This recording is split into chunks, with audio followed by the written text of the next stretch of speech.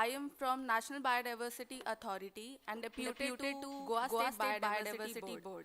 And on behalf of the International Union for Conservation of Nature, the Commission on Ecosystem Management, Forest Specialist Groups, the Commission on Ecosystem Management South Asia, Goa State Biodiversity Board, Goa State Climate Change Cell, and BITS Pilani KK Birla Goa Campus. It is my honor to welcome you all to this one-day international consultative workshop on the role of forestry, agroforestry, and land restoration in achieving net zero in the Asian region.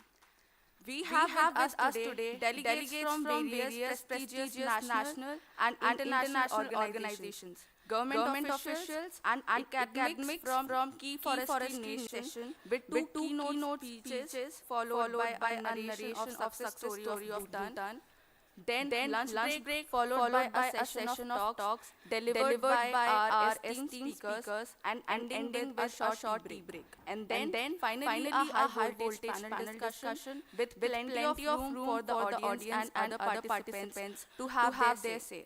The workshop's primary aim is to prepare a roadmap or guideline document for the assessment of the role of forestry and agroforestry-based strategies in supporting national net zero goals. The workshop also aims to identify challenges, hurdles, and roadblocks in realizing the mitigation potential from these sectors and strengthen the collaboration and partnerships between different organizations in Asia working in these sectors. We hope that your participation in today's sessions boost our momentum further to engage in identifying solutions with a special focus on what's happening in Goa, and that the outcome of this workshop will benefit the state action plan for climate change in Goa. So now, to grace the occasion, we will begin with lighting the lamp of light and knowledge. For this, I would like to welcome on stage our very special dignitaries for today. Shri Umakant Sir, Additional PCCF and Chief Wildlife Warden, Goa.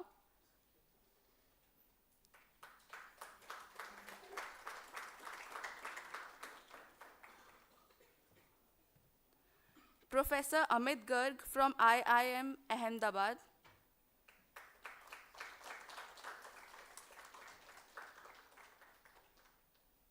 Professor Mohan Kumar B, ex-Vice Chancellor, Arunachal Pradesh.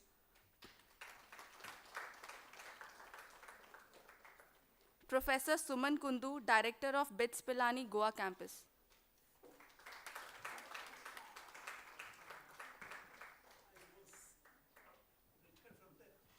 Dr. Pradeep Sir Mukadam, Member Secretary, Goa State Biodiversity Board.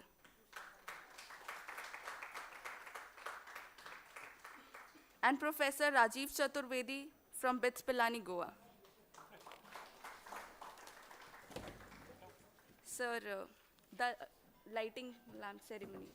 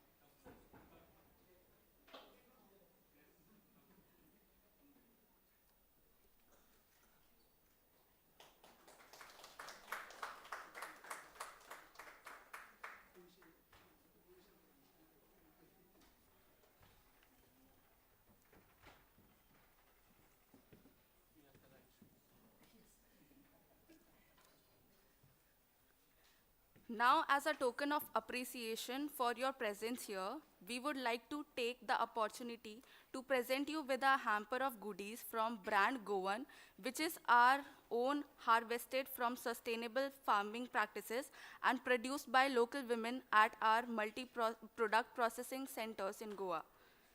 May I call upon Professor Suman Kundu, Director of BITS Pilani, to present our guest Sri Umakant with a Goan hamper.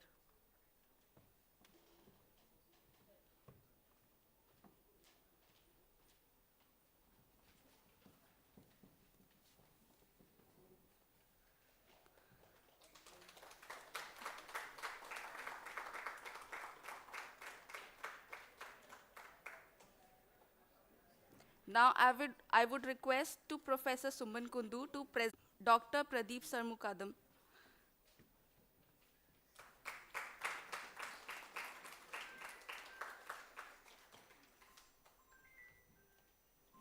Now, I would request Professor Rajiv Kumar Chaturvedi to present a Goan hamper to Professor Suman Kundu.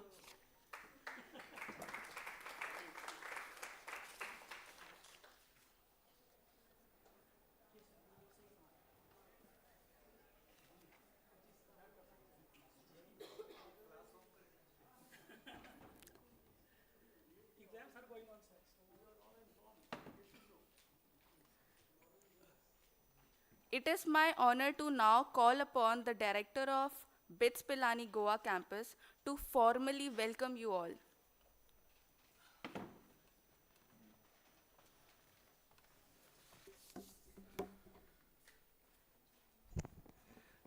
Well, very good morning to you all. It's a great pleasure, privilege and an honor to welcome you to this beautiful campus of BITS Goa for a very noble purpose, which you all know about, and to bless us and to enlighten us. We have with us a number of dignitaries.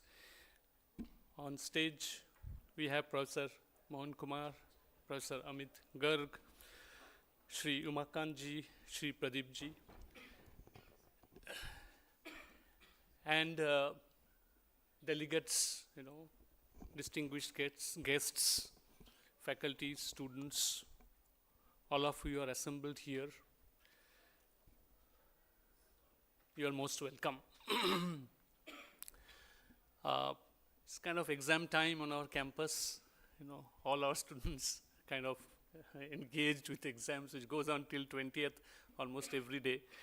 Many of our faculties are also involved because we have more than 4,000 students on campus.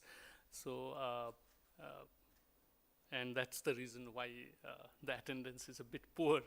But it doesn't matter. It's important that if even one soul, does for climate what we are expected to do, we will spread the message and we will go along well. So I welcome all the climate crusaders from various parts of Goa and others to this workshop, International Consultative Workshop. COP28 just happened. I think Professor Amit Garg, I think, came right from there, from BITS Dubai, and from Dubai, sorry, and BITS Dubai also participated in there's quite a big contingent of 70 people were part of it. So BITS has pledged, to play a significant role in net zero transition and climate related research and creating awareness and being part of the local community in whatever we can do. I still remember maybe a couple of months ago, in the leadership of Dr. Pradeep, we had gone out to the beaches, all our students and faculties, to clean up the beaches. And Dr. Rajiv Chaturvedi here is in a way a climate crusader. He is giving us leadership in this area, and he's already achieved quite a bit at a very young age, and we are all with him. There are others who are coming on board, and Government of India is also recognizing us for our efforts. So it augurs well for us. And the importance of forestry, I don't have to tell, I am not an expert. Since childhood, we know the importance of forestry when we were taught. The erosion of soil, is one thing that it takes care of. And the immense amount of carbon capture that it does, I don't remember the exact number, but probably 2 to 3 billion, need to be careful. And I hope together, we can bring about changes. I am sure the format of the workshop has been described, and I'm sure you'll all actively participate and play a very important role. And if you can come up with any blueprint and advise us on ways to go forward, we'll be very happy. And I welcome you again to this workshop. We are already delayed, so I would want this workshop to go ahead. And thank you very much for being here, and welcome you all again. Thank you.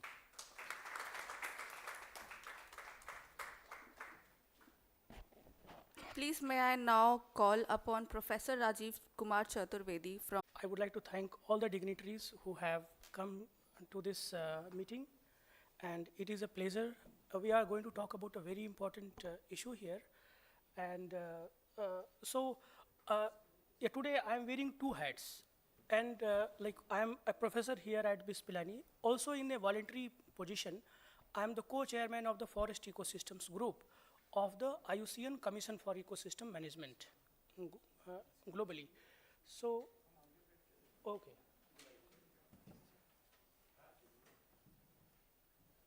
So I will also not take much time. I will just, I'm speaking on behalf of the IUCN Forest Ecosystems Group. It is my duty to introduce you about this group. So you can see the key objectives of our research are given here. We basically focus on the global forests. We focus on the forest conservation as well as forest restoration as well as agroforestry.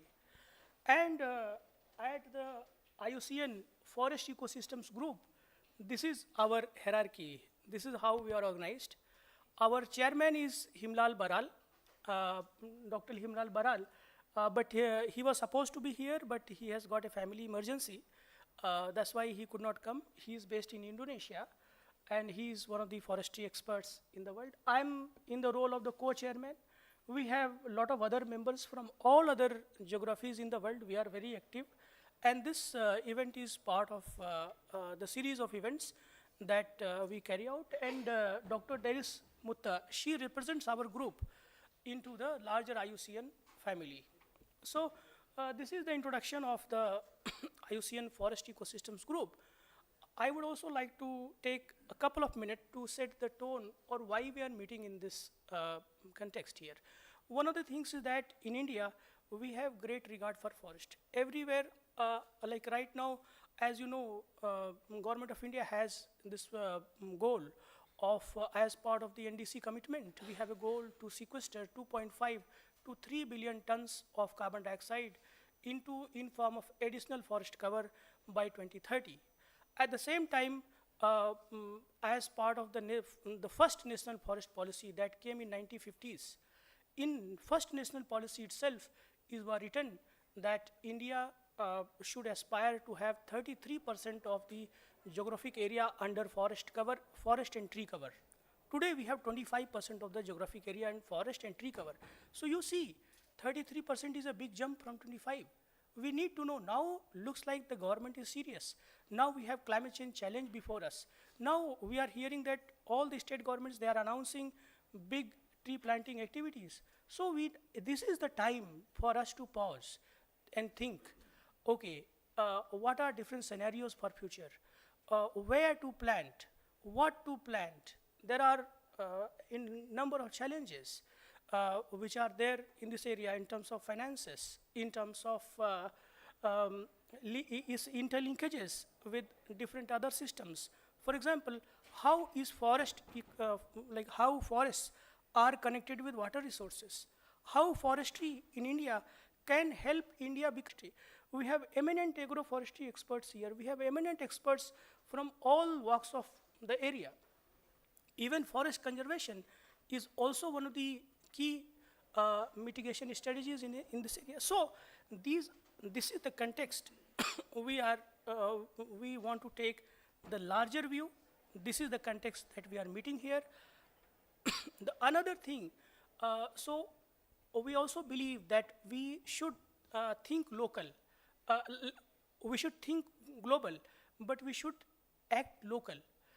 These all ideas that I'm talking about are big ideas. They're not implementable on the ground. However, we are situated in Goa. We also, as via this workshop, we also want to see how we can help the Goa government. Especially in Goa, there is a very great interest in going towards the net zero path. There is an interest that why not our state should be the first one in India to become the net zero state. For example, we have a representative from Bhutan.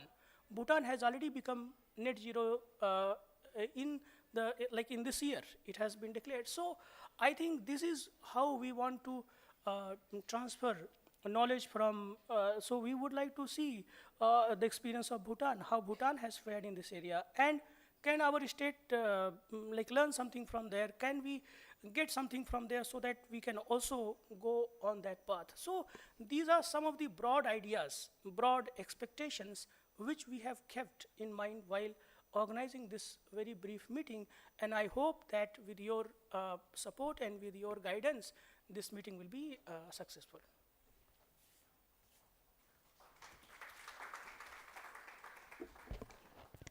Now I would like to invite Dr. Deepu Shivdas, the honored CEM IUCN chairperson for the South Asian region, and she will brief you with the activities carried out in the South Asian region and will give you details on the membership process.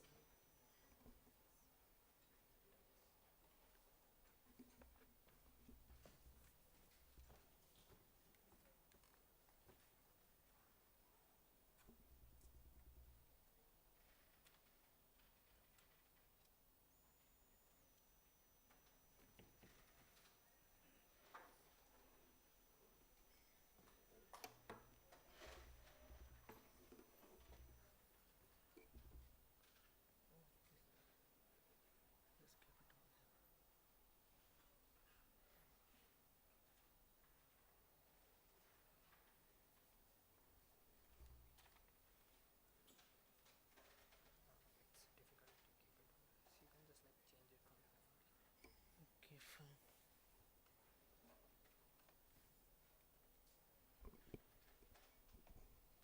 So, good morning all, and thank you organizers for having me over here.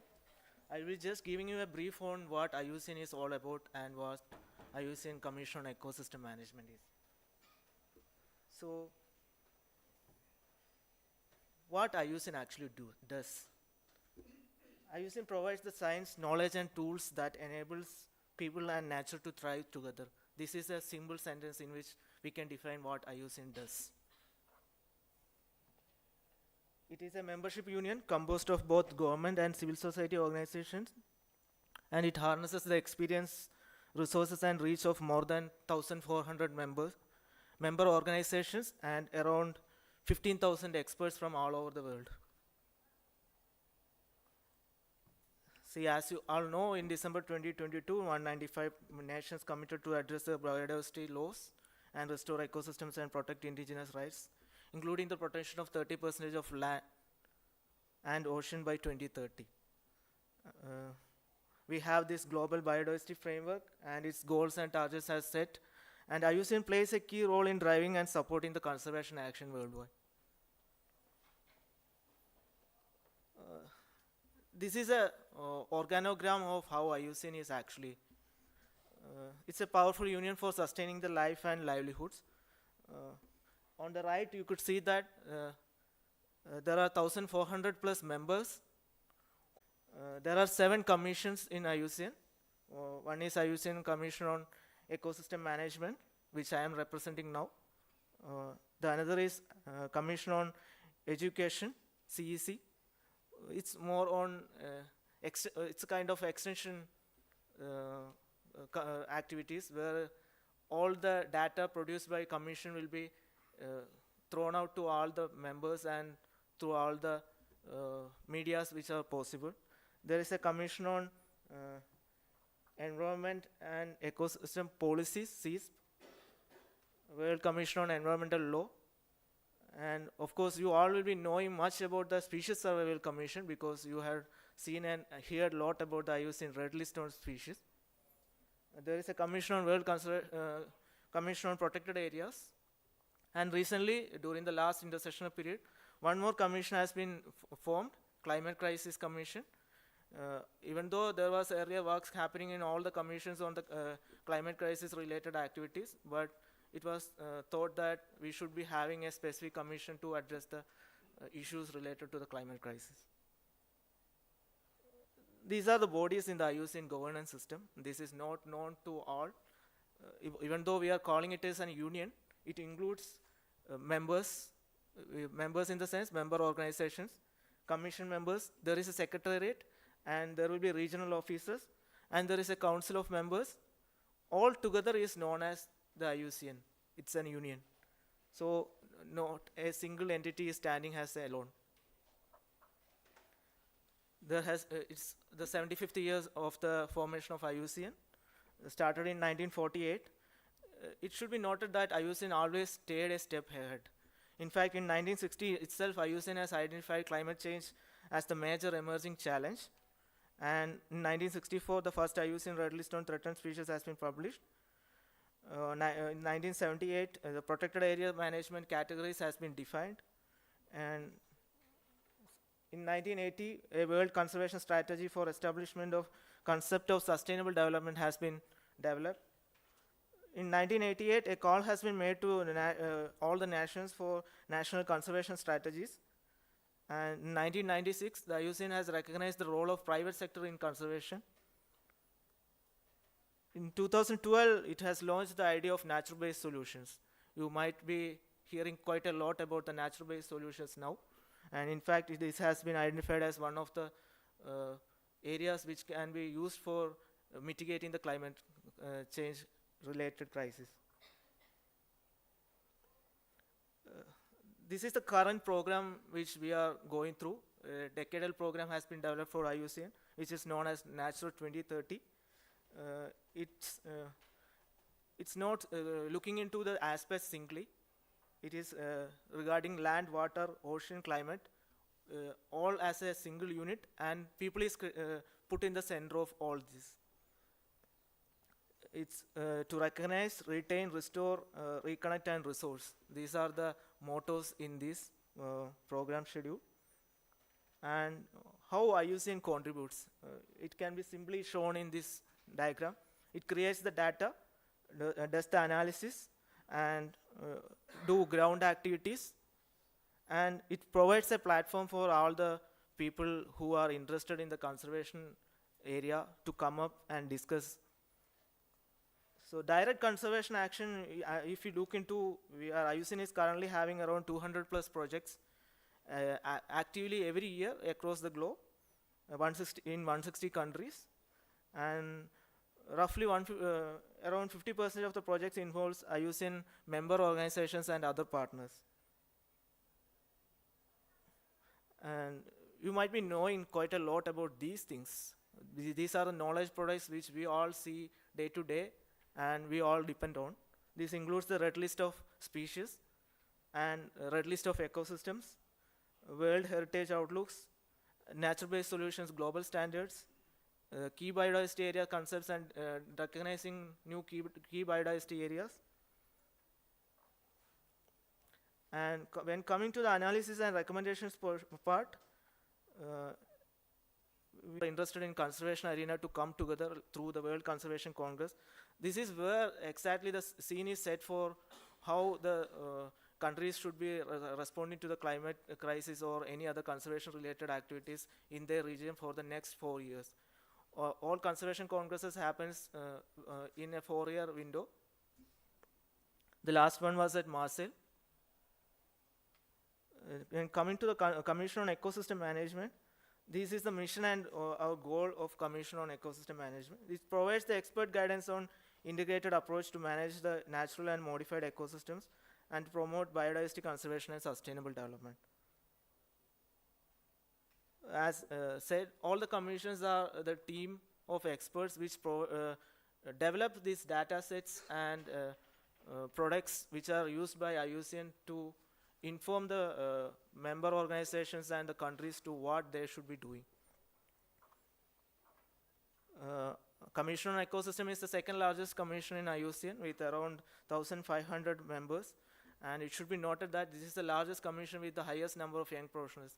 I'm so happy to see quite a number of young professionals sitting over here. Just for your information, for the young people sitting over here, young professionals are having a good role in the Commission on Ecosystem Management. There are specific set of goals for young professional itself in the Commission. This is the global scenario of our membership. You can see that South Asia is having second largest number of members following the Western European region. The Commission is divided into 14 regions, and each of the region will be having a chair and co-chair. And we will be having steering committee meetings twice a year. This is the numbers of South Asian region. As you could see, the largest number of members is from India only. 289 members. It's still growing. And in fact, more than 40% of the members from the Indian region are young professionals. The commission includes 14 thematic groups and 13 specialist groups. The Forestry is one of the specialist group of commission, and there are 5 task forces. These thematic groups will be changing within an intersessional period. It's mainly formed based on the mandate of that intersessional period, but the specialist group will always remain the same. The task force are formed against any burning current Asia chair, and Stuart Magnus, who is the Deputy Director General of IUCN, is a focal point for the steering committee. These are some of the products developed by the IUCN Commission on Ecosystem Management. The global typology for the Earth's ecosystems, which most of you will be using now for the categorization of the ecosystems. And natural-based solutions, global standards. Recently a product has been developed for, this is on the views regarding the corporate use of NBS in meeting the net zero goals. We are regularly publishing newsletters, which provides an opportunity for the members for disseminating the activities they are carrying out in their regions. And monthly webinars are conducted. This should be noted by all the young professionals sitting over here, which will provide an opportunity for the people to present what they are doing and interact with others across the globe. Coming to the South Asia region, we are regularly publishing a magazine named Harnessing Nature, which provides an opportunity for the members for publishing the things which are not normally published in scientific journals. And these are our social media handles. Then this is a link for application for becoming an IUCN governmental organization. Category D is Indigenous Peoples Organization. Category C is affiliates. The first 3 categories has the power to vote in the World Conservation Congress. The affiliates don't have the power to vote or put up a motion. The first 3 categories are the people who are coming up with the motions which will be put into vote and made as recommendations for the countries. This is a process of application for a membership. All the application will be reviewed by a team. If you want to be a part of any commission, then there is a portal through which you can apply for being a commission member. It's quite a simple process. Whoever applies, whose application will be forwarded to the regional chairs, and we will be evaluating the application and endorsing the same. From that date onwards, you will be part of the commission. One thing should be noted that, as Sir said earlier, thinking process will be happening globally, actions will be happening locally, and nobody will be coming to us asking you should do this and you should do that. We have to take a proactive approach We have to identify some problems, we have to collaborate with the people, and we have to deliver on that. These are few of the benefits which you gain by becoming a commission member. Of course, the network, the amount of people you will be coming in contact will be much higher, and it is always an open platform where discussions happen quite in a friendly manner, and it gives visibility for your profiles. Expertise sharing happens quite a lot over the commissions, and you can attend the IUCN events, and you can educate and inform. These are the IUCN handles. It's present all over the social media. Thank you. If you have anything to be asked specifically about the IUCN or commission activities, you can contact me always. Thank you.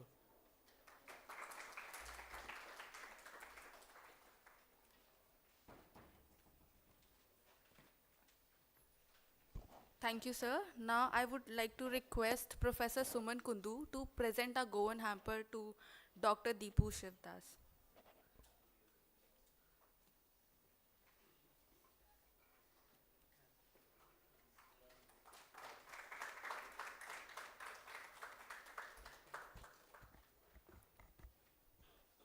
Now I would like to invite Mr. Nishant Jain, a senior program officer at the IUCN India office, and he will highlight the activities in the forest sector at the IUCN India office with special focus on the net zero goal.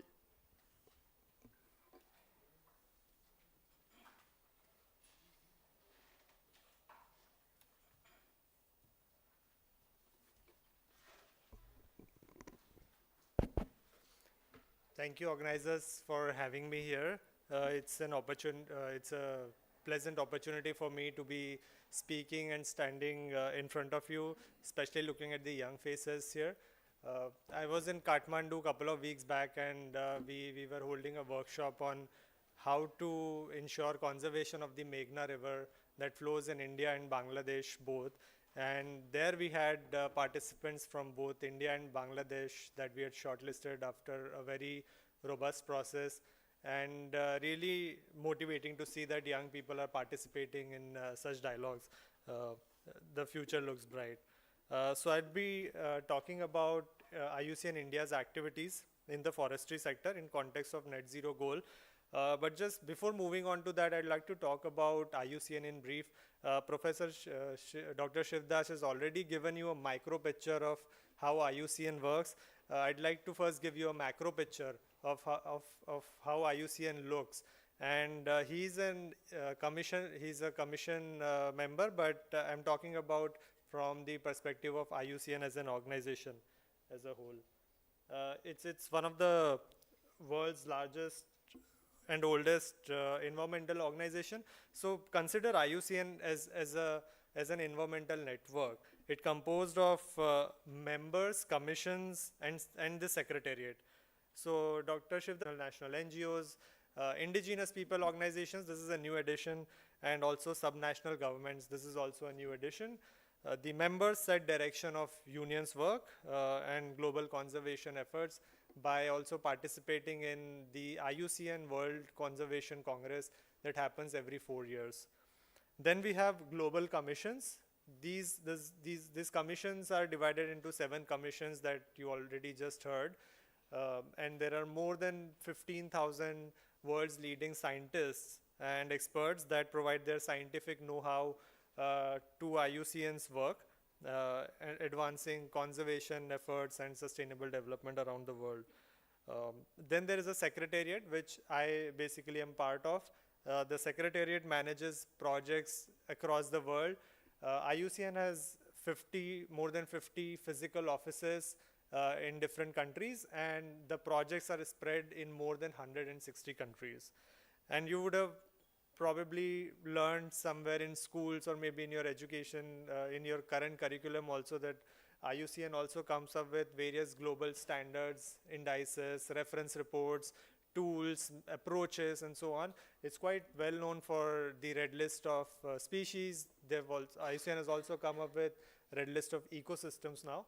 The IUCN global standard on nature-based solutions is also well known. The restoration opportunities assessment methodology, or as we call it, the ROAM tool, is something that I personally have used, is one of the very important tools in identifying degraded areas nationally as well as subnationally. IUCN is also an advisor and also a secretariat for many of the world's conventions, including the CBD, UNFCCC, Ramsar, Convention on Migratory Species, and so on. Given the importance of such an environmental network and having its influence over the policymakers across the world, IUCN has also been given an observer status at the UN General Assembly. What this means is that IUCN can be part of the UN conventions and have a right to speak at the conventions, and also, of course, by speaking they also influence the matters that are going on, but they don't have a right to vote on the various resolutions that go on. Some of the people from other different organizations may be aware of the JEF and GCF, the funding opportunities that exist for the various countries and organizations, the Green Climate Fund and the Global Environment Facility. So IUCN is an accredited implementing agency, which means that it can help the governments and the organizations to create proposals, work on developing projects, which can then be financed internationally. So this is IUCN in a nutshell. It's a complex environmental network, but just briefly summarizing how it looks. And it works through 11 operational regions in the world.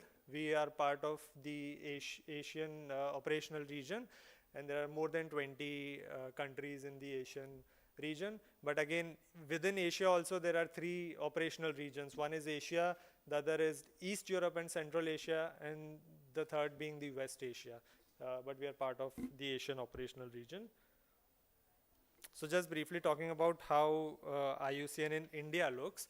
So we have an office in New Delhi, IUCN India. It's a small office. The country offices are usually small.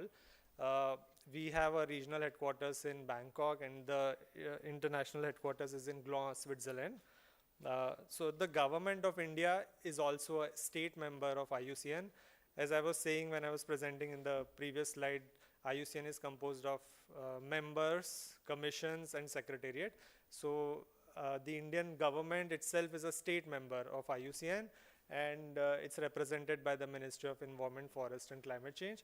So what this means is that we have a focal point in the Environment Ministry, JS in the Environment Ministry, who is basically responsible for the IUCN related affairs.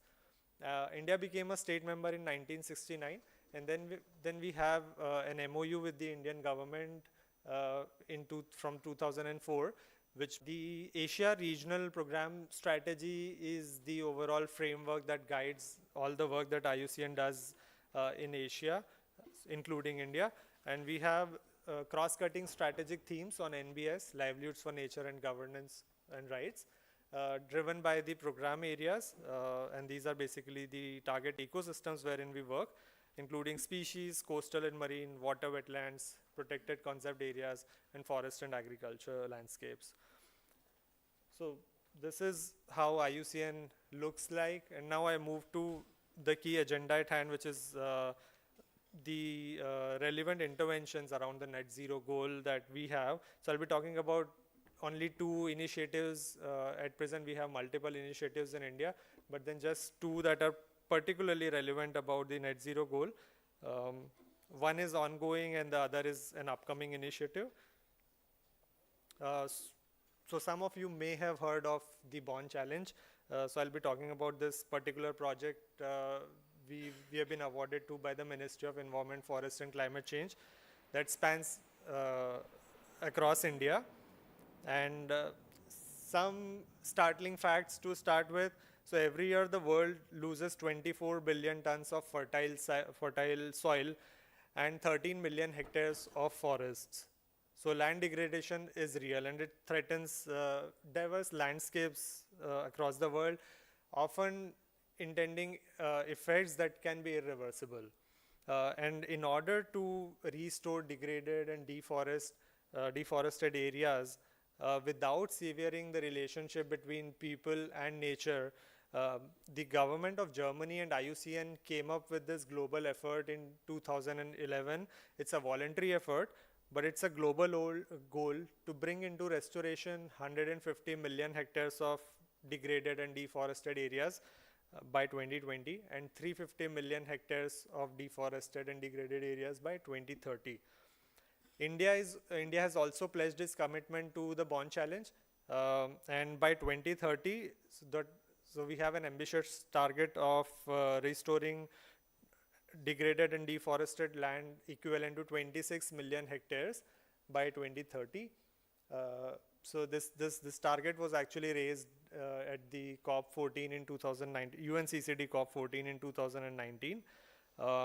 And IUCN, as I was mentioning earlier, being a global secretariat for the Bond Challenge, they're responsible for overseeing the work that's going on around Bond Challenge. So IUCN India is particularly looking after India's progress towards Bond Challenge. We have already come up with the first progress report in 2018, wherein so our target by 2020 was 13 million hectares of land to be brought under restoration, and by the time the first report was published in 18, we had brought into restoration 9.8 million hectares of land, so we were before target. But the second progress report, the preliminary results show that we have already exceeded the intended target.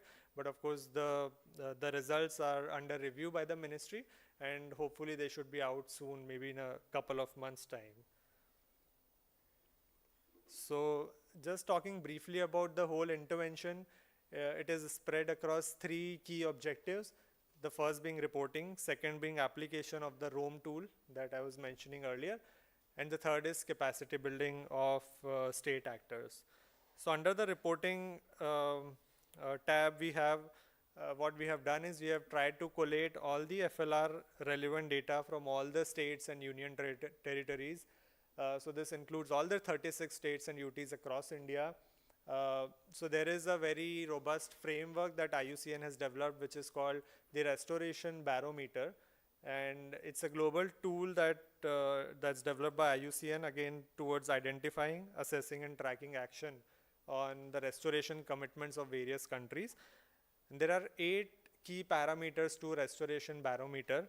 4 of them are very objective parameters based on land area brought under restoration, the financial flows that are going into restoration, the socio-economic impacts in terms of the green jobs created out of the finance that is flowing into this work, and the climate impact. Identify the FLR potential in the states and UTs, and also 10 key degraded priority areas in all the states and UTs wherein the work should immediately start in order to have the maximum impact in terms of bringing more area under restoration and positive intended benefits for the communities that live there.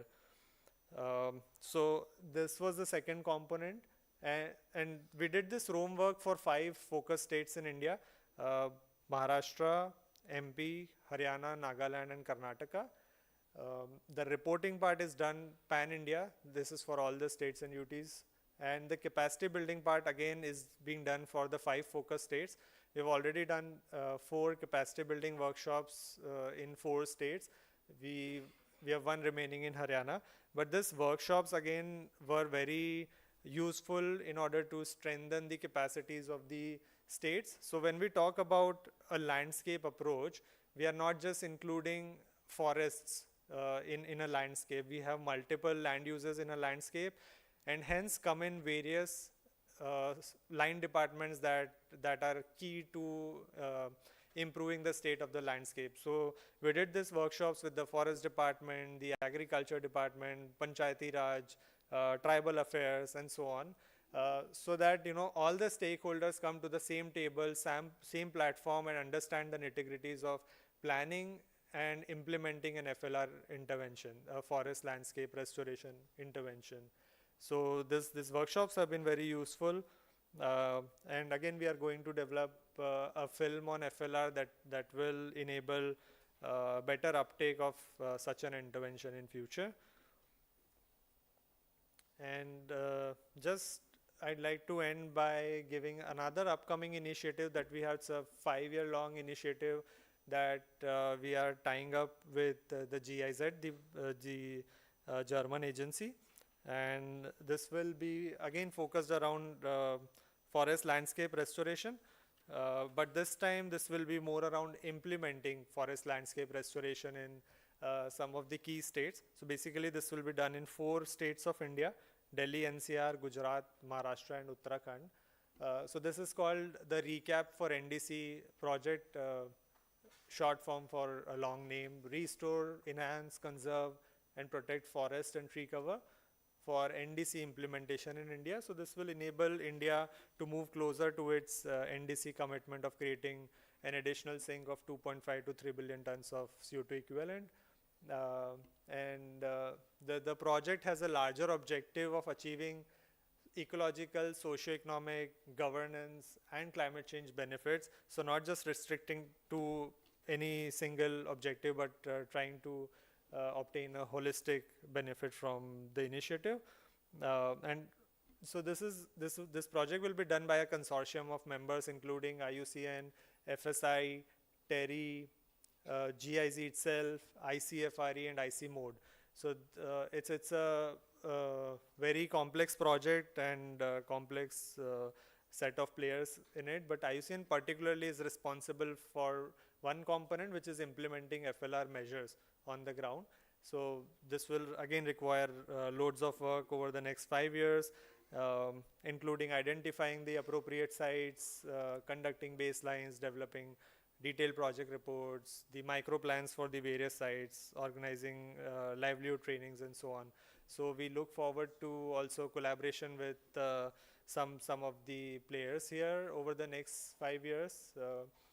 But then there are certainly other elements that will feed into our work as well, including developing a robust MRV system, increased financing and private sector engagement, institutionalization of various tools, policies, and strategies, and capacity building and knowledge enhancement. So again, this is going to be a very important initiative in the next 5 years, and a lot of you will be hearing about what's happening around it. And we look forward to more collaboration in this. So again, thank you for all of your time. I hope you've been able to capture some of the things that IUCN does and some of the things we've been doing to move towards the net zero goal. And we look forward to more collaboration with each one of you in future. Thank you.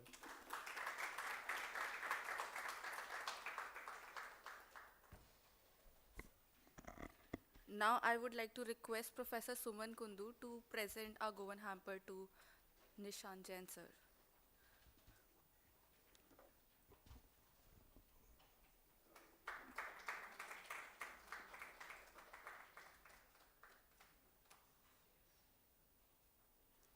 Now I would like to request Dr. Pradeep Sarmukadam to share his perspective on this workshop.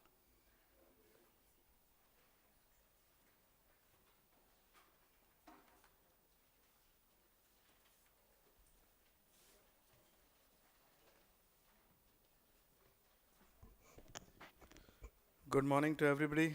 I think it's a very, very important workshop, everyone knows. Although we do not have too many students and representatives from the colleges we were expecting, I think this is a very humble crowd which is representing right from north to south. Although we have selected people, they are representing many organizations right from Chogule College to I think DM's College. So I would like to extend a warm welcome first of all, and I would like to say that while we are taking policy decisions at state level, we have national determined targets for climate change and for biodiversity. We are updating the National Biodiversity Strategy Action Plan considering the post 2020 global framework till 2030. All this is happening at the national level, and we know what is IUCN doing at international level. There is a team of people working at all these levels. The challenge is how this all translates on the ground, and how do we ensure that the decision makers are sensitized as we always see that people who are always sensitized talk to each other and they resolve amongst each other, and then those who are very sensitive do it. But the challenge is to come out with the creative material or the convincing dialogues or the matter which is very, very strongly able to convince. For example, if I have to talk about the forest cover, we always say that when it comes to Goa, we always hear that Goa has 65% of tree cover, 33% of forest cover. So there is a lot, don't worry about it. It is not so. When we compare it with some other states which have deserts and have 6 to 8%, for them 33% may be too much. But for Goa, if you look at the ecological character of the state, our major water comes from the forests. If there are no forests, do you think we will be able to support? We have 15 lakhs population, but we have floating population of over 90 lakhs. So how, from where the water comes for so many people? The quality of water, if you collect, I'm from a layman perspective, even if you travel from Goa to Delhi and you see the water of every state, you will come to know that the soft water that we are blessed, the quality of that water we are blessed, the air that we breathe is simply because we have intact forests so far. And when we look at the ecological character of particular state, we cannot have a tailor-made solution for all the states saying that 33% is standard for the country. It may be too much for the states which have deserts. For example, when we were making strategy for plantation, I was a chairman of one committee constituted by our forest department. And I was looking at now how to come out with the strategy for the state. Because there was one high court case, so we were compelled to prepare a strategy and suggestive list of trees which we could plant. And it was only 1 month, so then I requested, and we said little more time we will request, although it was a court case. And what we did is we went to every wetland, we went to the virgin forest, we went to plateaus, and we checked what is existing in untouched forest. When we started, we learned so much that some trees near wetlands indicate that they are propagated by the birds which visit the wetland. It means the tree, the bird, the wetland, everything is correlated. When you go to the plateaus, many times it is felt that any industrial estate we should go on the plateau because it is barren. There is no tree on the plateau. But when we were doing our strategy action plan, our subcommittee, we have 16 subcommittees, out of which one subcommittee is only working on the plateaus. They said the plateaus are most diverse. Plateaus are most diverse because you do not value the grasslands, grass diversity, the small plants, the scrubs, the herbs, the shrubs that we have.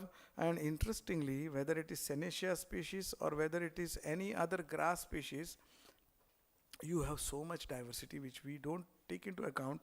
And we look at it from the land use perspective and we feel it is a barren land, let all the industries come there.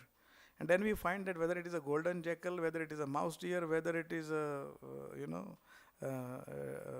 small tiger cat, all these animals, they need grasslands. They will not survive in the tropical rainforest if you go and put them, because this is a better place you go and stay there. It is not their habitat.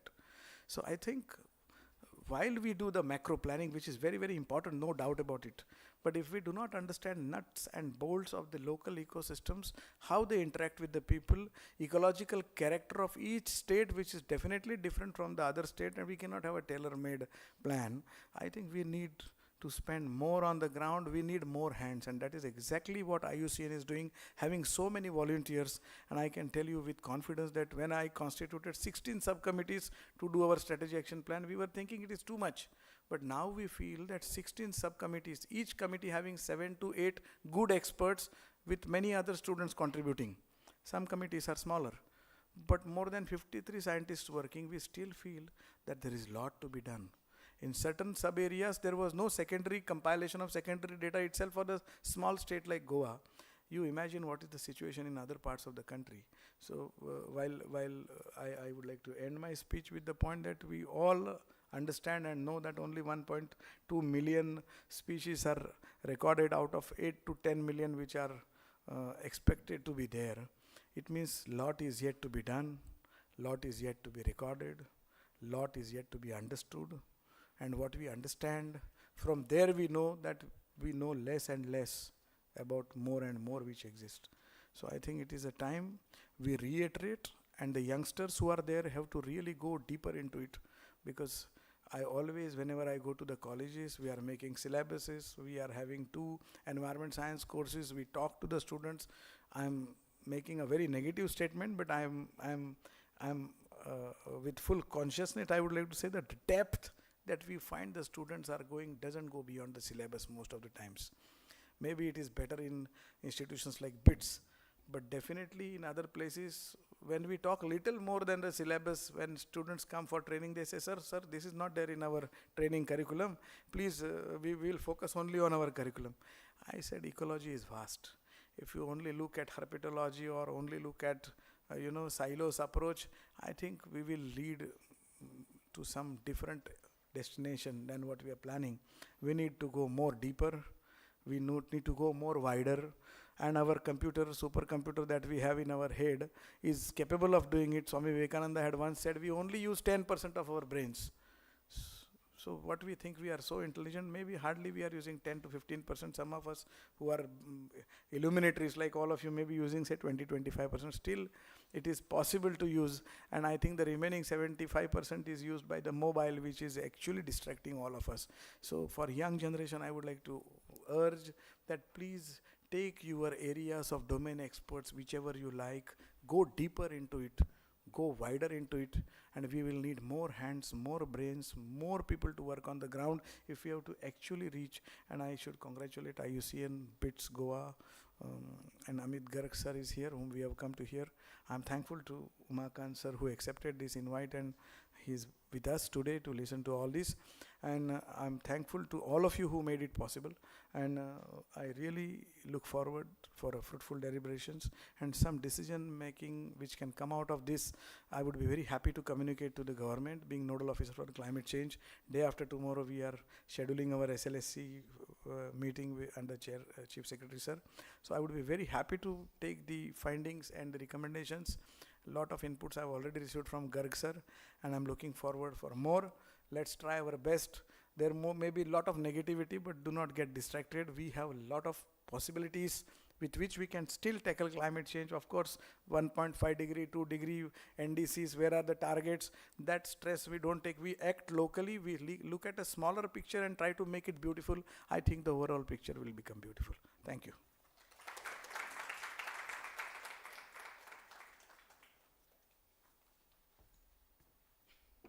Thank you, sir. May I now request Sri Umakant, the additional PCCF and Chief Wildlife Warden in Goa, to share his perspective.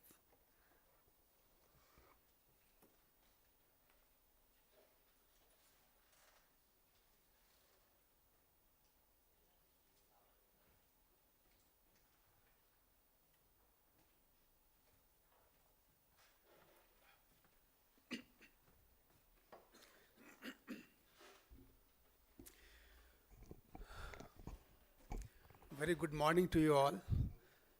It's good to see younger people sitting across. When I was invited on the dais, my primary concern was to invite you people how to live life. Without the young generation, India with a population of 1.40 billion is not going to perform. And tomorrow lies with you only. That was my primary observation, and I requested Director BITS also to put some more focus, because this younger generation has to be enlightened. So I'm happy some of you have made it. My preceding speakers have mentioned so many things. Nishant Zain has mentioned so many things. I was Joint Secretary to Government of India before coming to this place as additional PCCF. I was dealing with watershed management, which exactly encapsulate whatever you have mentioned in the DFLR. I was in touch with DGs, Siddhant Das sir, Sanjay sir, and all senior, even Goel sir. Why I'm asking or mentioning this fact is the understanding which comes at Government of India level remains mostly within the span and skull of those enlightened people. What Pradeep ji was mentioning is the real issue. And please appreciate that Honorable Prime Minister of India has launched a mission, You might be knowing Mission Life, Life. It's a lifestyle. Your lifestyle should be impacting and positively impacting the climate change. That because the only solution lies with every individual sitting in this hall, might be studying in this campus or all across. Wherever you go, try to spread this message that every individual has to contribute. I'll give a small, I'm just deviating from the subject. If you add sugar to your tea, if you are usually taking, say, half spoon, take slightly lesser. Even 2, grains lesser than that would be big in impact. That is the way of consciousness we have to generate within ourselves. That is the role every individual, that is called axis of action. This is myself, I can do for myself. I cannot press anybody sitting across, right? I would mention 2 more facts which I have seen personally. You might have observed, you might not have observed, but this has happened. Number 1 was demonetization. I am not talking about the political context of it. What happened? The currency note of 500 and 1000 were withdrawn from the system. And you had seen the situation. Everything in the system scrambled. People were sitting, people were rather crying, people were making queue in front of the bank to get money. Could you believe? I was not, in fact, believing that just withdrawing 2 currency notes in the economic system will have so much of impact. What I intend to tell you, especially young generation, is every bit of it is so fabricated in the system. System has to work. If the 1 coin of it is gone, entire system gets impacted. Think conversely. If you add something from your side, what will happen? That is the beauty of ecosystem. So every individual sitting in this hall, I am mentioning time and again, has to contribute. Second observation, what positive impact it can make was, as the corollary of withdrawal of these 2 currency notes, shopkeepers were sitting idle because we were not having enough of money to buy something. They were looking for cash, and cash was not in the system, right? What happened? Just recollect. 1 POS machine at that point of time in a particular shop, might be some intelligent people procured from the SBI or some other bank, and people were laughing at it. What will happen? This machine has been brought, and still people are in the system who don't believe in this machine. No, cash do, shayad isi se mera dukaan chalega. But today you can see the change. That POS machine, that QR code has become order of the day. Even ready wala, sabji wala, everybody. I am not using cash. Let me tell you frank, I am not using cash. Why I am asking these 2 things to you, bring to your kind notice, is your action speaks. So make yourself meaningful by doing something for the system, something for yourself, something for your parents, for society, for family, and for the entire country, and humanity will definitely be impacted. So these 2, 3 initial things I would.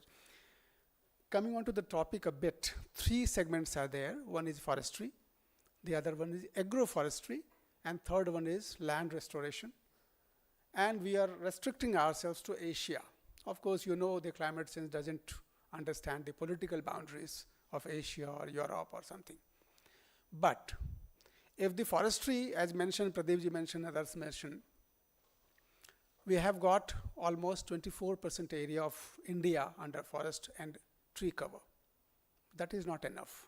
Nishant mentioned just now that we aspire to get 33%. That has got implications.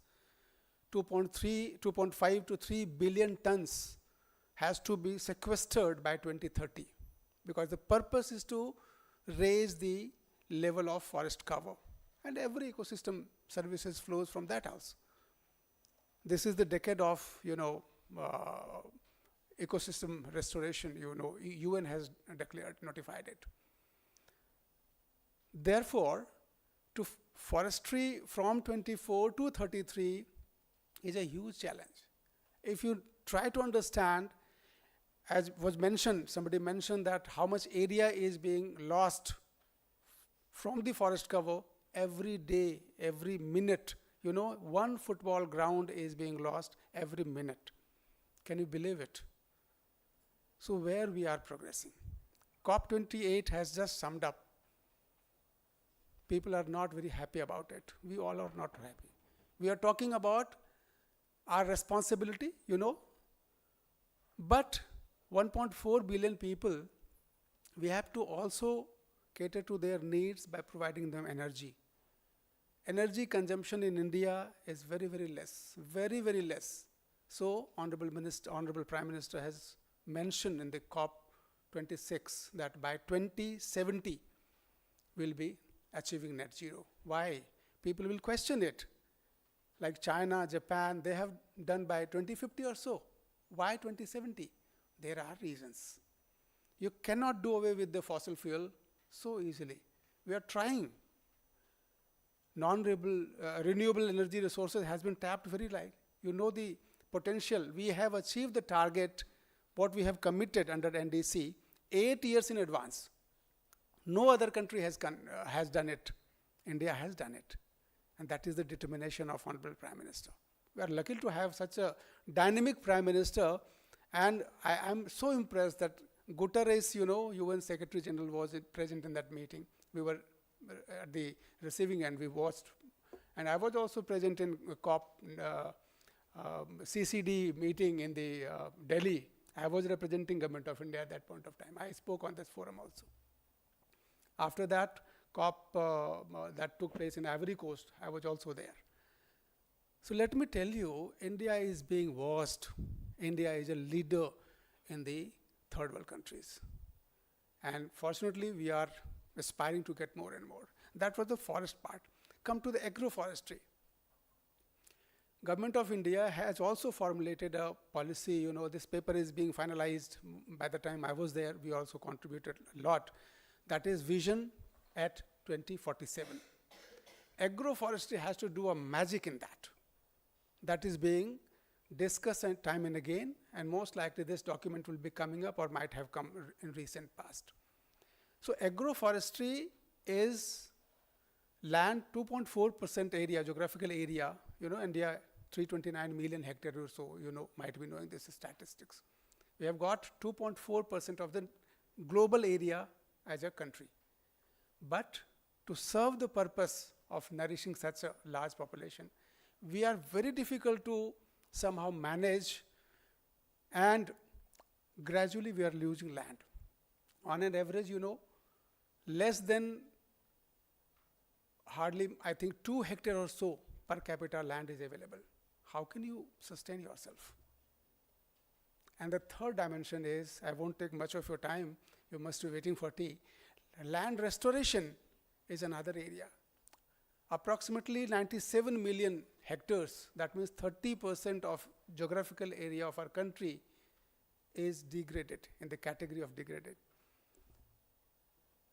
I have done that scheme, what is called integrated watershed management, where Nishant was just mentioning that 26 million hectares has been restored. Let me tell you frankly, as a Joint Secretary to Government of India, when I steered this scheme, I was really facing a challenge that this 26 million hectare, when I'm speaking on the dais in COP UNCCD, is it sustainable? No. A big no. We can discuss internally. But at the Government of India level, when the IUCN is helping us, we have discussed with your Netu Sethi or someone is there most likely in the Government of India. We have to have a matrix where by qualifying the parameters wherever, whatever we have done, we should qualify at the international level and they should respect our outcomes. That is the action that was required maybe 4 or 5 months back when I was discussing this. So IUCN is doing good work, and this metrics acceptable to UN forums, UNFCCC, UNCBD, and UNCCD, all these 3 conventions will require your help, because we don't have at this juncture. Whatever you project, nobody will believe unless the observers approve it, unless the observers support it. So this is a big, challenge for us. Finally, let me conclude by saying that potential is there, opportunity is there, but we have to perform, because as a country, in Asia, if you talk China and India, almost 2.8 billion people. So if the 2 countries are performing, I think Asia will definitely win. But sustainability is the issue, as I mentioned. Then food security. 5 kg is being given for another 5 years, every family. From where? We have to sustain the food security also. This is a challenge because, all these areas, forest, agroforest, land degradation, etc., everything is put together. The big question is how to cater to the needs of food, at least, which is required for the developing world. These 3 dimensions touches very, accurately to SDG 15. You might be aware that altogether 17 SDGs are there. Life on land is SDG 15. And these 3 core issues are intricately associated. And if you really address these 3, I'm pretty sure that SDG 15, where we are trying to reach, and that will definitely impact on the net zero that will be achieved. So I will not go other things. So many things are there in my mind. I can go on and on. But finally, I would request Director Betts Pilani also go campus, that the culture of discussion, argumentative Indians, we have studied a lot, Amartya Sen has written. We should not be only argumentative Indians. We should translate it into action. And that is the responsibility of each one of us. I'm very sure that we should enlighten ourselves and we should commit to the Mother Earth. Thank you so much.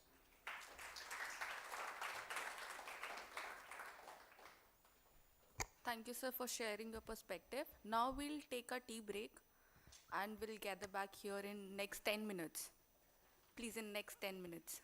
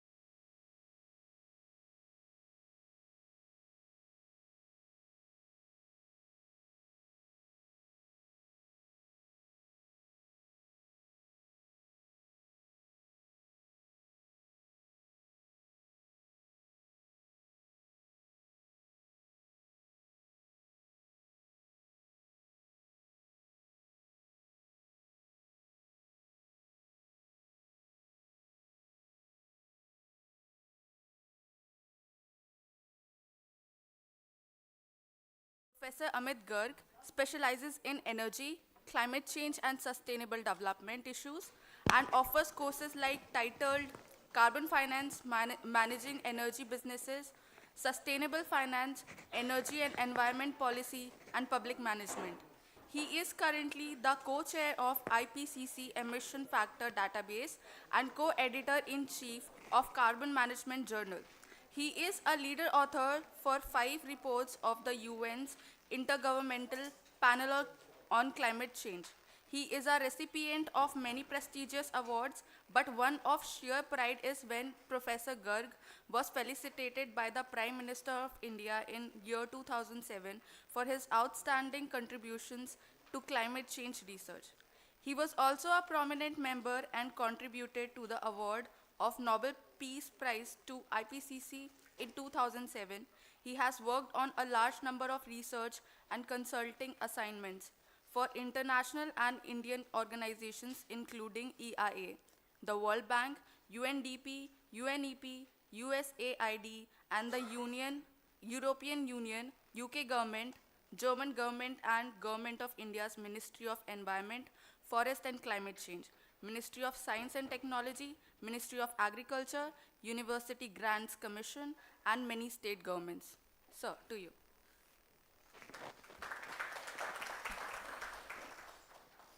Thank you for the kind words. Once you grow in a domain and system, all these things come to you. Nothing. So I would like to talk about net zero, and happy some students are also sitting, but very eminent experts are also sitting. So I don't know how much I'll be able to inform, but we do some work on net zero for India. We do some work for net zero internationally. So what is net zero?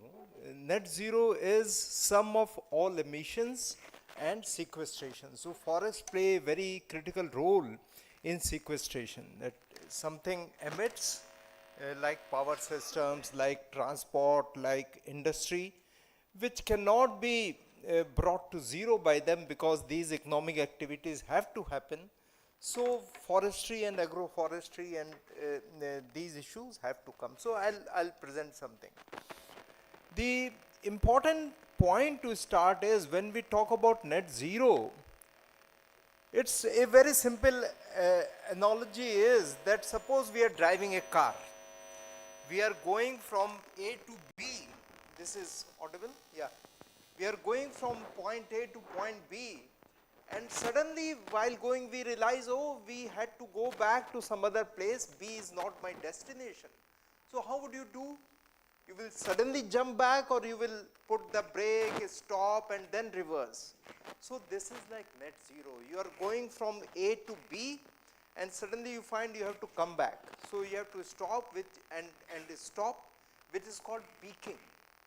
That is, you have to peak in your emissions, then start declining, start going back. So peaking and net zero, they are very two important terms in this whole game. And for net zero could be very distant, 2050, 2040, 2060, 2070. So how do we monitor the progress? That is, progress monitoring happens through nationally determined contribution called NDC, nationally determined contribution. And this is, presently it is 2030. Until 2030, then we will have further and all this will go on. So NDC shows whether you are on track to reach your net zero target or not. So net zero target, suddenly if you say I have to pass BTech in 4 years and I will prepare only for the final exam, no, there will be some tests, there will be something done every 3 months or 4 months. So this is NDC. NDC, every country has given, Government of India has given 3 commitments on NDC. First is our emissions per unit of GDP, which is called GHG upon GDP, should go down by 45% between 2005 and 2030. 2005 is the baseline year for us, 2005, 2030. Second commitment is the generation capacity for electricity should be at least 50% from non-fossil. By same period, 2000, that is 2030, it should be 50%. Some people put it that it should be renewable. No, I'm sorry, it is not renewable. It is non-fossil, which means nuclear is included and all other, of course, biomass and solar and wind and hydro, everything including large hydro is part of non-fossil. So 50%. How much we are presently? We have already touched 33% of the first target, 33%, and second target we are at about 41%. So 50% we will definitely reach. So this is something linked with energy consumption, because energy is something which is very important component, and energy, I think we take it not from net zero, we say how much energy we need to develop India, how much energy we need. Our Honorable Prime Minister has said 2047 we should be developed country. How do we define a developed country? We start from there. Developed country all over the world are having, they operate in a very close band of final energy consumption per capita per year. For example, India is at 21 gigajoule per capita per year. It means about 500 units of power per capita per month. It means that. So we are at that level, 500 units of power, so 6,000 units of power per capita in a year. In a year, we are at there, 21 gigajoule. All these three are, you can convert them. So 21 gigajoule has to become 29 gigajoule, and before that, we are at, all these things are measured as Human Development Index, HDI. Some of you may have heard. HDI is indicator geometric mean of three indicators, three parameters. First is income per capita. Second is health, that is the expectation, life expectancy at birth. And third is average year of schooling. Average year of schooling is taken as 14 years global average. In India it is how much? 6.5 years. In some states, like, I should not name, but it's an academic discussion also, some states it is only 2.6 years. So children don't study, they don't go to school, 2.6 years, pathetic. So 14 years global average, we are at 6.5. Health, the expectancy of life at birth is taken as Japanese average, which is 80 years, 80. India is already at 72. So comfortable, no? 72 years average life expectancy. Income is very correlated to energy. Income per capita, so that is what I said, 21 gigajoule or 500 units per capita per month is our consumption. It has to, 21 has to go to 29 to reach from present HDI of 0.645. HDI could be from 0 to 1, that is the range. We are at 0.645. 0.645 is called a medium HDI. We are not developed. From medium we have to go to high. High HDI is at 0.7. So to reach to 0.7, we need to move to 29 gigajoule, which is about 50% more than what we have now. 50% more. And this also has a state variability. Goa is a very beautiful state. It has very good energy consumption, very good. States like even UP and Bihar, they are at 6 gigajoule per capita per year. So you have to provide more energy to those people living in these states, and they are large states, big population. So if you provide, increase their energy consumption, suddenly India's HDI would go up. So the first point is to reach 0.7, high HDI level. high HDI level from 21 to 29 we have to reach. It is possible to reach in 5 years. Definitely in 5 years, we should target to reach in 5 years. The second is very high HDI, which is 0.8. So 0.604, 0.645, then 0.7, then 0.8. 0.8 is a developed country status, developed country. And for that we need to have 37 gigajoule, almost 90% increase in our energy consumption is required to reach there, about 90% increase. Then the third status is to reach a truly developed country status, like Scandinavian countries, like Northern European countries, all those countries, we need to reach 0.9. 0.9, we should require 57 gigajoule of about 3 times per capita energy consumption, 3 times than what we have. So this is a tall order. Of course, Turkey was the country which moved from our status 0.645 to 0.8. It took them 20 years, 20 years. But now I think the energy efficiency is good. Each one of you is having phone. So this packs as much computing power as a laptop was some 10 years back.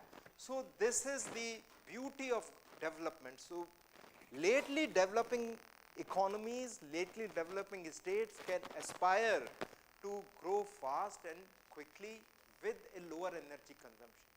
So this is the first challenge, how much energy we need to really grow. I am not saying how much emissions we need, no, that is secondary. How much energy we need, that is the primary. And this energy basket has to be decided by the national circumstances. If India has more coal, we have to depend on coal. If a country has more gas, like USA, like Russia, they will depend on gas. If a country has like more hydro, like Brazil, they will depend on hydro. If a country has more nuclear, like France, or developed more nuclear, they will depend on nuclear.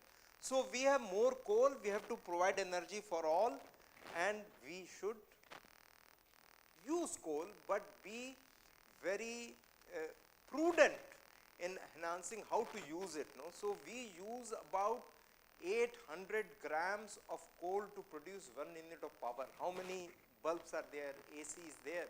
Maybe we are using about 9 units of power per hour here in this room.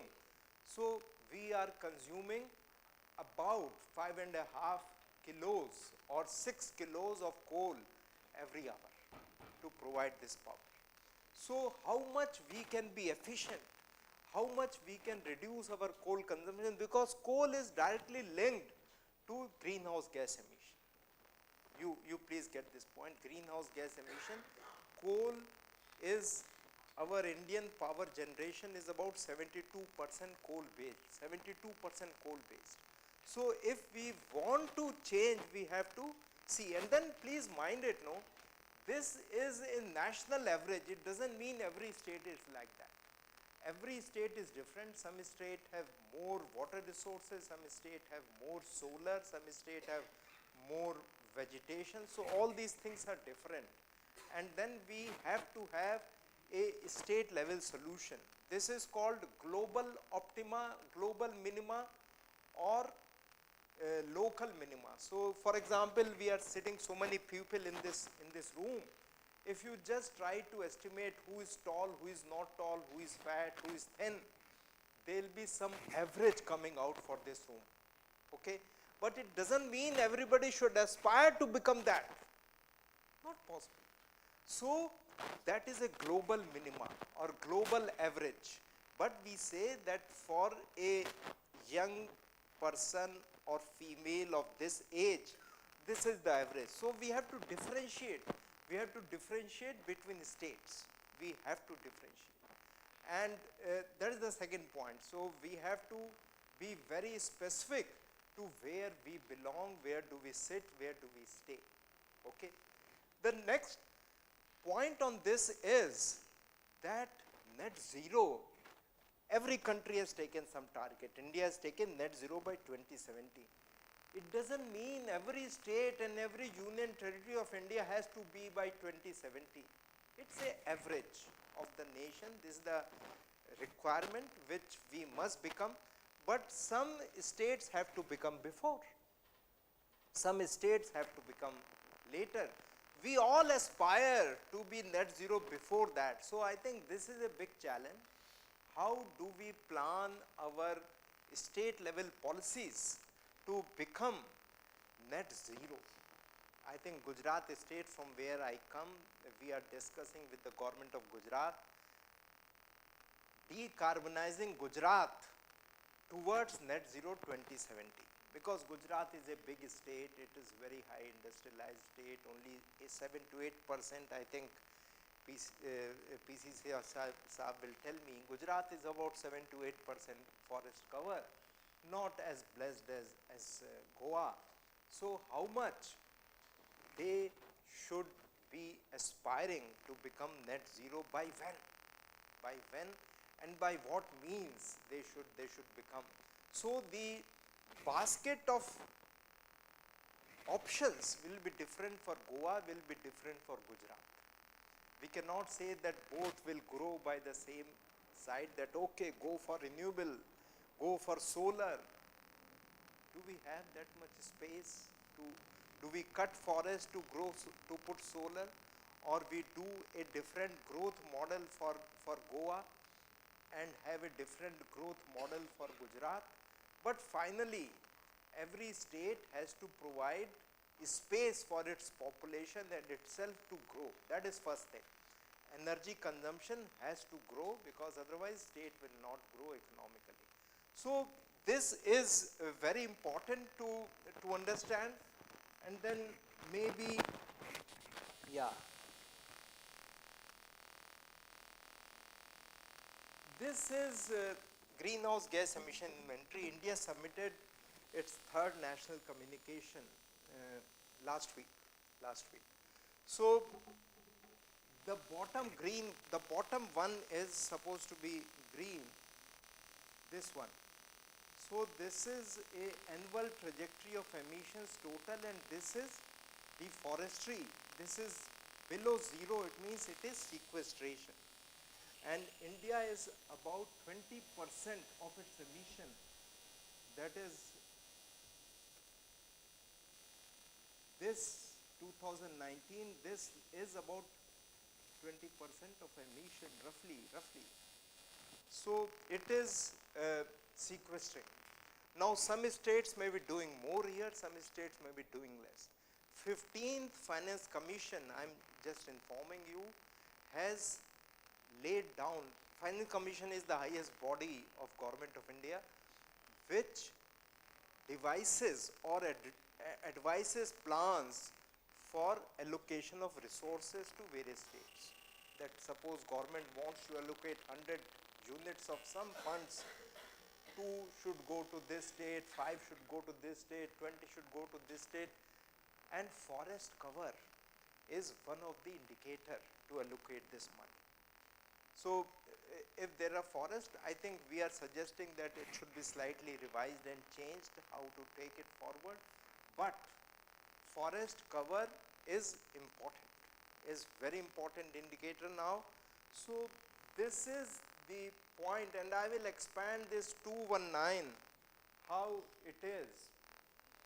So this is the 219, that is 2019. How much is we have sequestered? About 500 million ton we have saved from forest, 500 million ton. There are different type of forest land, crop land, grass land, settlements, all these things are land use categories, 485 minus. So if we see in Goa, there will be different type of things. Forest land may be more here, maybe Professor Rajiv may be knowing this, and Pradeep ji may be more aware, but this is required to be done, and maybe at a state level we should take cognizance. And why I am telling you this also, because internationally, India submitted this document, but internationally, the reporting requirements are going up. Reporting requirements are like every country has to report to UN. UN, every country has to report twice in 1 year. In 2 years once, biennial. This is once in 2 years we have to report, and the reporting requirement have become so intense now. Then we need more people, we need more young people who understand the issue of reporting, and I think that is why I don't know the young people, what are you doing here? Maybe you are doing a BTech degree or you are doing something else. You should try to, maybe BITS Pilani should try to provide internship. And there also, you are also welcome to come and work at IIM Ahmedabad for 2 months internship. And it's a open, this thing, selection process can happen. And these type of things, they should get trained. It's not as if you are just coming to enjoy the place. Yes, of course you should enjoy, but internship opportunity is like early induction into the process. That is very much required for young people. These are matter of detail. Now, nationally determined contribution, we do a lot of modeling. This is a mathematical modeling we do. Nationally determined contribution, where do India stand? How can we project? So you can see this all are negative, and this is 2005 until 2030, and GHG upon economy. That is the first target, 45% reduction. We'll meet all the, most of the thing, the gray bar is that, we'll meet most of them. Scenarios are alternate futures possibility, and here also the second 50% share also it is possible to meet, but lot of policy push has to go into it. Lot of promotion of these things have to be done. This is the emission, how do we do and how do we reach net zero. This is in 2070, but you can see we are not touching zero here. We are not able to touch zero, and this because forestry and LULUCF is not included in this. So this is only from energy and industry system. So if we see Government of India, the third target is 2.5 to 3 billion ton of additional CO2 sink creation by 2030. We have already created 1.87. We are already at 1.87. So we will reach this tough target also. Baseline is 2005 for this. But this gap here, which you see, oops.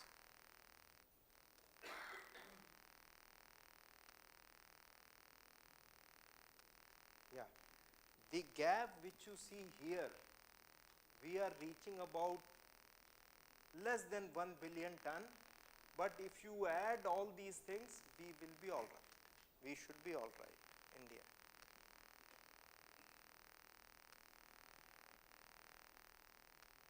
And for reaching these type of things, multiple transition, you may have heard, no, that okay, solar is coming up, you can install, electric vehicles are coming up, so many other initiatives. These are all transitions.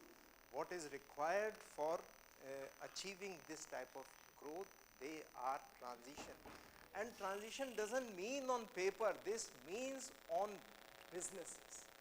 So all these things attracts business, all these things attract investment, all these things are getting money from financiers, and all these things are getting jobs for young people. So it is important that we understand transitions. We understand that where is the new job going to be, where are the new jobs going to be, and prepare yourself for those type of transitions. That is very important. So this is, yeah, in all our assessment, three things are coming up, no, very clearly. coal is going to continue. As I said, we have coal, we don't have gas, we don't have much hydro. So we have to depend on coal for at least, our assessment, at least 20-25 years, coal will stay strongly in India. So we have to use it prudently, we have to use all these things I was telling, but coal will continue. The second thing is, renewable has to be there. Only problem with renewable is, you can produce solar when sun is shining. We can produce from wind power when there is a wind blowing. If they are not there, then windmill will just stand, solar plant will just be there. So this is called intermittency. Whenever natural resource is available, it is intermittent.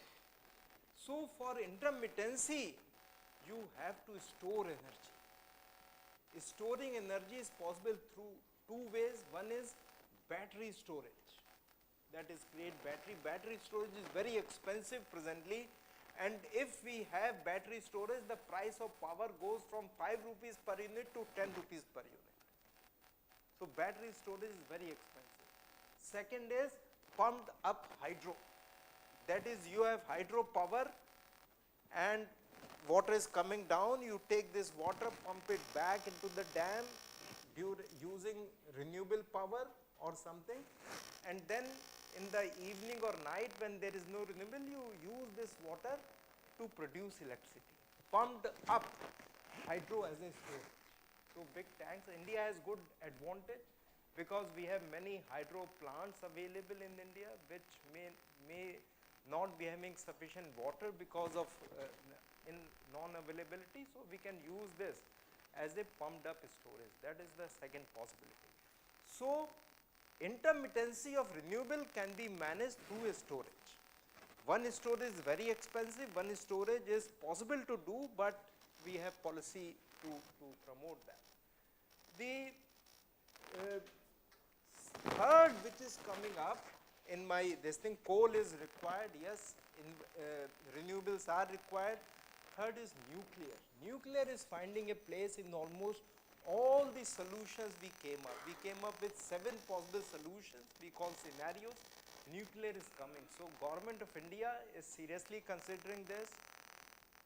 But nuclear is, somehow people think nuclear is accident prone. Let me tell you, nuclear is one of the safest energy in the world. Safest. The number of accidents per unit, per million units produced is the least in nuclear. And we are coming with a small reactor which is about 350, 400 megawatt, and that is just prepare, just build it in the plants, bring it to the site, fit it, and just forget it. No, it will start producing nuclear power.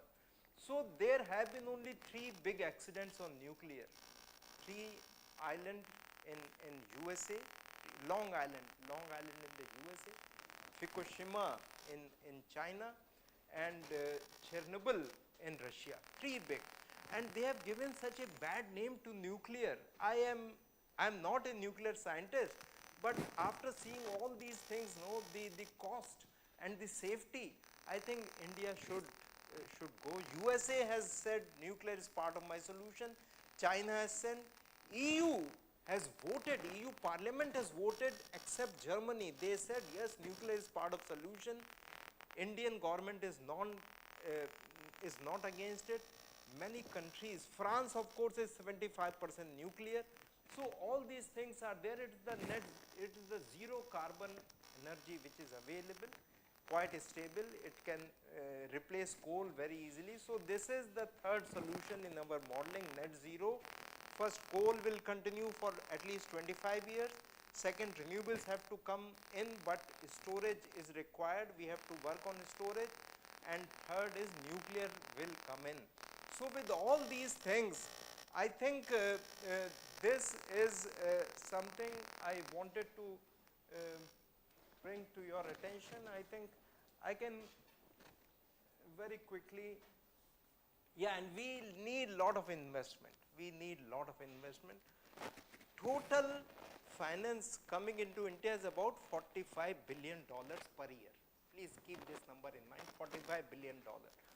And for all these transitions, we need almost equal amount of money every year for next 50 years. 50 years. Every year we need this much money. So money requirement is huge. My suggestion is various nobody is going to give India money. Nobody is going to give. Developed countries, they promise but they will not give. They have not given, they will not give. So my suggestion is to all the state governments, to all the governments, please make a low carbon, climate resilient, zero based budgeting. Every year when you do budgeting, low carbon, climate resilient, zero based budgeting, so that you protect your population, you protect your ecosystem, and create space and funds for your own self, yourself. Because if we have to help ourselves. Nobody is going to give us any money. And how much they can give? If our requirement is 40 to 50 billion dollars per year, nobody will give. No, they will give 1 billion at most. So we have to meet the bulk of our requirement. And states like Goa, states like Gujarat, they have to come forward. They have to, and all other states in India, they make their annual plans, so they have to make, and government of India has to become very sensitive to these issues, that money is to be allocated through budget. People say about that blended finance, put some finance by government, put some finance by multilateral development banks, and then they will leverage to attract private companies. Please understand, I teach at a business school. Private players come for making profit. There is nothing wrong with it. No? They want to make profit. They want to make maybe 12% profit, 13% profit per year. They will not come for 5%, 6% return. They will not come. Only governments spend at 6%. That is our discount rate. So if we say that blended finance private will come, we are fooling ourselves. We have to align our requirement of funds with our budget. We are spending huge amount of money, about I don't remember, I think it's $400 billion is our annual budget. $400 billion annual budget of India.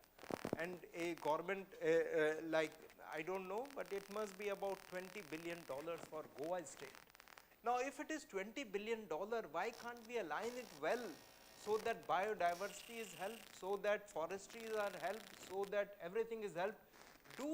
Let us not sit on our past performance. Oh, I've been getting 100 crores. Let me get 110 crores this year. Why? Why? That is something called zero-based budgeting. That is, whatever I do is zero-based. I don't go into any past history. Today is my budget and I justify every spend. Zero-based budgeting. And then align it with low emission, low greenhouse gas emission, and climate resilience. To me, and I keep telling on all the forums, climate change is happening. Nobody can stop it from happening. It is happening.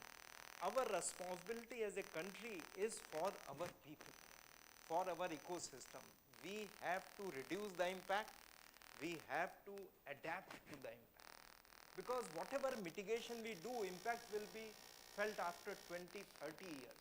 It will never be felt. If you reduce your emissions, only after 20, 30 years impact. So next generation, one generation is 30 years normally. So after 30 years, we'll see some difference.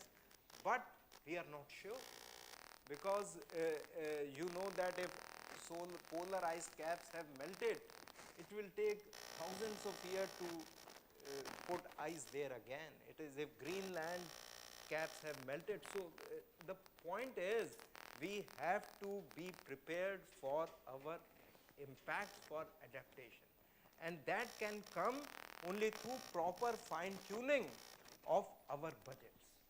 That there is no doubt in my mind. It is not possible. No country will give. They are talking about loss and damage fund. If you go in detail, you will find out loss and damage authority has got 26 countries. Out of that, 12 developed countries, 14 developing countries. And developing country, 2 from Asia, Do you think India and China will be there? No. There will be small developing countries which can be managed by those countries, big, large developed countries. So our voices will not be heard.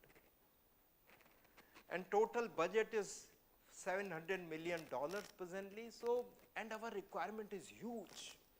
So when we are sitting on so much money, ourselves is spending so much money, why don't we do it? Every government, every state, every ministry should consider low carbon, climate resilient, zero based budgeting as the target.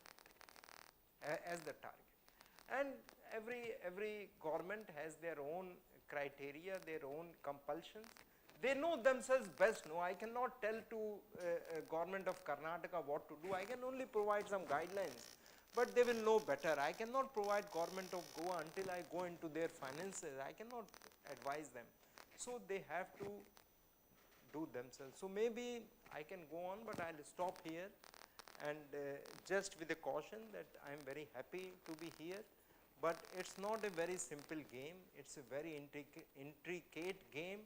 It's a very tough game, and all the policy makers, all the senior researchers sitting here, they understand this very well, and the students, they are also getting exposed to this. It is not a simple thing, but if you remain invested in this, go deeper, go broader, I think you will make a very good career in these things. Okay, thank you very much.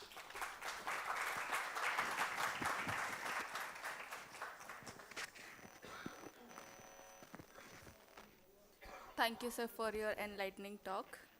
Now I would like to take privilege to introduce you to our second keynote speaker, Dr. B. Mohan Kumar. Professor Mohan Kumar is a leading researcher in agroforestry and agroecology. He is among the top 10 scientists who globally shaped agroforestry research and is included in the Stanford World List of top 2% of scientists in the field of forestry. Dr. Kumar holds a PhD degree from Indian Agricultural Research Institute, New Delhi. Dr. Kumar had a very long teaching and research career at Kerala Agricultural University. He published extensively on agrobiodiversity, agroecology, forest ecology, and has edited 5 books so far. Currently, Dr. Kumar is the associate editor of 3 international research journals. He is also the recipient of the first Dr. K.G. Tejwani Award for Excellence in Agroforestry Research and Development in India, and is an elected fellow of the National Academy of Sciences, the National Academy of Agricultural Sciences, the National Institute of Ecology, the National Environmental Science Academy, the Indian Society of Agroforestry, and the Kerala Academy of Sciences. Sir, to you.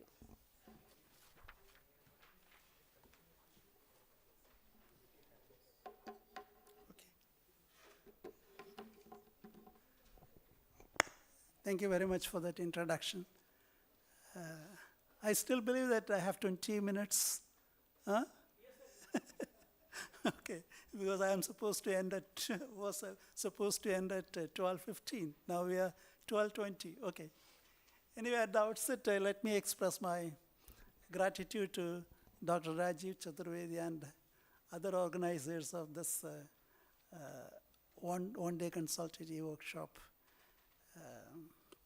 Thank you very much. Without going into any other details, let me straight away go into my topic. I'm going to speak to you today about agroforestry and its role in the net zero emission strategy for South Asia. Thank you, Professor Garg, who provided an overview of the whole scenario.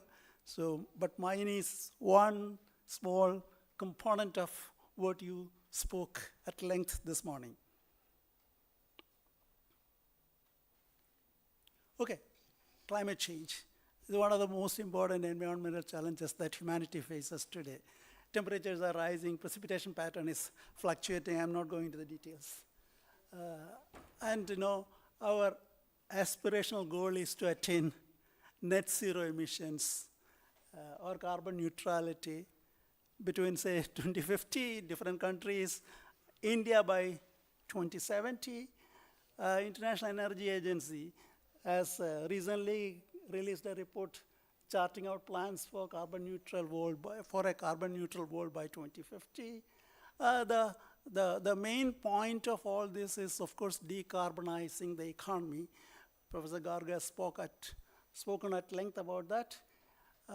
South Asia is a kind of hotspot as far as this particular aspect is concerned. In South Asia, fossil fuels account for about 80% of the energy production, and also 2/3 of that is probably imported. And a quantum leap in energy use or energy needs is likely because given the 600 million more people added to our population in the, say, next 30 years or so. And as already mentioned, Bhutan is a kind of silver lining, which is already net zero. Yeah, this slide shows that, India is kind of the third largest GHG emitter after US and China. And the total emissions increased almost linearly, say, between 1970 and 2019, almost linearly, okay? And it has continued, it is projected to increase further. The projections are, that, cloud that you see on the right-hand side of this particular slide. Projections, okay? And, historically, we had these two landmark international developments, international agreements, the Kyoto Protocol and also the Paris Agreement. The Kyoto Protocol actually kind of mainstreamed the idea of carbon sequestration through afforestation, primarily through afforestation and reforestation as a form of greenhouse gas offset activity. And land use change and forestry is a major aspect, a major component of that. And AR-CDM initiatives and carbon trading initiatives are also, but of course these things really did not make much headway, as many of you know. But this was the idea when 1997 Kyoto Protocol was kind of launched.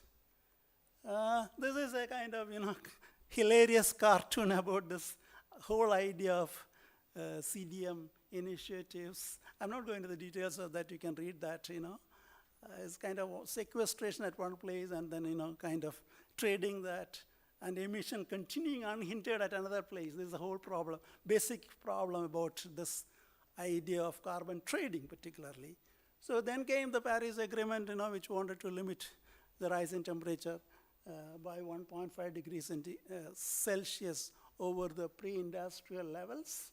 And of course, this also has got a lot of political implications, not going into the details of that. Okay, then 2018, the 2021, COP26 at Glasgow, UK, our Honorable Prime Minister announced the commitment to reduce India's total projected carbon emissions by 1 million tons by 2030 and achieving net zero emissions by 2070. Okay, so a follow sector is considered to be both a source as well as a sink. You can see this. So a follow sector includes all those, agriculture, forestry, other land use. Livestock, of course, livestock sector is one of the major sources of greenhouse gas emissions. And this slide, this curve, you can see the red arrow actually shows that with deforestation of the left-hand side of the curve, the forest stores or forest carbon stocks have decreased and probably kind of plateaued out when most of these lands have been converted over a historical period. And then with agroforestry, trees on the farming, this curve is gradually going to climb. That is what it shows. And this agroforestry, as one of the previous speakers has mentioned, is an important example of a nature-based solution for mitigating climate change, global warming. Okay, this one shows the greenhouse gas estimates of India during the period between 2005 and 15, you don't see much increase in the follow sector as far as greenhouse emissions are concerned, but you see the total at the top red line and the bottom green line, which is actually sequestration, negative, the green line. So the land use related. So there has been a dip on, just prior to 2015 or so. That is primarily because of this. Land sector has increased the carbon stocks, maybe due to forestation activities, maybe due to other. In agriculture also, best management practices can enhance soil carbon sequestration of agroforestry, of course. That is a main theme of this presentation. Agroforestry, is important, is relevant for all those three major UN conventions. South Asia is the kind of cradle of agroforestry. You can see a whole lot of agroforestry systems in South Asia. I'm not going to the details. Some of these pictures, I guess, are self-explanatory. And then, you also have all these, even places from Nalanda, Bihar to Tamil Nadu. You can see all these boundary planting, which is coming up, which has come up as a major agroforestry initiative. Prime Minister has some time back mentioned HAR, made, paid. Okay, so you can say farmers have been doing this, but there is probably an initiative to push this further probably. And then similar systems are existing in other South Asian, not only South Asia, Southeast Asia. The top one is Indonesia, and the bottom one, of course, in China also, you find various kinds of agroforestry. Home garden is a kind of unique agroforestry system in most parts of the tropics. This picture is from Kerala, and the top right one is from Indonesia.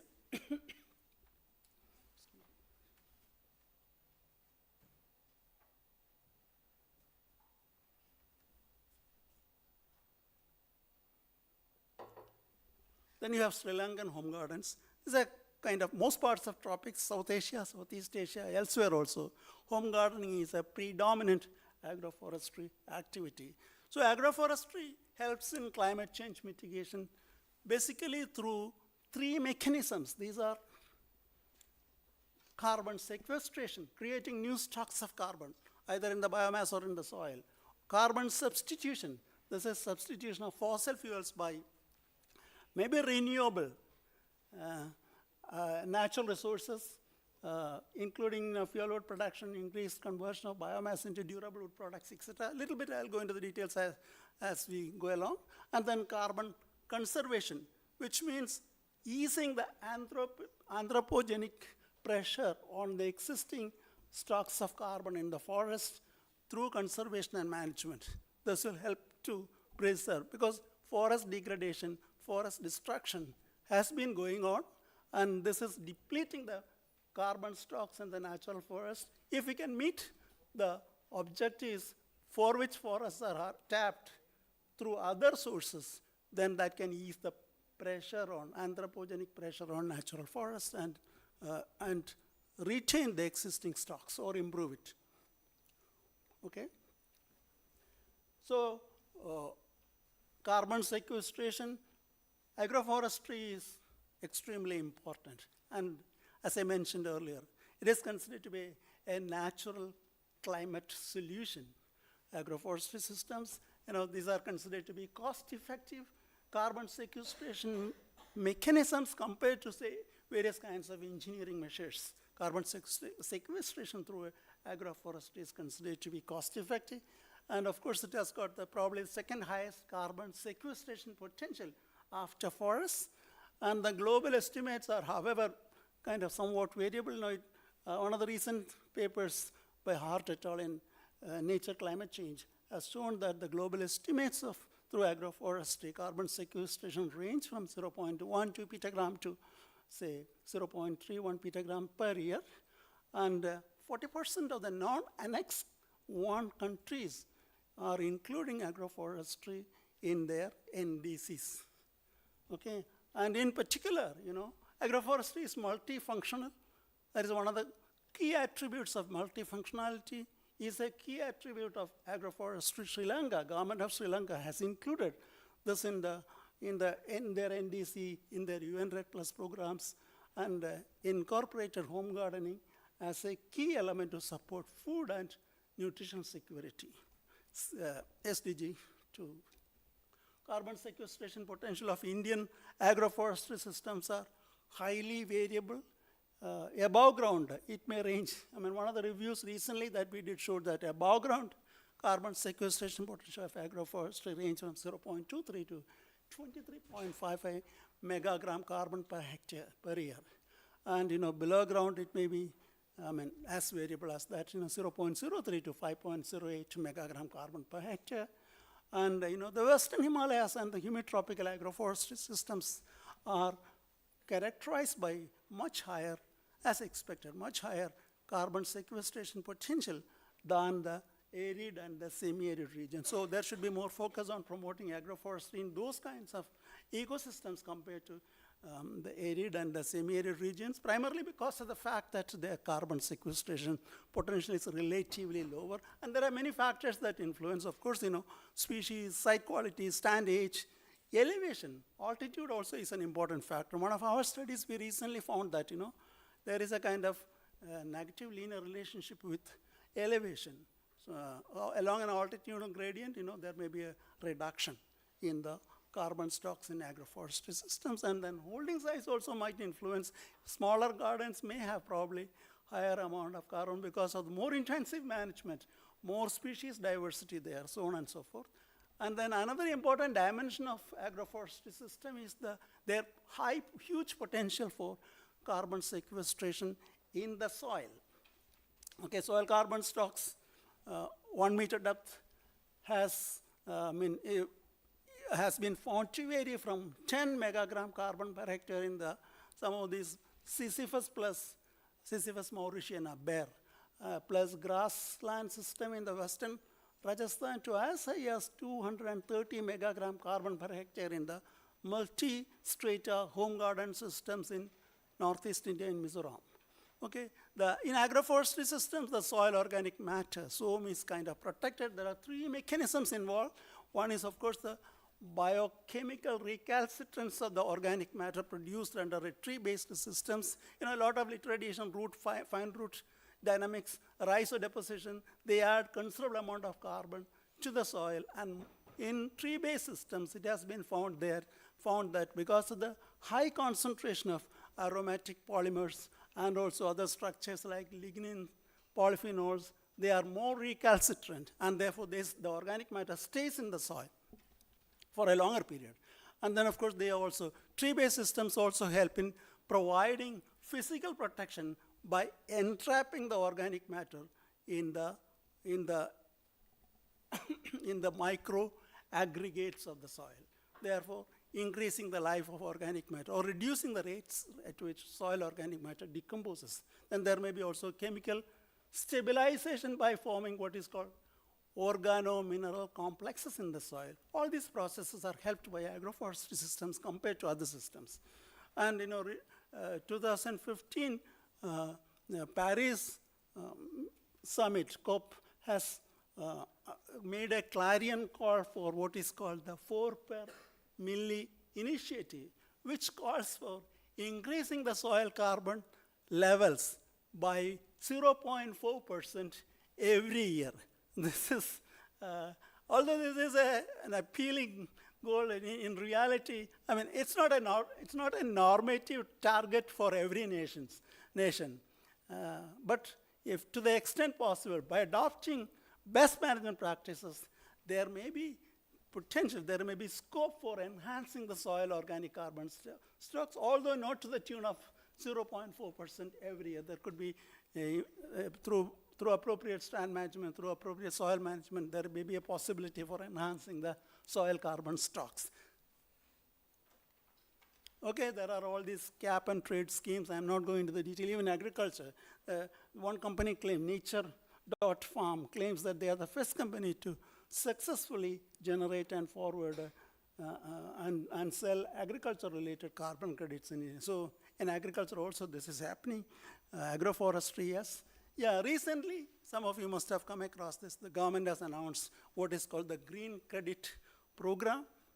the main, excuse me, the main objective of this is to create a market-based mechanism for providing incentives in the form of green credits. And tree plantation-based green credit program has been proposed, which includes agroforestry also. But there are many. There is a lack of clarity with respect to many of the operational details of this initiative, which was recently launched by the government. I think their government is still working. The Ministry of Environment and Forest is still working on that. They're probably trying to bring out another notification soon, or it's already in the pipeline, I guess. Okay? So the carbon storage, direct carbon storage by trees is usually considered to be a kind of short or medium range strategy for climate change mitigation until clean energy technologies are developed and put into practice. Okay, so for that, when talking about clean energy technologies, I think biomass utilization as a carbon neutral energy is extremely significant. This includes both direct substitution of energy, like biofuels, and or indirect material substitution, that is using wood in place of high energy intensive materials like steel or concrete. Okay, so in terms of biofuels, of course, Brazil and USA are the world leaders. I'm not going to the details. India, talking about India, our biofuel policy says that by 2025, 26, we should attain 20% petrol blending rate, but as of now, I think it is around 11.5%. And by 2030, our target for diesel blending, 5% biodiesel by 2030. However, there are challenges in India, mainly with respect to the availability of feedstock. India, we are using the sugarcane byproducts for producing ethanol. So there is obviously competition as far as the sugarcane products and byproducts are concerned with respect to energy production or biofuel production. So the question, the million-dollar question is how we overcome with the problem with respect to this feedstock for the production of biofuels. And there is also potential in India because we have a lot of degraded lands and all that potential for producing, biodiesel from tree-based oil seeds. This comes from trans-esterification of, that is the first generation technology, trans-esterification of fats and oil to produce biodiesel through or from the tree-based, so-called tree-based oil seeds. There was some beginning, some thrust for TBOs in the during the 90s or mid-90s, I guess, till the mid-2000s, 2005, 6. The primarily, it was in the name of the JETRAFA program, which, of course, many people consider as a kind of failed experiment. The then Planning Commission under Tiwari made a huge push for JETRAFA. Of course, it really did not work. Although I read some reports coming from Chhattisgarh, which says that they are still on JETRAFA-based biofuel production. So there may be state-to-state, as Professor Garg was telling, a lot of state-to-state heterogeneity is there with respect to the feedstock, with respect to the biofuel crops and all that. So, but in India, we have the potential for, a large number of biofuel, tree-based oilseed crops. I have listed some, not going into the details. Some pictures are also there, calophyllum and all, the tree of paradise, you can see. The Brazilians have actually come up with a non-edible biodiesel feedstock. This is the picture is of Macauba palms. So this is their main agro-energy crop, with very high yield potential. So they have come up with some improved genotypes, and the production is actually going on very well. And Brazilians have really advanced with respect to the biofuel technology, the biofuel production. Okay, the third aspect I mentioned with respect to second aspect I mentioned with respect to substitution is use of energy, substituting energy-intensive materials with sustainably produced wood. This is indirect material substitution that can offset greenhouse gas emission, especially, concrete or steel, cement production involves a huge amount of, greenhouse gas emission. If we can reduce that through this kind of a substitution process, that may go a long way with respect to achieving carbon neutrality. Okay, the third aspect is carbon conservation. If you can ease, this is what the so-called agroforestry deforestation hypothesis says. If you can ease the pressure on natural forests by meeting the products for which the people are dependent on natural forests from other sources, then this can certainly conserve the forest, conserve the biodiversity, conserve the carbon stocks. So there are several positive externalities associated with this. This includes, biodiversity conservation, watershed protection, and, livelihood security or poverty alleviation. Not only agroforestry is relevant from the perspective of climate change mitigation, it is also important. It can also reduce the negative impacts of climate change through what we call adaptation measures. So, when agroforestry can, especially in the arid and the semi-arid regions, Africa, even in our own Rajasthan state, trees are an integral part. The picture shows that, that is a prosopis tree. Trees are an integral part. So this actually brings about microclimatic modification and thereby increased crop yield. And in one of the recent global meta-analysis by these authors, they found that corn yield actually increased. The median corn yield increased by 0.24 megagram per hectare under agroforestry compared to a treeless monocultural production system. And then it was also for another meta-analysis, recent one. Okay, this is the author. So a 10% agroforestry shade will reduce maize yield losses by almost 7% under an RCP 2.6 scenario, and 4.2% under an RCP 8.5 scenario. While 20% shade will further reduce maize yield losses by 11.5% under RCP 2.6 and 11% under RCP. RCP is, representative conservation pathways. 8.5 is very kind of intensive, carbon dioxide, greenhouse gas emission scenario, because high developmental strategy. Okay, agroforestry, talking about agroforestry in the Indian context, earlier I mentioned that South Asia is a cradle of agroforestry. India is part of South Asia. As you can see, all the 20 agroecological zones, agroforestry is practiced. And Maharashtra, Gujarat, and Rajasthan, although it's an arid region, are ranked high with respect to the adoption of agroforestry or the extent of agroforestry is concerned. And in India, we have, according to some estimates, 2010 estimate, there are about 120 million hectares of degraded lands. If we can convert half of that, then agroforestry can really bring about some of those, really increase the carbon, soil and biomass carbon stocks very substantially, and thereby achieve, or we can move closer towards achieving the achievement of the net zero emission goals. And it should be a part of the nationally appropriate mitigation action, harmonize the policies on either sides in agriculture and forestry, and it is expected to facilitate credit insurance to farmers besides improving market access to farmers. Nepal is another country.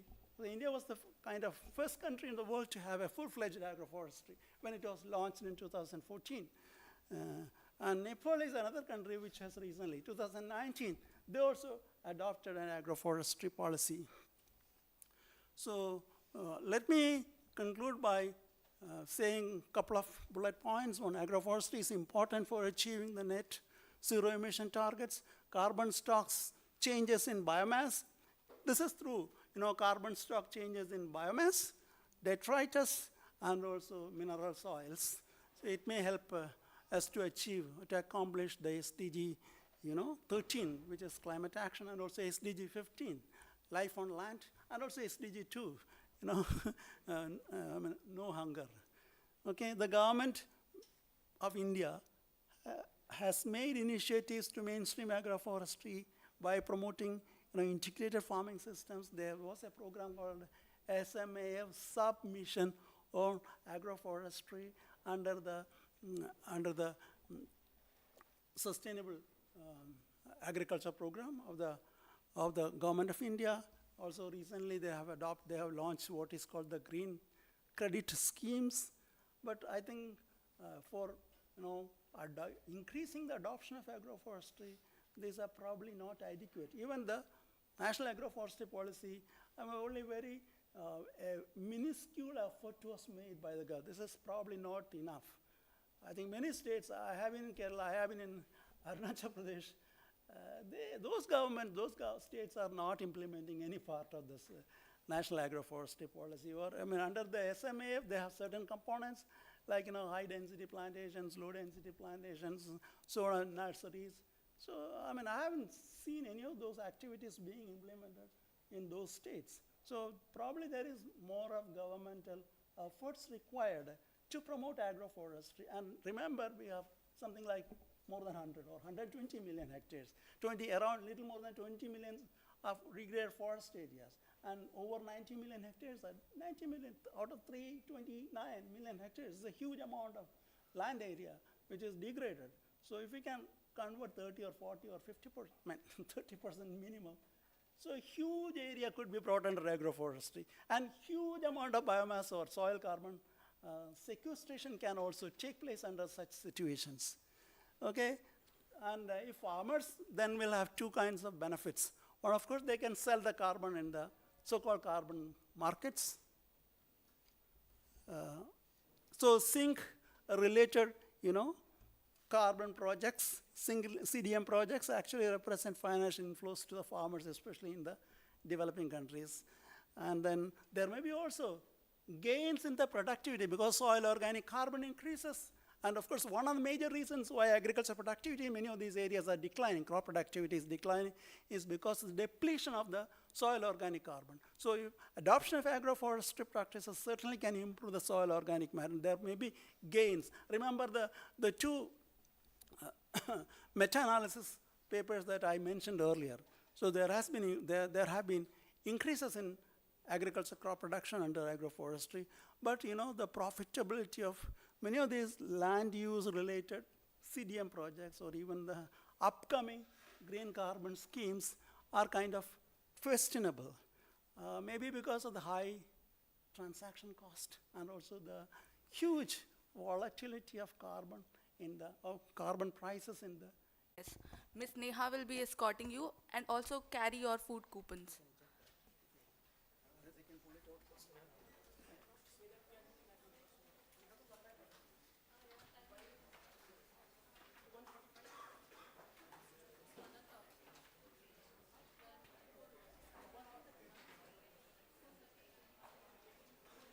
Please come back by 1:30 p.m.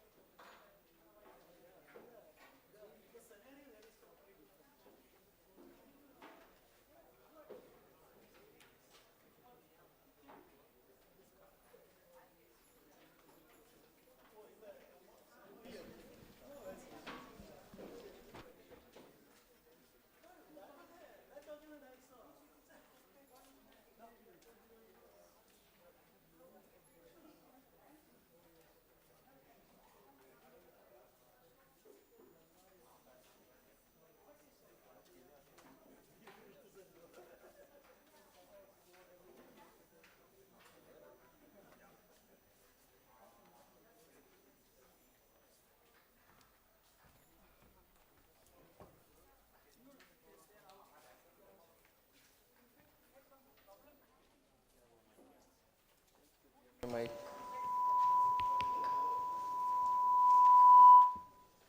Check, check, check, check, check, hey, check, check, check, check, check. ठीक है ना? Check, check, check. इसमें problem नहीं है.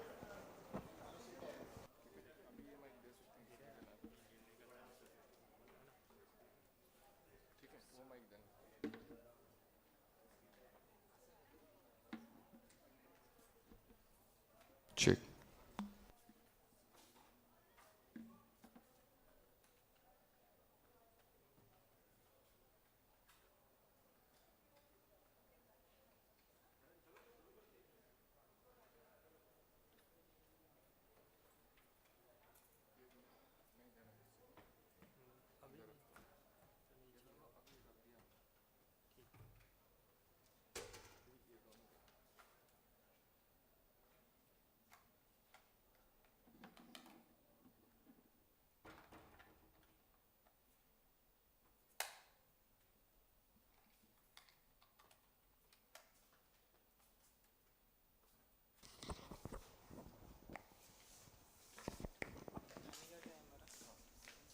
ना ना direct मैं इसको थोड़ा रिकॉर्डिंग बंद कर दूँ.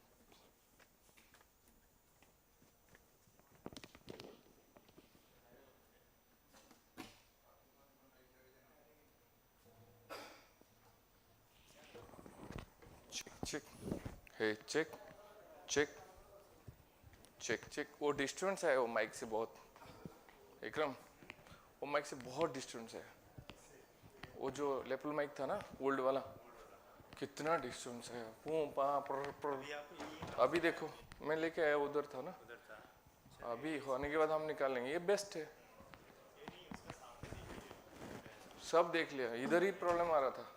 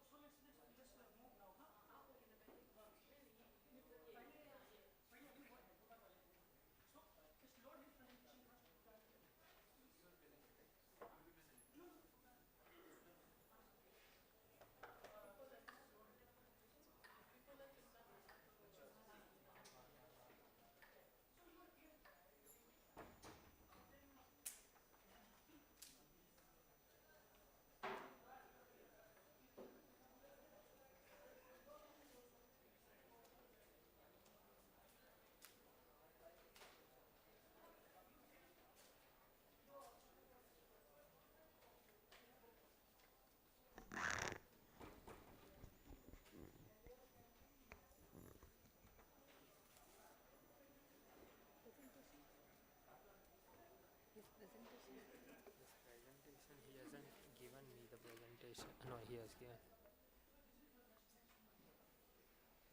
Is this?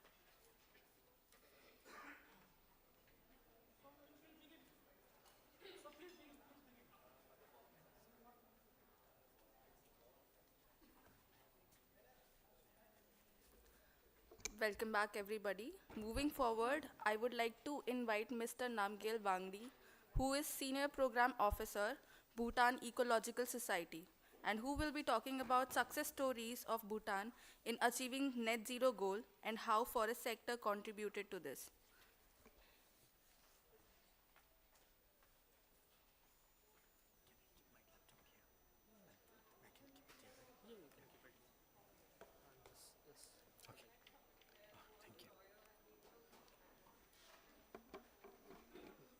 Can I move it there? I'll keep mine here. Okay. So I have some notes to study from there. Okay, you can present it. Okay, yes.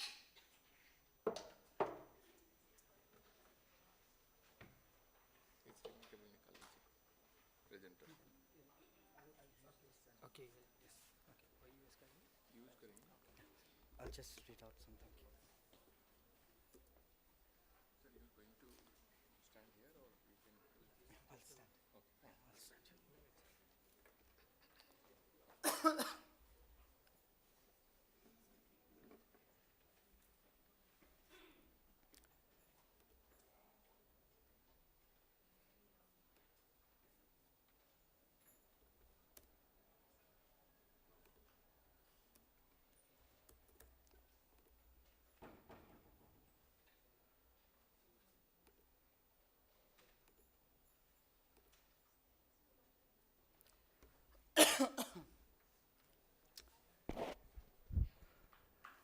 Good afternoon, everyone. Like Madam has given my introduction, I'm Namgyal Wangdi. I work in a non-profit organization known as Bhutan Ecological Society. And I'm really thankful to the organizers and the coordinators for this wonderful event today, and to all the esteemed guests, the speakers and participants here today. Thank you for giving me this opportunity to share the success story of Bhutan. So, let me briefly describe and introduce Bhutan to you. I think for some of you, you might not know where Bhutan is or where it is located. So Bhutan is a small country in the Eastern Himalayas, nestled in between two of the biggest economies in the world, China in the north and India to the south. So as you can see here in the slide, this is the location of Bhutan.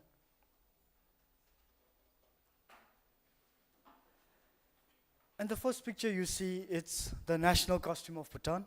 The one that looks like a skirt is usually worn by the men, and the long one, it's worn by the women.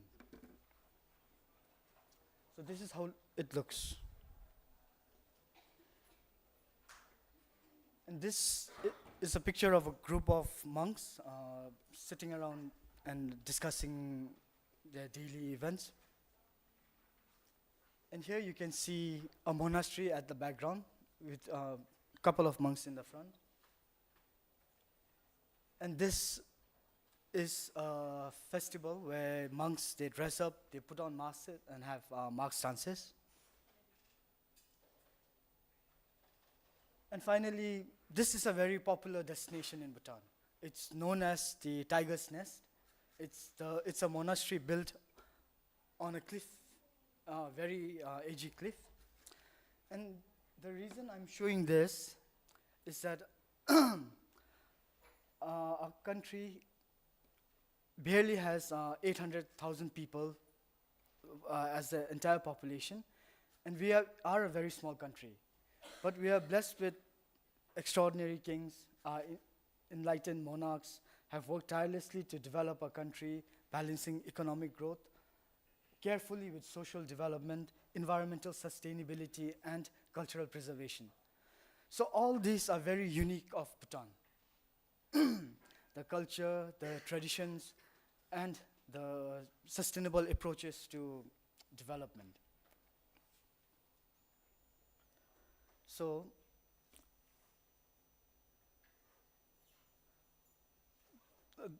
the slide earlier, it shows the unique qualities of Bhutan, right? So this is not only the unique thing about Bhutan. There's something even more unique, and that is, excuse me.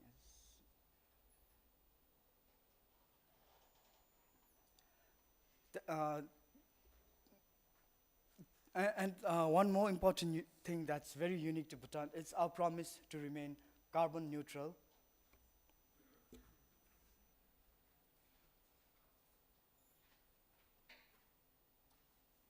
Carbon neutral. So, like I have mentioned in my earlier slide, the economic growth carefully done with social development, environmental sustainability, and cultural preservation. So all this comes within a framework.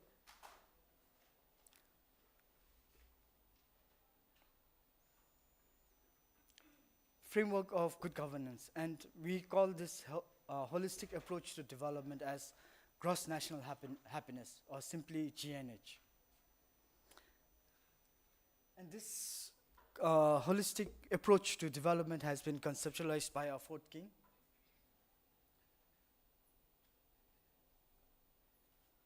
So, all these unique qualities of Bhutan, the culture, the traditions, and the sustainable approaches to development, and our promise to remain carbon neutral is so unique that that is why I'll be speaking about in today's talk the success story of Bhutan in achieving net zero goal and how forestry sector has contributed to it. So if you look at this, this is a map of Bhutan. It shows the forest cover of Bhutan. And Bhutan has around 70% of its total land area under forest cover.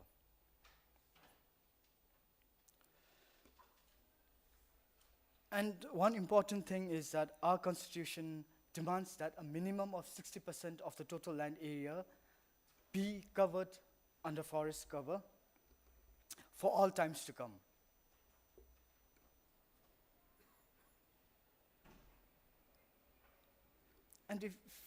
And with all those 70% of the total land under forest cover and all the forests that are pristine, is one reason why Bhutan is still one of the few remaining biodiversity hotspots in the world.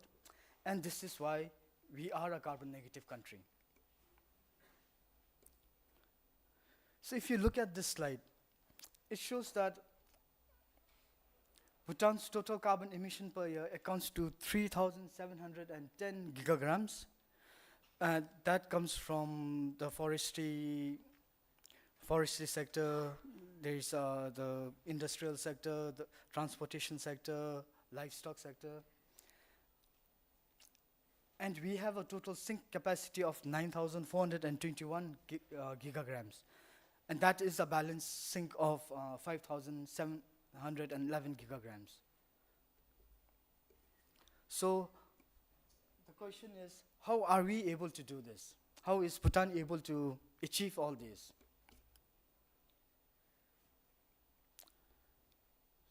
So basically, it all boils down to the policies that we have been having for a long time. And if you look at the evolution of environmental policies and legislations in Bhutan, throughout the 1960s until the 2020s, you'll see that we have had a great deal of given a great importance on environmental policies and conservation. So for 1960s, we have the 1969 Forest Act of Bhutan and the constitution demanding that 60% of the total land be covered in forest. And we also have this creation of forest reserves.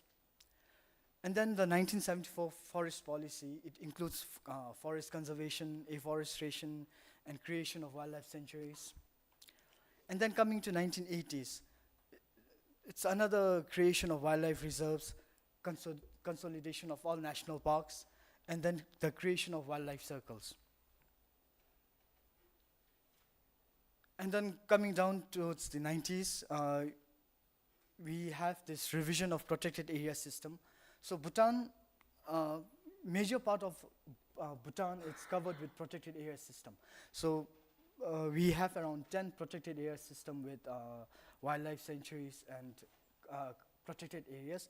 And these all land masses are all connected with biological corridors. So it's one big land mass of protected area system. And then we have the, like what I've said, the biological corridors. It's been declared as a gift to the earth from the people of Bhutan in 1999. And then going on 2007, we have the National Environment Protected Area, which serves as an umbrella legislation for environmental protection and conservation. Then we have, in 2008, we dedicated the Wangshu Centennial Park as the largest national park in Bhutan. It covers the total area of 4,914 square kilometers. And then in 2009, Bhutan committed to carbon neutrality at COP15. And then for 2016, we have economic development policy, a policy that ensures green growth in Bhutan. And then for 2020, climate change policy, which enhances climate resilience and carbon neutral development. So now coming to my last slide, what does Bhutan's future hold? So for this slide, I have highlighted two very important projects that my organization, Bhutan Ecological Society, is implementing in the coming year. So the first one is the 10+ million trees, where we plan to plant around 10+ million trees across the Bhutan by 2030. And then the other one is renewable energy projects, which are aimed at utilizing carbon financing to reshape both rural and urban energy landscape in the country. And then this is it for my presentation.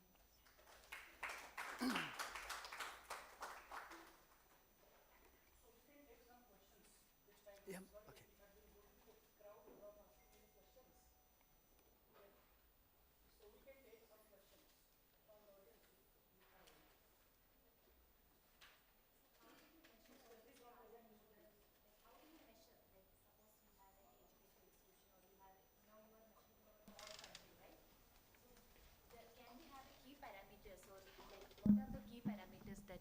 You use to measure?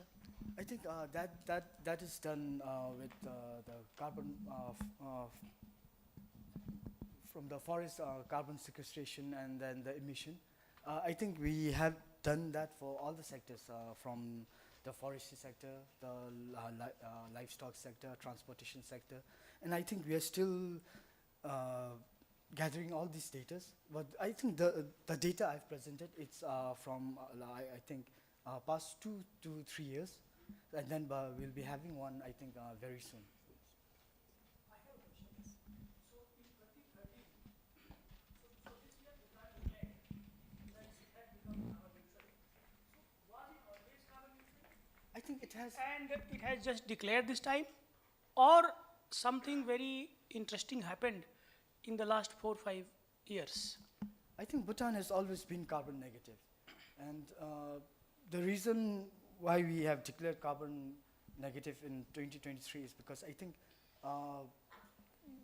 more countries, I think they are accepting that it's very important to be like that. So I think, to answer your question, Doctor, it's always been carbon negative, and then the recognition we received is, I think it's just been a recent one.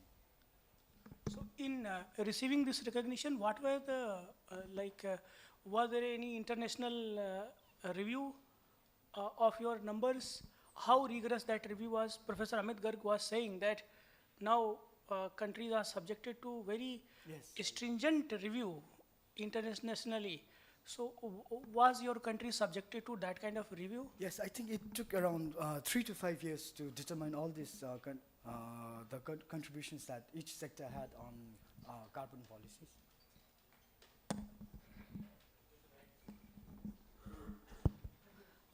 Hi, sir. Good afternoon. Hi. A nice presentation there. I just wanted to ask one question. You all are planning to have, I think, 10 million plus trees? Yes. Planting 10 million plus trees. Where do you plan on planting these many trees? Because deforestation is not much common in Bhutan, I think. Bhutan has, we have a very big forest cover, but we still have degraded areas, we still have fallow lands. So basically this 10 plus million trees actually started off in 2017. So we started with 1 million tree plantation project, and we covered around 70, we have 20 districts. These plantations are taking place in the forest and not in the cities. Oh, no, it's taking across the country. We have degraded forest lands, we have community farmers, fallow lands. So basically for community farmers land, we have been planting fruit trees, and for forest lands, we have been planting timber species. These are private areas. Yes. Thank you.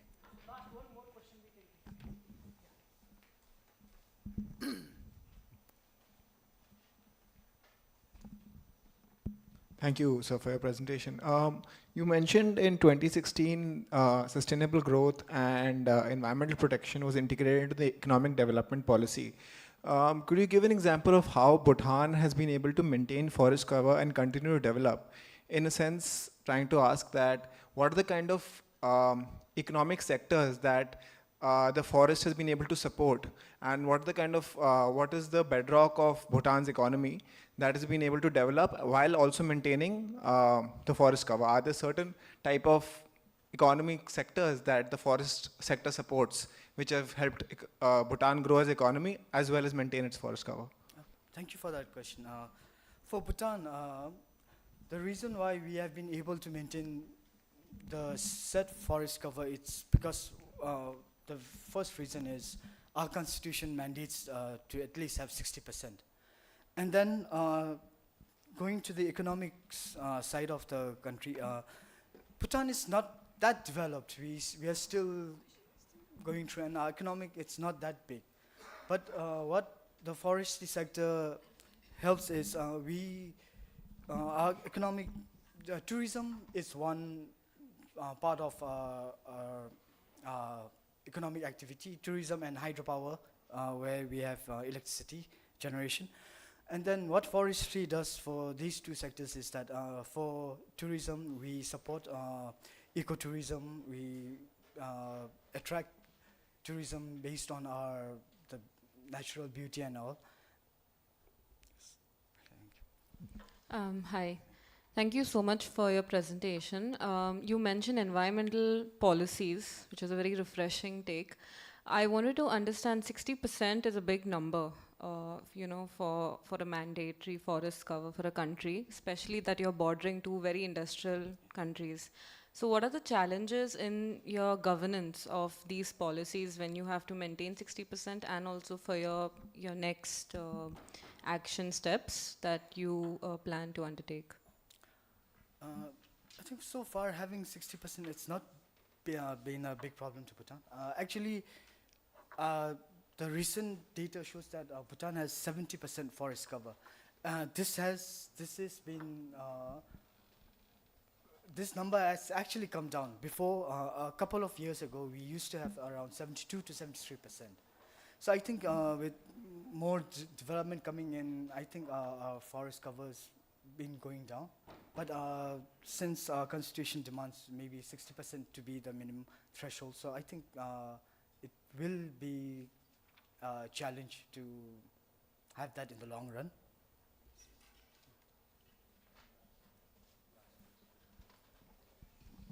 So you spoke about GNH, and that is a good concept that only I think your country is following, and another one, I don't remember which country. Most of the countries are following the GDP. Now, since you are carbon negative, that means you have lot of carbon credits as well. Are you trading with any countries this carbon credits, and how are the people of the country involved in contributing the carbon credits and getting the benefits from these carbon credits? That's a very wonderful question. Just, I think, going into carbon trading and all, it's a fairly new concept in the world right now. And Bhutan, I think just a few months ago, we just signed a memorandum of understanding with Singapore. We are looking into how we can develop a framework to trade this carbon credits and all. So, so far it hasn't progressed that much, but we hope by 2024 it will come. We will come to an understanding that how it can be implemented and how the community can be benefited from that. And I think we are still developing that framework, carbon credit framework.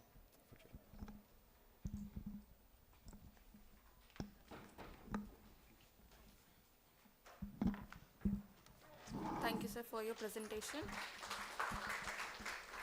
Now, I would like to request Professor Rajiv Kumar Chaturvedi to present our Goan hamper to sir.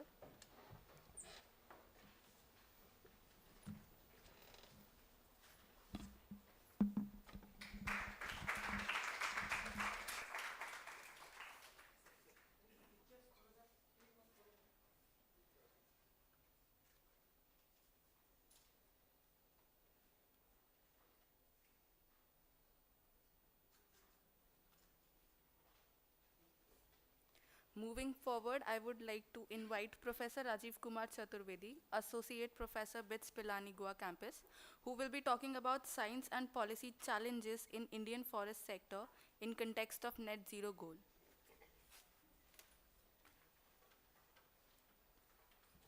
Thank you very much for the kind introduction. Can I have that mic, other mic, be that, yeah, which? So we are half an hour late approximately. I will try to be quick. I have got 15 minutes, I guess. So I will try to be quick. I will try not to take all my 15 minutes.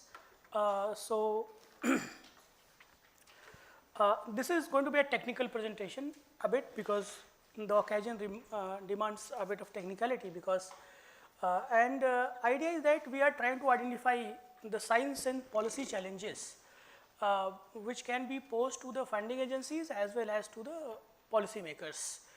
So first, so let me give you some background about the net zero context of the forest sector in India.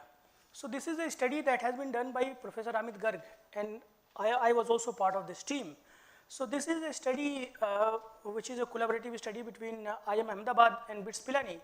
As you can see in the study, it shows that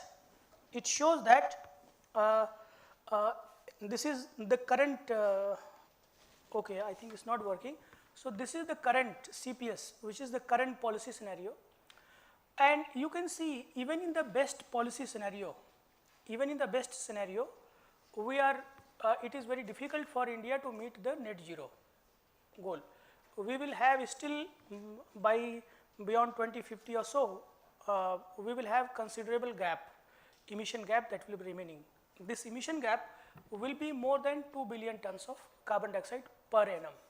This is a very big number, considerable number, given that today, as the latest emission report has been released by Government of India, the total emissions from India excluding the LULUCF sector, are approximately 3.1 billion tons of carbon dioxide.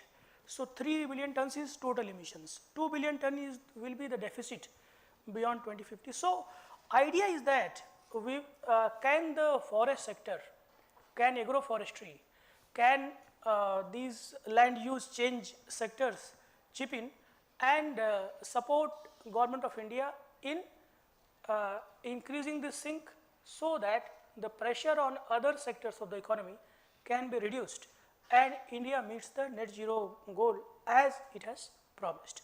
So this is the core idea for which we are carrying out the investigation.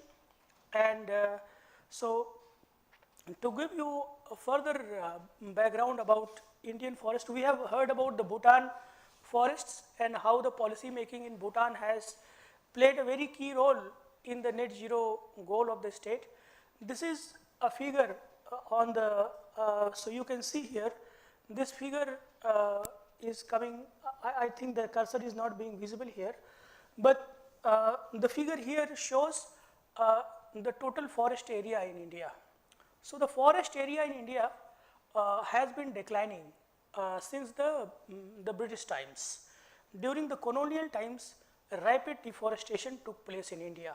After colonial times, even from 1947 to 1980, even between that period, some degree of deforestation, not so rapid, which was really exploitative during the colonial period, during the British period, but some degree of deforestation took place till 1980s. In 1980, Government of India has come up with very stringent forest policy, which is called as forest conservation policy, which is one of the most stringent national policies on forest ever. And this policy is still in force, and as a result of this policy formulation, the forest area in India has largely stabilized, you can see. And this number is not coming from any government source. These are independent studies that ISRO has conducted, that other researchers in the world have conducted. You can see how the trajectory, so India has done fairly well. Despite having a very big population, India has been able to stop deforestation largely. Indian forest area is largely stable. Neither it is increasing too much, nor it is decreasing too much.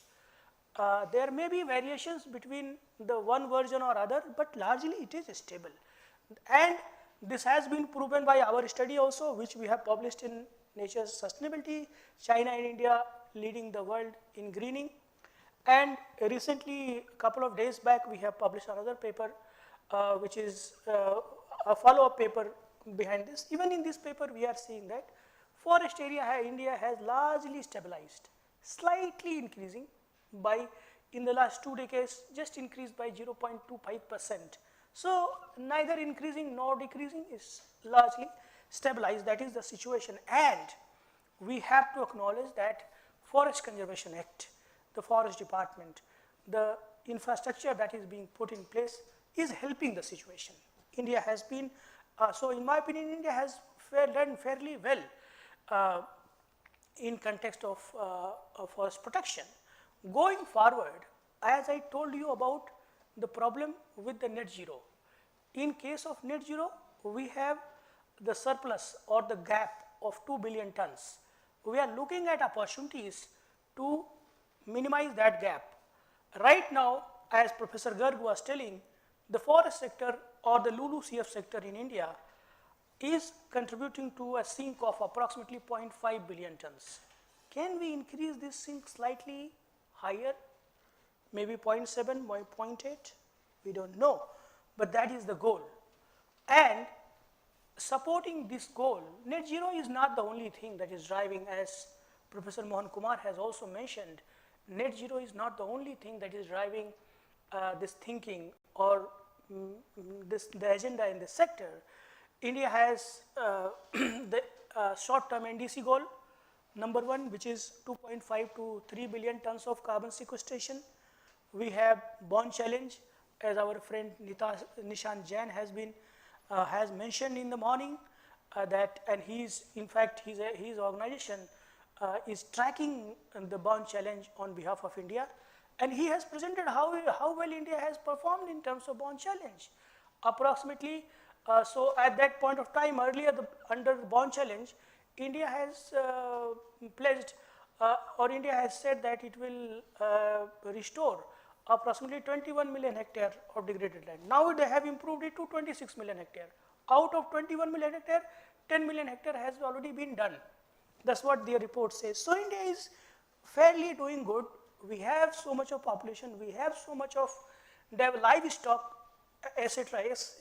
Despite all the challenges, the nation is moving towards these goals that the nation has set itself on a voluntary basis. Then India's forest policy, which is coming from India's first national forest policy in 1952. Even that time, the policymakers in India, see, having good forest cover, increasing forest cover, so the affinity to forest is a civilizational virtue that India values. You see, from 1952, India has a goal, like Bhutan has a goal that they want to maintain 60% of the land area under forest. We aspire to make it 33%. We are like plain as well as hilly state. So in plains slightly less, but in hilly states more than 60%. So right now 25% of the total land area is under tree or forest cover. We aim to take it to 33%. Then India is importing a lot of wood. Approximately $10 billion worth of wood is being imported from far off countries. So how can India become Atmanirbhar? How can India become self-reliant in wood production? Can we give that $10 billion to our farmers? If the farmers are able to engage in agroforestry practices, like for example, it will also help, this kind of a system will help our farmers negotiate the challenges that are being posed by the extreme rainfall events, extreme events. Suppose I am a farmer, I have sown like rice crop, and there has been incessant rainfall. 15 days my rice crop is under water and rice crop is gone. I am a farmer, what do I do? I have invested so much of money there, I am not going to get anything out of it. But if I have couple of trees, the trees will not be gone. We will be able to fall back, there will be something to fall back upon in the distress. So there are a lot of incentives for taking forward this forestry story, especially the agroforestry story. Agroforestry story is really very compelling from the perspective of from the livelihood and farmers' perspective. It gives you the entire idea about matrix of possibilities, what all is possible. So you can see forest land, remaining forest land, here that will be forest conservation. In India, the existing forests in India are holding approximately 29 billion tons of carbon dioxide today. If we measure as per the FSI reports, as per the latest FSI reports 2021, Indian forests are holding approximately 28 to 29 billion tons of carbon dioxide today. And the goal of NDC is just to increase it by 2.5 to 3 billion tons. So the flux or the increment is not so much, but the stock is important. So forest conservation is the first priority if we are thinking about net zero. Stopping deforestation.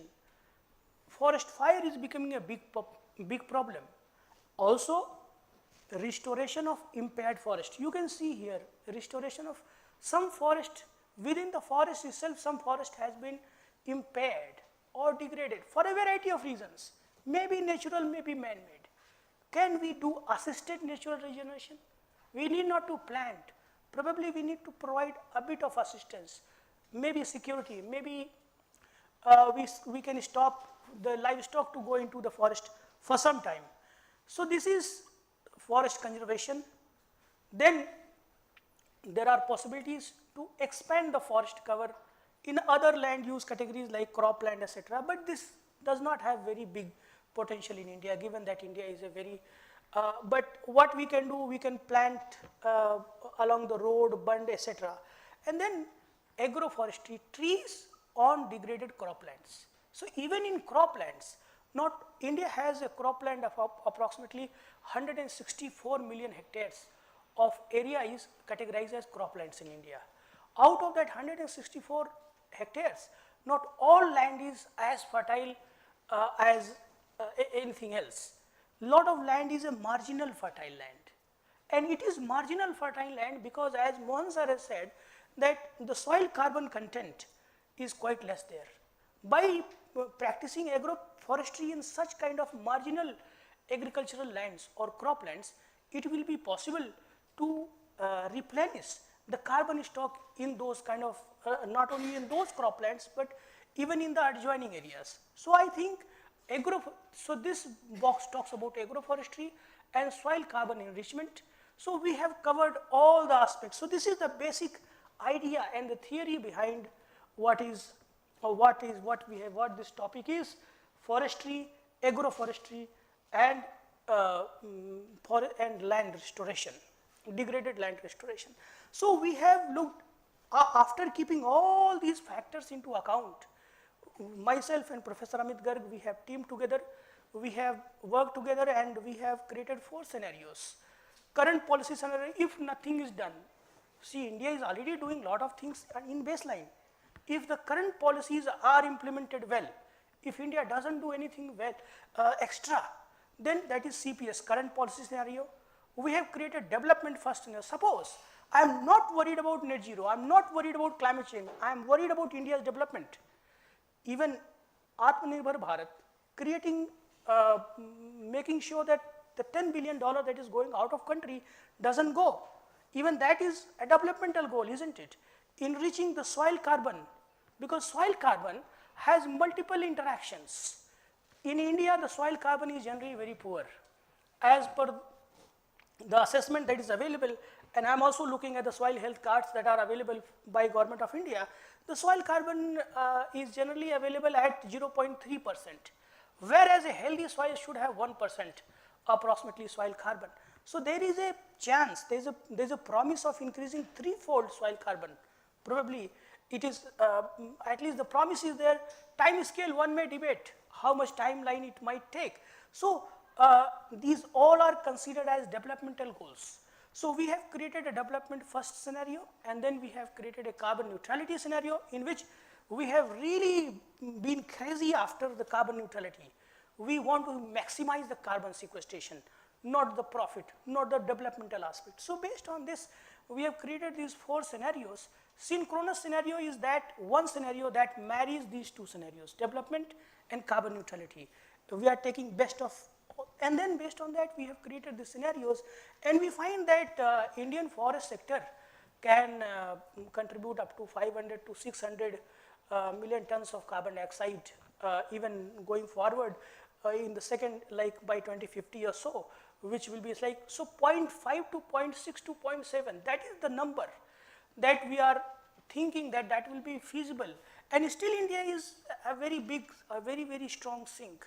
So this is the kind of thought process that we are having, and this will be the final picture that will emerge, that industry will emit this much, energy will, sector will, power sector will emit this much, transport will emit, but the forest sector will be able to absorb some of that emissions. So it will reduce the pressure on the economy as a whole.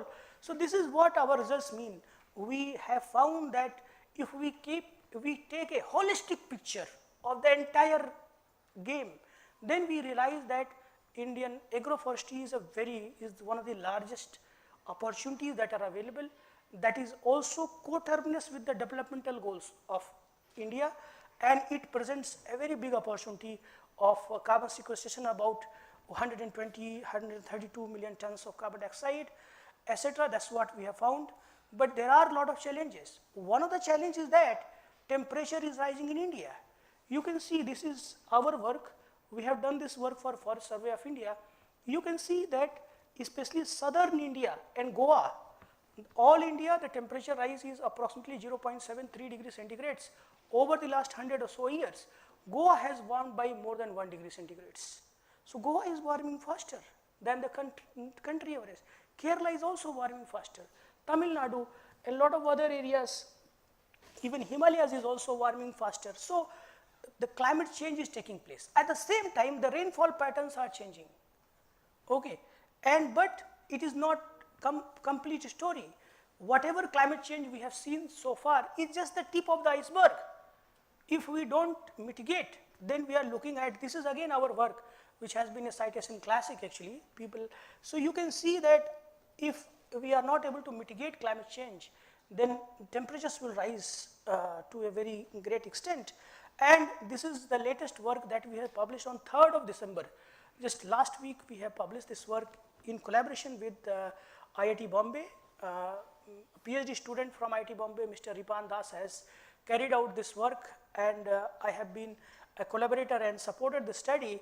So this study is the first evidence that shows that Indian forests are showing signs of like getting affected by climate change. Earlier, so far it was thought that as the carbon dioxide concentration in the atmosphere will increase, it will result into a carbon fertilization effect. So it will increase the net primary productivity, it will improve the vigority of forest. But right now it was happening. In fact, we have published a paper in 2013. That paper has used data from 1986 to 2006, and that paper has showed that net primary productivity in Indian forest is increasing at a high rate, and we all were very happy about it, that climate change is at least doing some good thing. But then now the latest paper that we have published is from year 2001 to 2019, and looks like there is a reversal of the thing that has happened. So we have investigated deeply into that, and we found that Western Ghats and northeastern India these are the two hot spots, and these hot spots are linked with the temperature rise that is happening here. So you can see in the Western Ghats, temperature rise has been normally higher than the average temperature rise, and this temperature rise is causing loss in the photosynthesis process, etc. As a result, warming inhibits increases in vegetation. So this is one of the challenges that is there, like that is upcoming. So we have a good sink here. We have a good carbon sink in the forests. However, this sink is being challenged by the rising temperatures. So we are chasing a moving target. We are not, the target is not static. So this is the challenge, key challenge. And then we have also identified policy challenges in terms of like all these things at the level of planning, at the level of implementation, and then after implementation what? So one of the key challenges is to identify what are the priority areas, which place is available for plantations. In the morning, Dr. Pradeep Sarmugdam sir was saying that somebody is looking at the plateau as a plantation thing. That's not a plantation thing, it's a very biodiversity rich area. But, so this is what is happening in the country actually. People are categorizing wastelands, grasslands are categorized as wastelands. People are going and planting trees there, that making holes, digging trenches, etc. That is causing irreversible loss to the, because grassland, the natural grassland is set with a very vigorous ecosystem. We should not disturb it.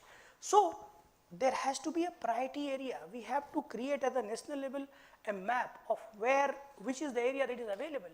So which can be taken as a guiding map for the people who are working on the ground. So this is one. So what are the priority areas and action that ensure environmental sustainability, biodiversity conservation, and human well-being? Human well-being is also one very aspect. Then at implementation, are technology packages available? Are technology packages accessible? And for example, early warning systems and those kind of things, these are technology packages. Forest fires are happening. Can we give early alerts for forest fires so that we can, and then is finance available? Is the finance accessible? Are policy measures required to implement things like protected area are in place? Because, so is the project implementation actually done? In many a times the project is implemented on ground. Now in the age of technology it is possible. We can track all the projects via GPS systems, etc. There has to be some automated platform where every single paisa that is going for plantations should be tracked, and so MRV is very important. Then what happens in the aftermath? For example, how does climate change, how climate change is interacting with the forest ecosystems, land use? You have planted trees, but how those trees are affecting the groundwater resources there, how the trees are affecting the livelihoods of the people. For example, I was just seeing a discussion in Goa. Some time back, acacia trees have been planted. Those are not, like people say that these are deserts for us. These are not giving anything. They're not harboring any bird species or even a langur. So people are, so these kind of things are important. What is happening in the aftermath? So in terms of, so probably as a result, we need to do to keep a long-term view, we need to do integrated assessment, modeling, etc., so that we can get an idea about what is there in the store in long term. And lastly, one last thing, in India, we do not have long-term monitoring plots. We do not know about how our forests are actually reacting to different things. There are only 37 or so plots available in the entire country. We are very proud to say that in Goa, we have established one plot with the support of Goa government and the forest department in Netravali. And, this plot is just new, two years plot. So we have very less amount of ground observations. People are talking based on satellite data. People are talking based on some models, etc. But probably that is not the right way of going. We need observations of data. These kind of data sets are very limited. So this is what I think I would like to limit myself here for time being. Thank you very much. Yeah.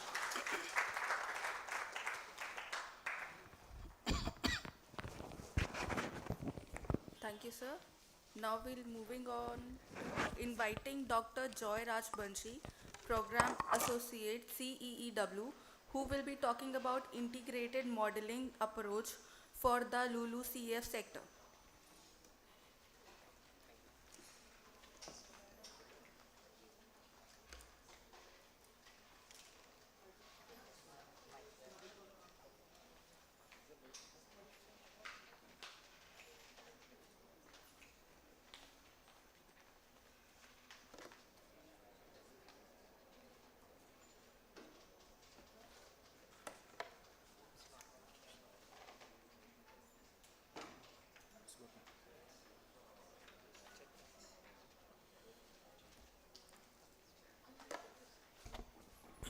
Thank you very much. So, good afternoon, everyone. Myself, Dr. Joy Rajbanshi, and I will be presenting the significance of land use sector for India's net zero target. So, before getting into the study, let me introduce our organization. So, we are CEW, which is Council on Energy, Environment and Water.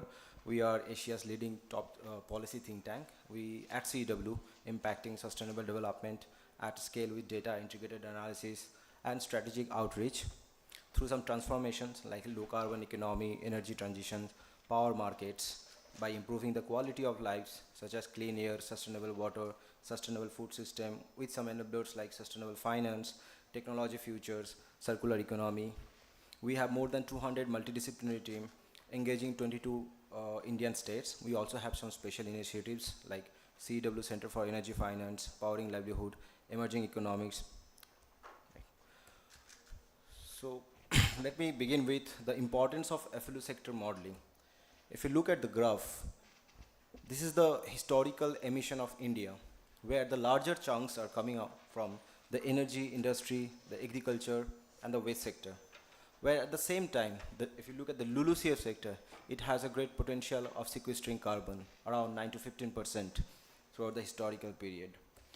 So if you look at the India's forest policy of 1988, which is to increase the India's forest cover to 33%, that means a minimum of 1/3 of the total land area should be under forest and tree cover area.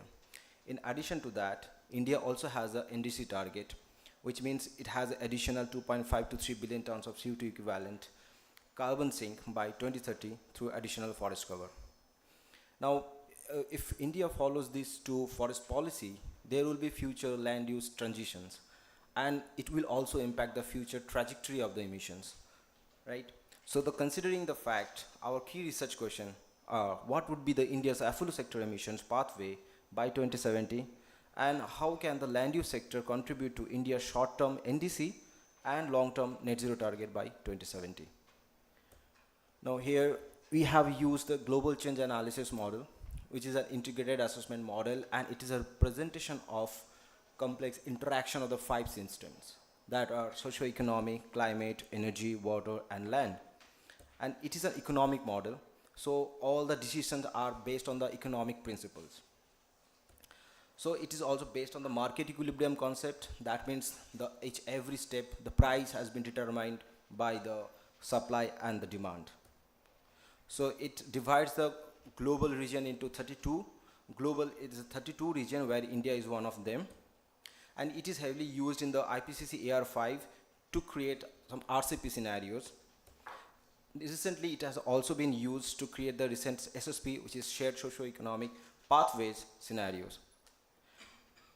These are some recent publications using this GCAM and some reputed journals. Now let's understand the land use sequestration process. As we know that the carbon is stored in the terrestrial 2 pools. One is the vegetative carbon and the second is soil carbon. In the vegetative carbon, the carbon stored in the above ground biomass, below ground biomass, litter and deadwood, whereas the soil holds the soil carbon. Apart from that, one of the important factors is the maturity age. The curve that you are seeing is the sigmoidal curve, which the trees actually follows these curves to sequester carbon. Now if you look at the different forest has a different maturity age. Say for example, the tropical deciduous forest, if you consider, it has a 35 years of maturity. Now when I say the maturity age, that means the time frame to require to saturate the carbon sequestration process of a particular forest. Similarly, if we look at the tropical rainforest, it has a higher maturity age, which is around 100 years. So during the initial period, the forest will sequester carbon at a very rapid rate, but when it gets matured, then the sequestration process will slow down. And this is a very important factor for sequestering carbon. Now let me brief you the framework or the methodological approach that we have considered. So we have particularly used the India-specific data to model, and we consider 3 more sectors here. One is land use, socio-economic, and energy.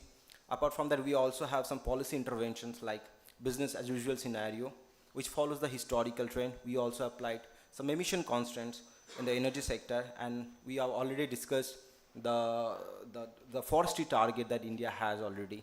So these policy interventions are fed into the model to see the future emission trajectory as well as the changes in the other attributes. These are some data sets that we have used in this model, and all the data sources are particularly from the Government of India sources. Now let's discuss the result.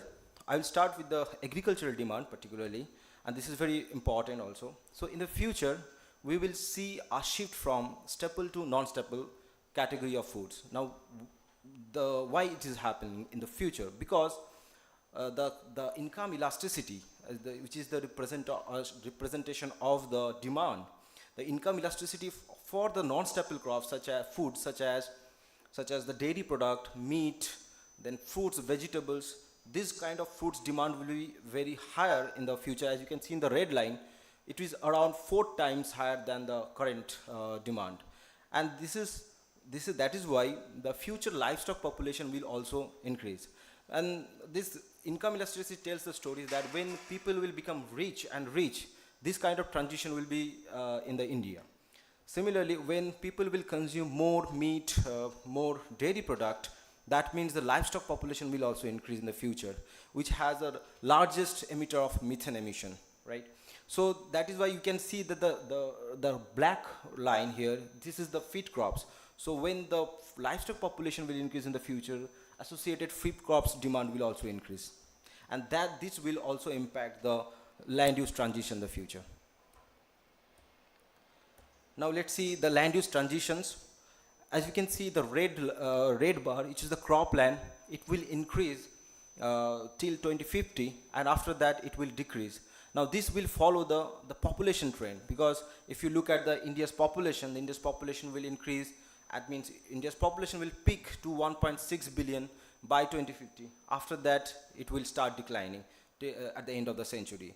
And this additional population by 2050 will create additional demand for food, which has to be supplied by the cropland by adding more croplands area, producing the food.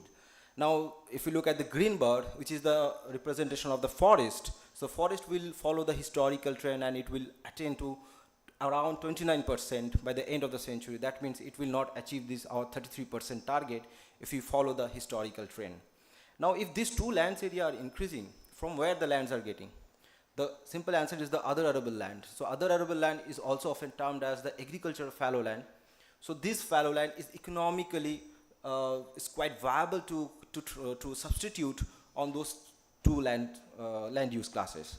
Therefore, most of the lands will come from the other arable land categories.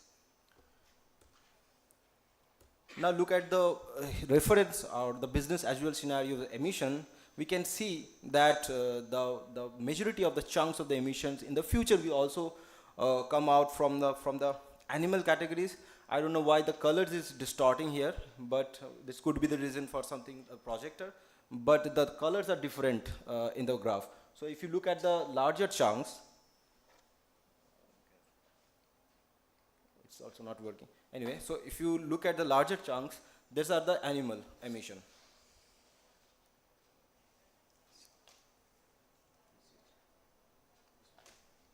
So yeah, if you look at these larger chunks, this is the animal categories, and it will be the largest contributor in the future as well in terms of the emission.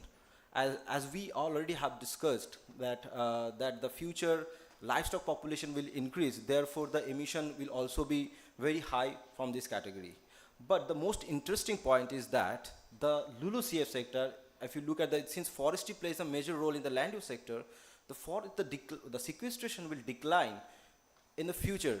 Now it's very and the reason is that currently India has around 80 million hectare of land, which is all the forests in those lands are already matured, right? And if we add say around 1.3 million hectare land additionally every year, that will not be enough. That means the declining rate of the sequestration of the existing forest land is very much higher than the additional land we are adding for the extra sequestration. Therefore, we will see a sharp declining of the sequestration in the LULUCF sector in the reference scenario, or you can say the business as usual scenario. Now, apart from the business as usual scenario, we have also considered two scenarios. One is the forest policy 2050 scenario. You can see the green color here. We assume that if the India achieve this forestry target of this increasing 33% target by 2050, after that there will be no afforestation. The second scenario is the forest policy 2070. Here we are assuming that the India will achieve this 33% target by 2070. After that there will be no afforestation.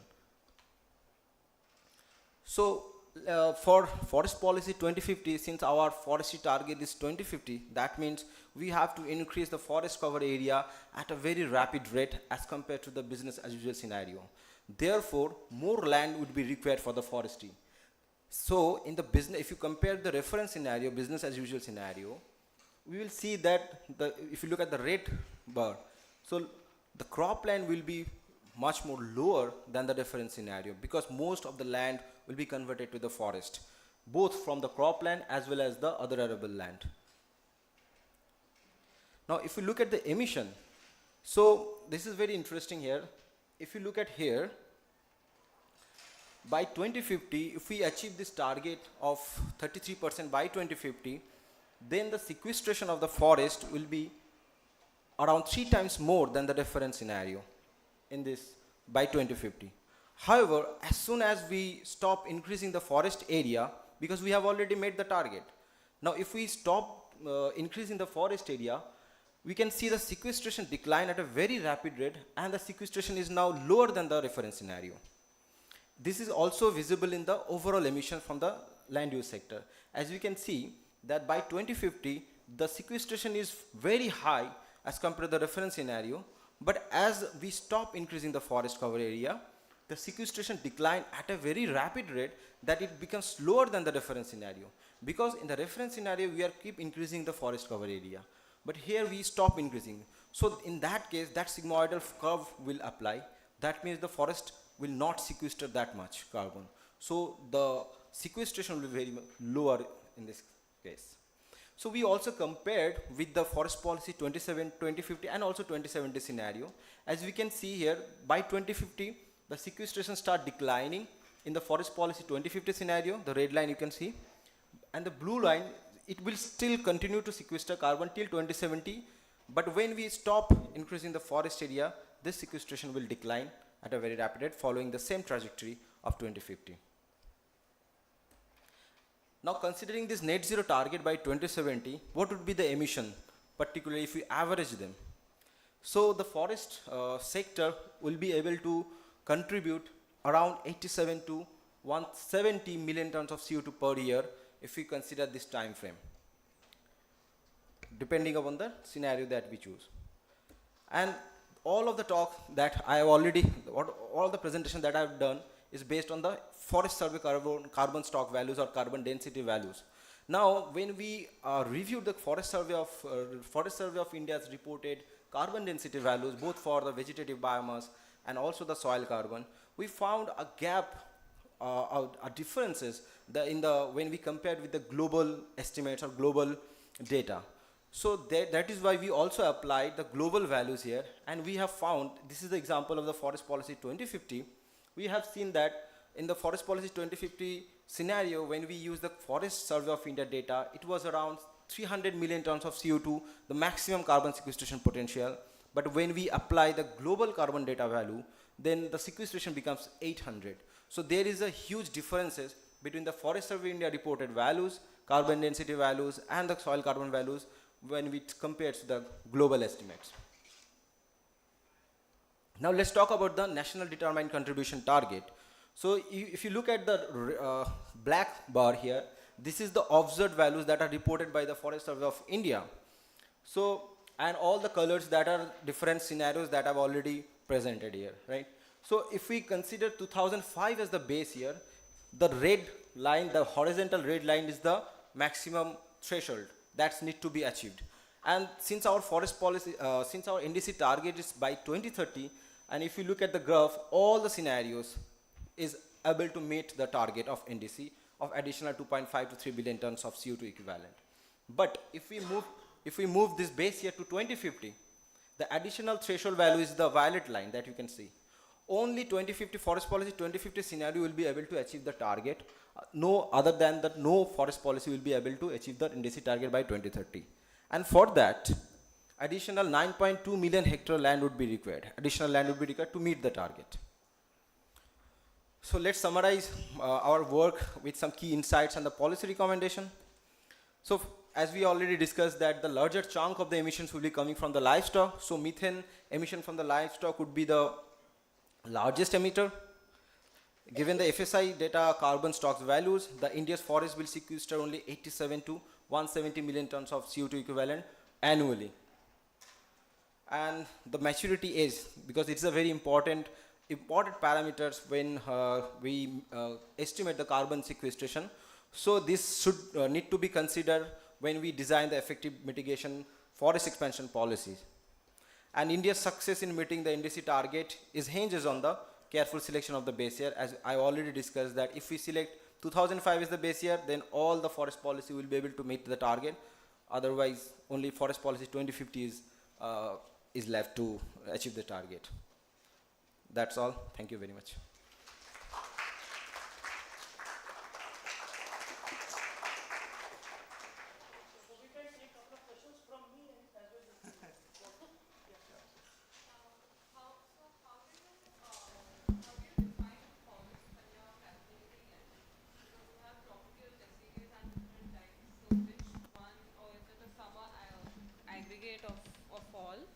And secondly, apart from forest, for example, wetlands also are carbon sinks.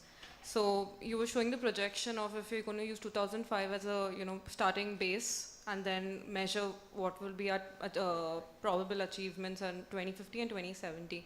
But if we add Ramsar sites, wetlands to that equation, would we be able to achieve these targets?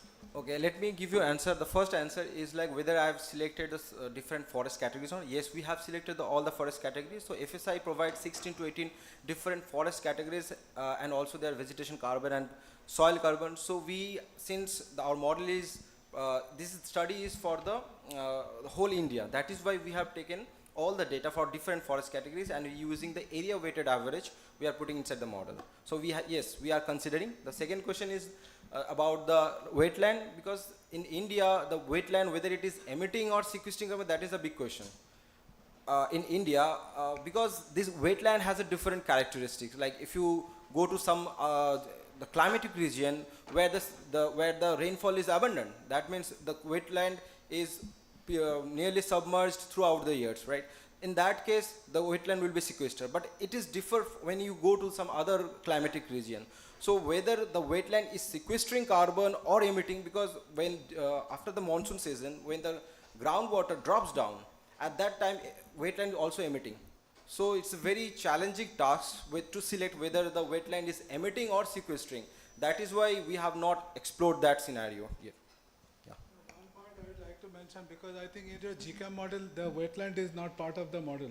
I think that is one of the reasons, and also none of the, only forest covered and the other land use is not the, like mangrove is not captured. In GCAM, I don't think that is part, right? Yeah, that's true that the GCAM does not have the wetland category, yes. But to somehow we can manage to implement different different categories inside the model. But yeah, there is no, absolutely right, there is no category in the wetland in the GCAM. So that is one of the reasons which doesn't get reflected if we use GCAM.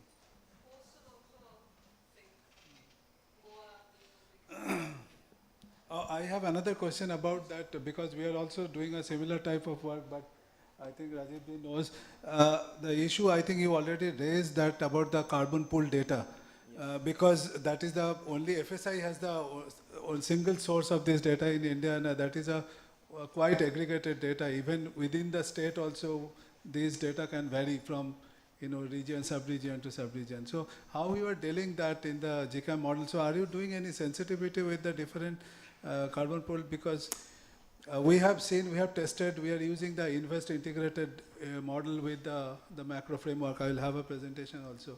So there also we are facing the same challenge, but I would like to hear that how you are dealing this issue in GCAM. Sure, you're right. So the graph that I presented, it's a application of, first of all, we collected different global level studies, and we collected the different vegetation carbon as well as the soil carbon data from the global studies. And then we fed those data inside the model to see how it is varies. And also one factor is the maturity age. So we also have applied different maturity age inside the model to see how it varies the carbon sequestration. Yes, we have done the sensitivity analysis, and that is the graph that shows, it is the presentation of the sensitivity analysis.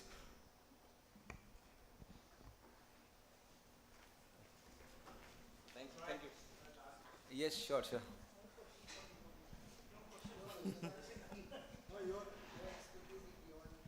That's a very detailed technical presentation, Joy, very insightful.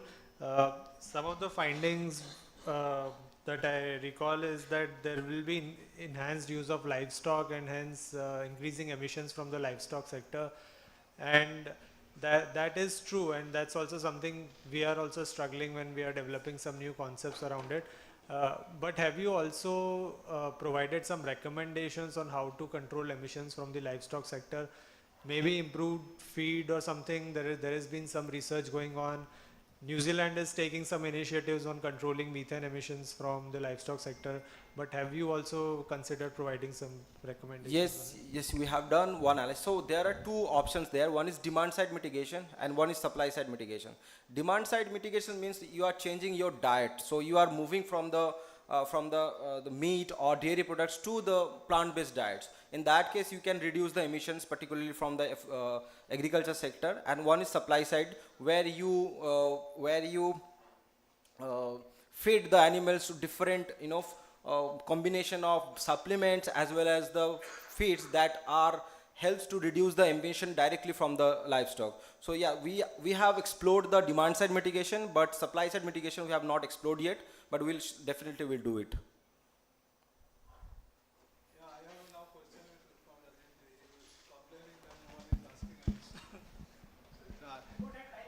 No, I'll just ask a very quick thing. So just I wanted to hear that you said that you showed a nice, the transition matrix, that how the different land use, I think that is true for your model also, this how this transition. So I'm just wondering that what are the factors that you have considered, that how this land use, what are the drivers of these changes?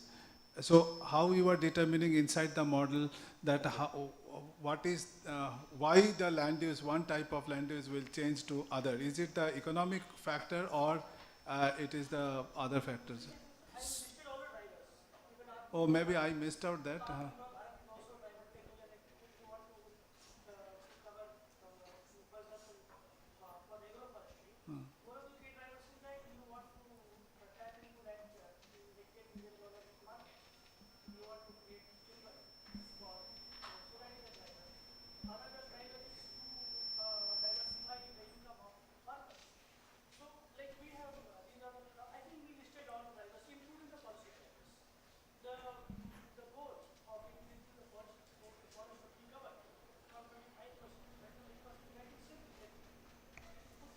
So are you using, my question is because there is also an existing model that's called the plus model. I don't know if you are aware of this model.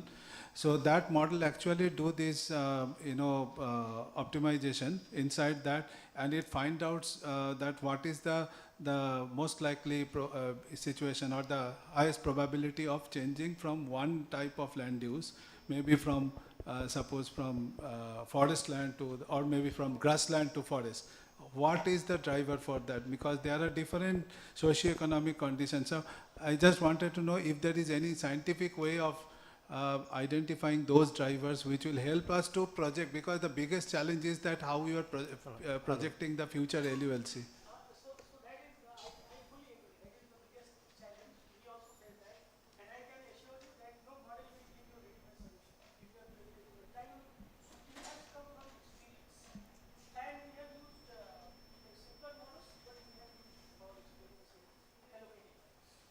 So it is just a user-defined allocation.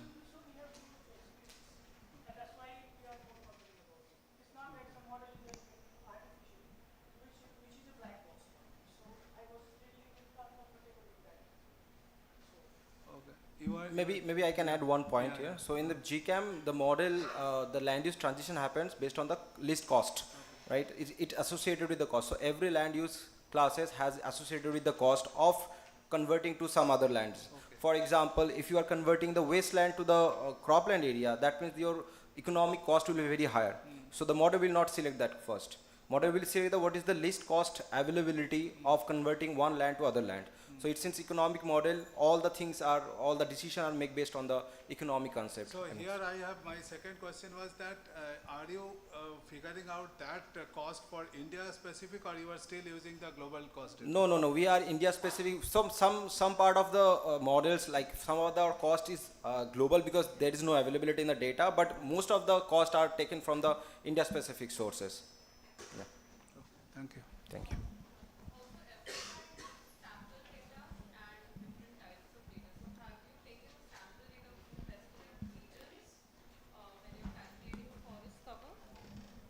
Are you taking sample data of specific regions when you are putting it in your model? Because FSI also is not, it's not like a census data. They also take sample sizes from different pockets. No, we are not taking the samples, but we are taking directly from what FSI is reported in their report. So it is the different forest categories wise, like 16 to 18 forest types they have mentioned. So we have taken the data from the forest. Okay, I'll ask you more questions later maybe. Thank you very much.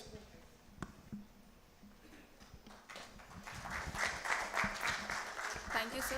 I would like to request Professor Rajiv to present a hamper to Joy, sir.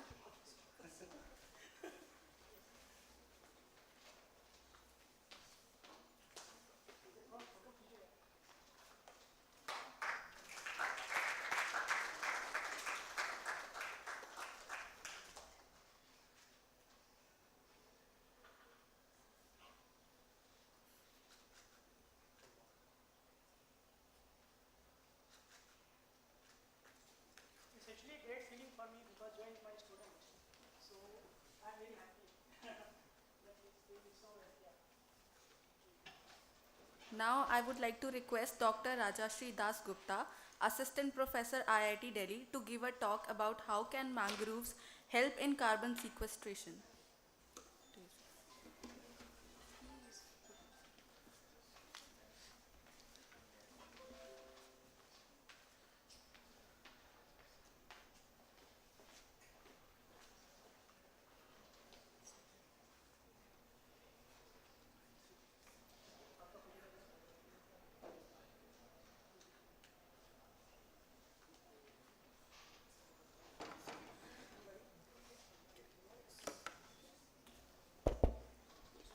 Hello.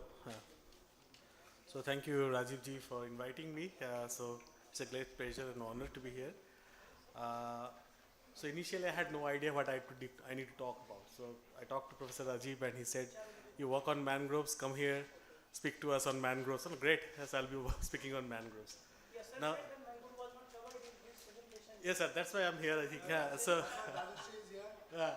so, the good news is that I'll be talking on some mangroves and mangrove ecosystem services. The bad news is I'm bad in numbers. So you have all learned about numbers. So all graphs, beautiful looking graphs. Now imagine you are a policy planner. Imagine you are a forester. Tomorrow I come to you with all these figures. Well, sir, this is the figure. This is what India needs to achieve. Your question is, what should I do? So tell me, what should I do? So go, sir, go and plant.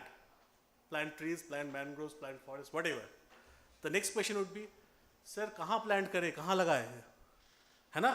So those questions are pretty important. And what I found working with different forest groups, NGOs, foresters, last time coming from Pichavaram, actually day before yesterday I was in Pichavaram. So they have one problem, which is they want to know what should be done at their level, at the local level.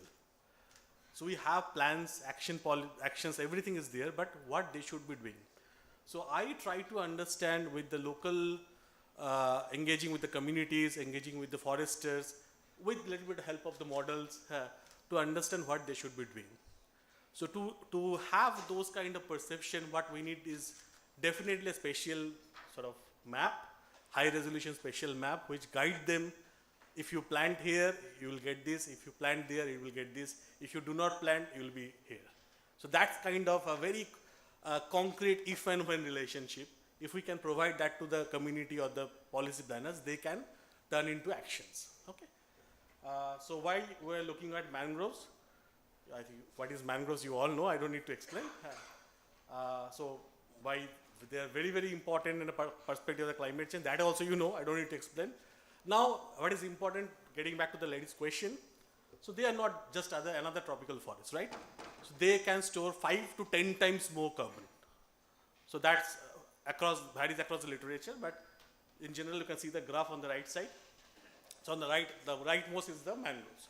So which means, you can ask me a question, so the mangroves we have around in India 6,000, close to 5,000 square kilometer mangroves. Our target is to make it 6,000 square kilometer. So it's very small, it's 0.15% or even less than the entire country's area. Why do we require this? Why do we need to concern about mangroves? Why not just bracket it under any other forest? The reason being if we have 1 hectare of mangroves, the services we get is equal to 10 hectares of mangroves. And not just this, because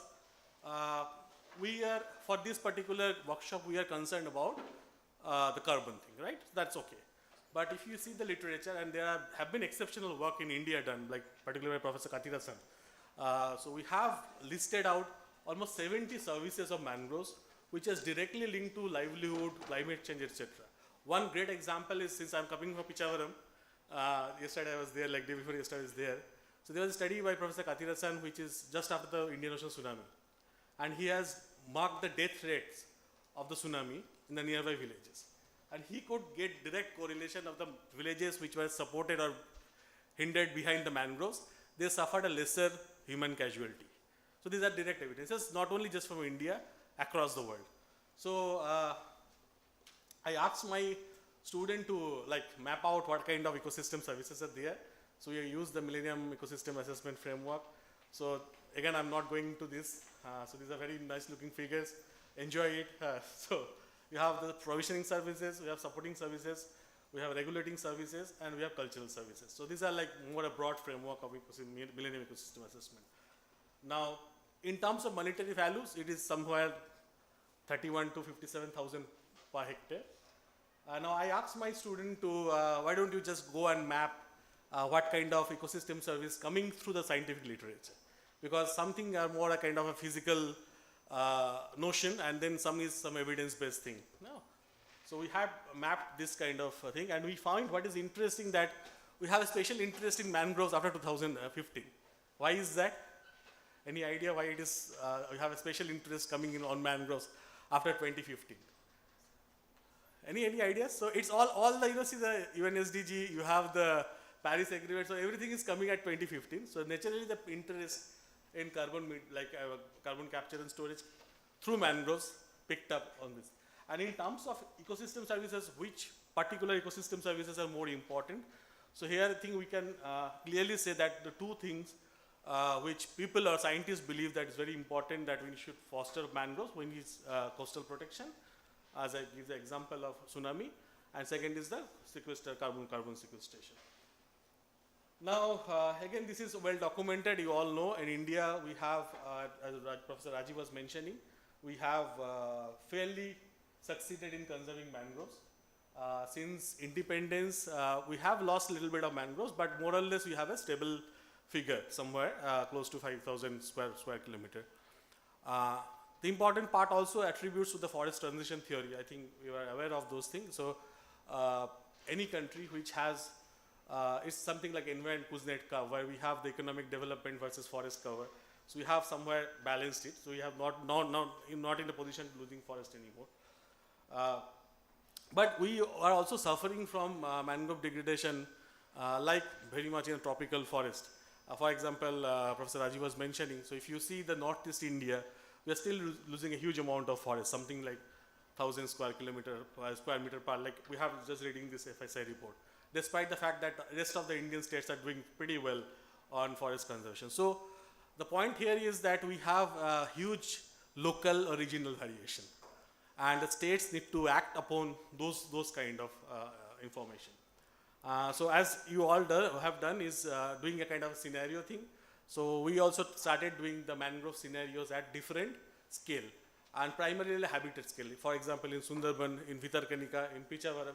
So we are running local scale scenarios, trying to understand the locally important drivers which are actually changing the landscape over there, and trying to understand what are the policies or measures the foresters can take. For example, if there is a plantation plan available or not. I can give you an example. I'll be showing some example here. Okay, so where to build scenarios. So I think all you know the scenarios, what is scenario, what we can use. But my important take here is that it's important for, we can have several verticals of scenarios. I believe the national scale scenarios are pretty important for target setting, which is you are doing. Most of the my previous speakers were doing. But it's also important in terms of implementation part, we develop local scale scenarios, and very narrow scenarios, and which are more action oriented scenarios. Okay, and so we took an approach which is called a story and simulation approach. I think some of you must have heard about it, story and simulation approach. So it is actually the Millennium Ecosystem Assessment referred kind of this method. So best part is like you need your creative imagination to do this scenario thing. So first you need to develop a storyline, and the storyline goes like, how do you envision the future? And we all start with the stakeholder workshop, where we collect information from various stakeholders, including the foresters, local people, different mangrove. For my case, different mangrove, even mangrove has a very drastic, different interest stakeholder groups, and try to understand how they perceive the changes, how they perceive the forest. So we build a storyline. And after build the driver and build a storyline, after categorizing the driver, we select a couple of most influential drivers, which we believe are through some kind of Delphi or some other processes. We believe that these drivers are going to change the local scale forest, etc. So we do the simulation based on those. And so it's very kind of integrated process of having a storyline on board and then simulating model. This model can be a spatial model, can be non-spatial model, but storyline is pretty important here. So I can quickly get a glimpse of what we did is, it's a study published in, I forgot the year, 2020 possibly. It's on Sundarban mangroves. So we started to working on this to understand the future extent of mangroves over there, what kind of drivers are locally important, and to simulate that for 2030, what would be the extent of mangroves. So those are the key research questions were there. And we have adopted the same story and simulation approach, where first we engage the local foresters from the state department, like state forest department, as well as different other stakeholders, including NGOs. So we wanted to make sure that nobody quarrels that this, my views were not taken. So yeah, everybody's views were taken. And then we came up, I'm sort of summing up, we came up to the most important drivers. This is basically a two-axis method we have applied here. So one, you can see that the people of the forest, including the local people, they mentioned that we have two important issues. One is the connectivity, because we are very remote, people cannot come here, so our products cannot reach the market. So we have a which was taken. And second is our approach to mangrove conservation. So far, we have been very reactive. If somebody enters the forest, we try to kind of control it, try to manage it. We have some penalty mechanism and all this. So we have created based on this. So you can see on the x-axis, we have on the right hand side, you have the improved connectivity, continued isolation, which is current, more or less you can see that reactive conservation and continued isolation, that gives you a business as well. So we can take that this is the current situation. And then we had 4 alternative scenarios. The best scenario is possibly the improved connectivity, as well as you have a very proactive conservation. So people come, ecotourism flourishes, and we have actually developed a long list of tables. Most of them are spatial indicators, like how these effects are taking place. For example, I will create 10 resorts. I will create a small eco park here, here, here. So those maps were given, so those were digitized, a little bit painstaking process, trying to understand how these scenarios actually reflect on the papers. And then we had another scenario of Delta Republic. So and for this, we used a past to present land change models, which is with 26 and 2016. And then we try model all the transition using, I'm not going to the modeling part of it, so it is we have used the land change modeler, the data set, on world data set. And the result looks somehow like this. So it's for 2030 and 2050. So 2050 was some erroneous result because of some kind of sea level rise effect, which is not properly modeled in that. So it is overall that we found out where the new aquaculture ponds might come up, where the new facilities might come up, what are the future extent of mangroves. So these are like we have tried to map out the entire extent of mangroves, how much is the percentage of, again not going into the numbers, but we could give the local forester, see here you can plant, here you can actually make new plantations, here is the highest possibility of losing mangroves. So if you are targeting somewhere a green scenario, you can invest on or you can take measures on those things. So similar exercise we have done in Vitarkanika. So you can see that we had developed 3-4 alternative scenarios. Again, the same procedure, we have engaged the local foresters, local communities, and trying to develop the local storyline. And also we have assessed the different potential ecosystem service potential across scenarios. For example, we calculated the blue carbon scenarios like nitrogen retention, phosphorus retention, sediment export. So these are basically modeling outputs, but we have tried to capture which scenario is giving you the highest number of ecosystem services. Okay. Most importantly, we are also working on something is how to manage the entire socio-ecological system. Because we understand it doesn't require rocket science to say that mangroves are pretty important. It should be increased at any cost. And it's applicable to any other forest. It should be increased, and we should integrate and incorporate. In fact, National Green Mission, they have already earmarked that we have to increase 1,000 square kilometer of mangroves by 2050, I guess. Anyway, so but how to do it? How to do it is a very important question, and that question is possibly require a more socio-ecological solution rather than just technical solution. And for socio-ecological solution, we need to work with the main stakeholders.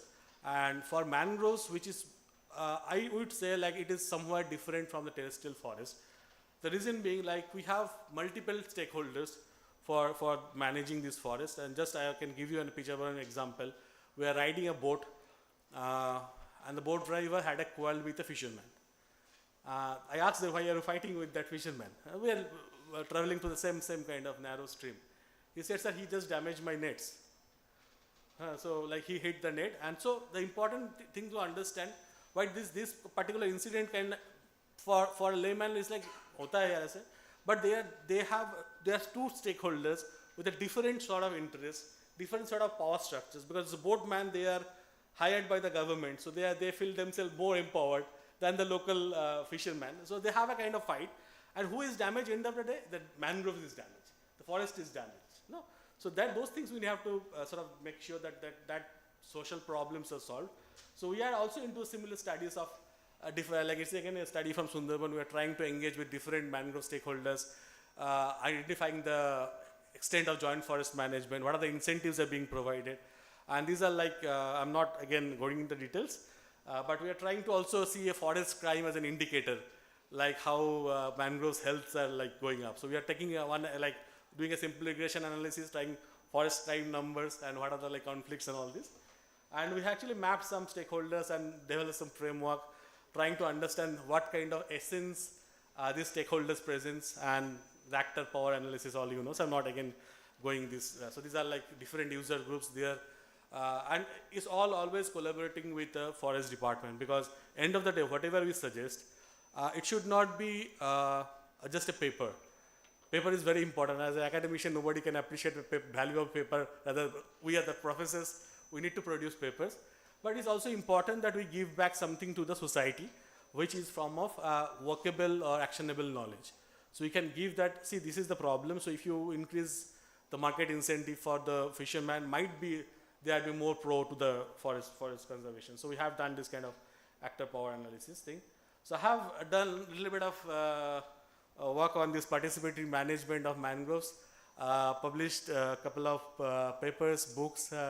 So if you are interested, you're welcome to have a look at those kind of publications. Thank you very much. I would like to have questions if you have one. So we can have some questions, because mangrove is, in Goa we have a lot of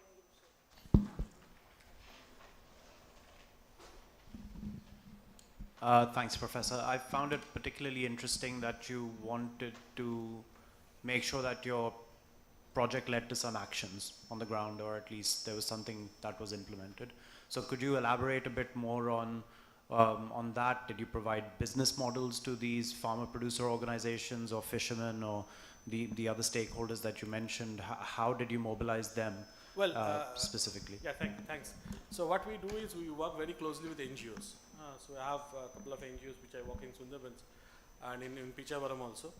So what we do is, like, for example, we develop a model and we try to scale it to the NGOs.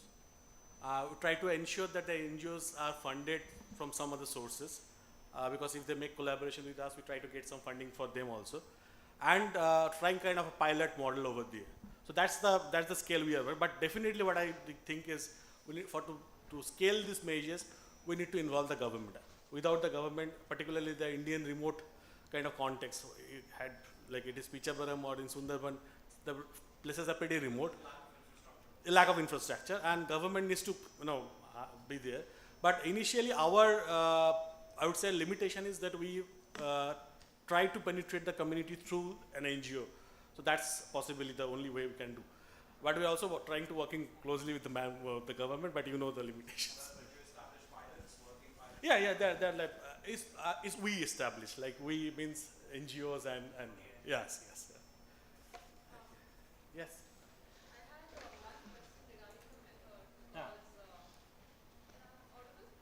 Yes, I can see, I can hear you. So we used the millennial ecosystem assessment method recently for measuring the economic values of a coast in millennium, in fact, in Trivandrum. And one of the challenges was the creativity, because we are projecting that this is probably what we can use this ecosystem for, like say carbon sequestration, but what if it's not the right one, because it's purely based on different methods that influential drivers that you mentioned. So just maybe a bit on that. Yeah, so you finished? Yeah. So I first of all I agree with that, the perception of ecosystem services is in fact if you if you are following the IPBS connotations, they are challenging the very concept of ecosystem services. They are saying that ecosystem services are two economic concept which doesn't hold true. And we have to change it to a nature's contribution to people, which is a bilateral, like a two-way concept, and with something called the relational values inbuilt in that. Getting aside the academic debate, yes, it is problem particularly if you ask a fisherman, he will possibly only identify the fishing coming from mangroves. Mangroves are only important from the fishing perspective. I think that's where a trained researcher's role is very important. He needs to, and what we all call in the ecosystem service arena is that synergies and trade-offs. For example, when we build a scenario, so what's our objective? Our objective is to optimize the synergies and trade-offs. So we know that if we increase, say forget about mangroves, if we increase the food production services, extensive agriculture, so we know that we have to produce food. So definitely one ecosystem service which is producing food goes up, but contrary, we may lose the water recharge, we may lose some forests, we may lose some biodiversity. These are the trade-offs. So I think somewhere a trained researcher's insight is important to understand the synergies and trade-offs.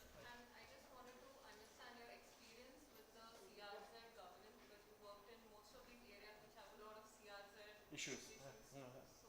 Recently, I just give a like funny example. So, one of my students, she is working on coastal zone regulations thing. So, yes, okay. Just a quick. So she was actually working on this marking the illegal non-compliant construction across the Odisha coast. We had developed some algorithm to map all those things. It come down to 90% is illegal construction as for the CSS. So you can't help it, just accept it and try to no, not more. इससे ज़्यादा नहीं है तो उस type का like you don't actually you can't help it. Anyway, thank you so much. Yeah, thank you so much.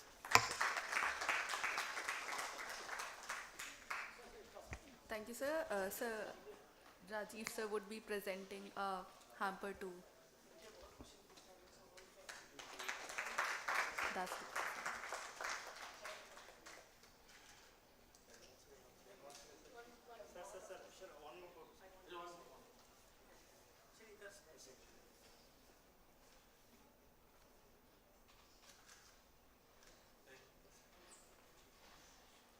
Moving on, I would like to request Mr. Anindya Bhattacharya, Executive Director Celestial Earth, to talk about net zero strategy for Goa with focus on forest sector.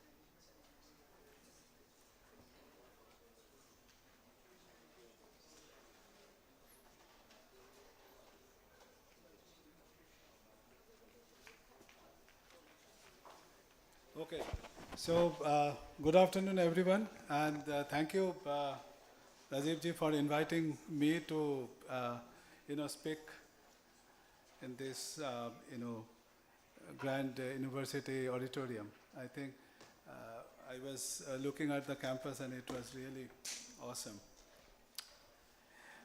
Anyway, so let me just give you the quick background. So what we do, we are a research institute based in New Delhi, close to New Delhi. We are actually located in Gurgaon. And we do work in the area of climate change and sustainable development. And our core fundamental strength of work is systems modeling. So we use integrated systems modeling tool to do different kind of the similar type of work what you have been listening since morning. So, but we use integrated the modeling platform, which integrates the economic model with the energy systems model, with also the land use, land cover change model, and also the power system model altogether. So there are 4 different models are integrated into one single platform, and we do this assessment. Now today what I'm going to talk about is that we recently completed, and this is one of our flagship project that we have done for the state of Goa, and that is perhaps most relevant for this discussion here, that we have recently completed and submitted this report, which got published and accepted by Government of Goa. I don't know how many of you are aware, in July this year, in G20 Energy Ministerial Summit, Government of Goa adopted the Clean Energy Roadmap of Goa and the pathway to net zero by 2050. So this was the work that we have done for the state of Goa, and now as a follow-up, now we are moving more towards the implementation. So I think we have also discussing that, okay, there are so many discussions, so many policies, so many proposals, but what is the plan of implementation? I think that is very important, and that is where we are now coming in. We are working, we are still continuing to, we are working with Government of Goa to help that to implement the recommendations and the plans that we have mentioned in the document gets implemented on ground. And one of the major areas for that is that to see that how the state of Goa can take the advantage of its huge natural resources. As you know, Goa, today morning you have heard from PCCF sir and also Pradeep ji from Biodiversity Board that Goa is relatively enriched in forest cover compared to the other states of this country. But how much that natural resource is going to give the benefit to the state in terms of conservation activity and providing the necessary finance, that is the question. So that is where we are now helping the state of Goa with the support of World Bank, and eventually if everything goes well within a year's time, the Goa will be the first state to have a blended climate finance facility, which will be up and functioning in the state, and there will be there will be 1 or 2, I think, departments who will be the coordinating department to mobilize and operate this fund. The purpose of this fund would be to take the to provide the necessary seed funding, R&D funding, or even the pilot funding for different renewable energy, kind of nature-based solution programs, which will ultimately, overarching way, help the state to achieve the net zero target which has been adopted. Because now, once it is passed in the assembly last session, it is now the binding commitment of the state to comply with whatever the targets mentioned in the Clean Energy Action Plan 2023, Government of Goa. So I will take you through some of the slides some of the assessment that we have done, and also I would like to discuss and tell you that how the different, or the modern technology should be adopted for the state of Goa to basically put everything on ground, because theoretical discussion is enough for this country. We know we have produced enough policy, we have produced enough materials, but very few things has been implemented on ground. So I'll try to touch upon that. But I will try to give you a very, kind of basic but interesting facts for the state of Goa. I don't know if you are all studying in Goa. Some of you are from Goa, but most of you may be from outside of the state, but you should know, I'm talking especially to the students. This state is one of the smallest states in the country, but this state is very unique in terms of different type of consumption. So per capita income of this state is 3.5 times higher than the national average. Second is the 4.5 times higher the car density that is there in this state. And you will be surprised to know Goa is the 15th most, the 15th country in the world having the highest number of ownership of car. So this is world ranking 15, Goa.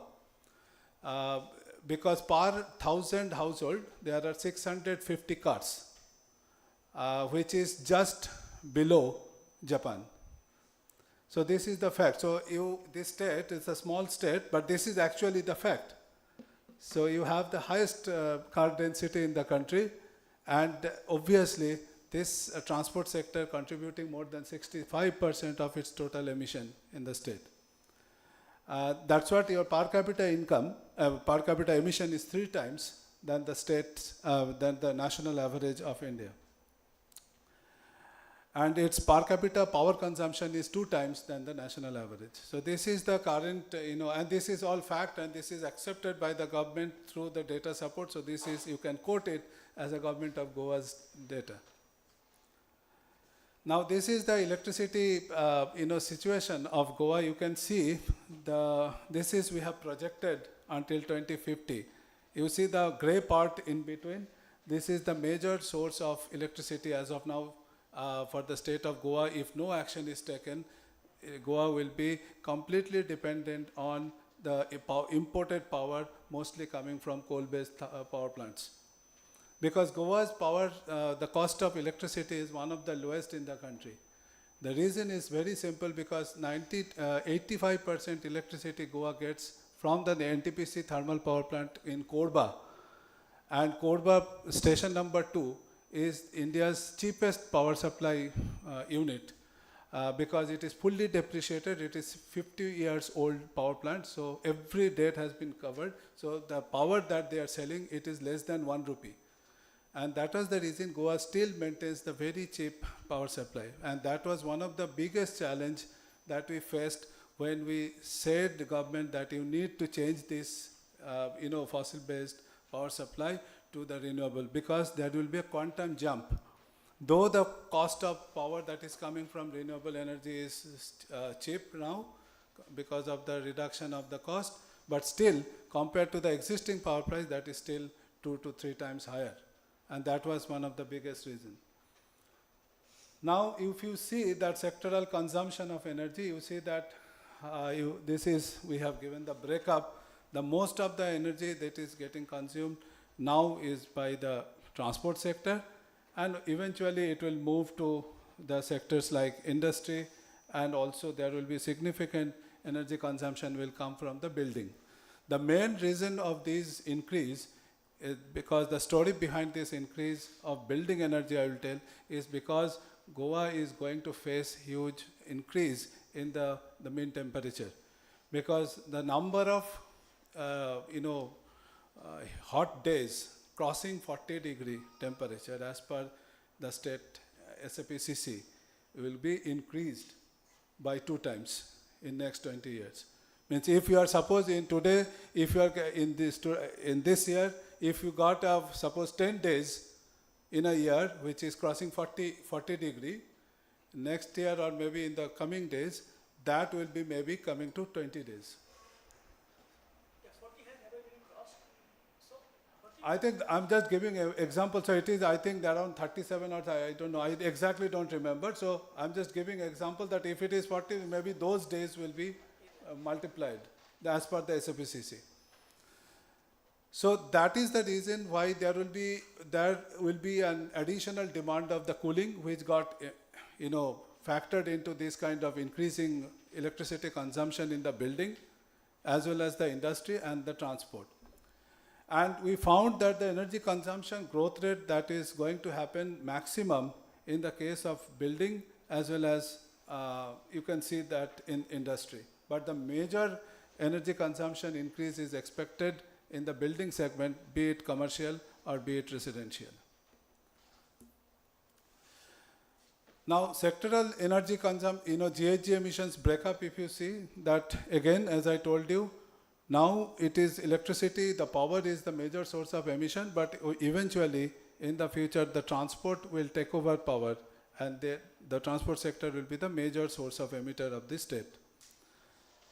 Now if we continue like this, this is the projected GHG emissions of the state from now until 2050. So currently that is the total emissions that is happening in the state is around 5 million ton CO2 equivalent.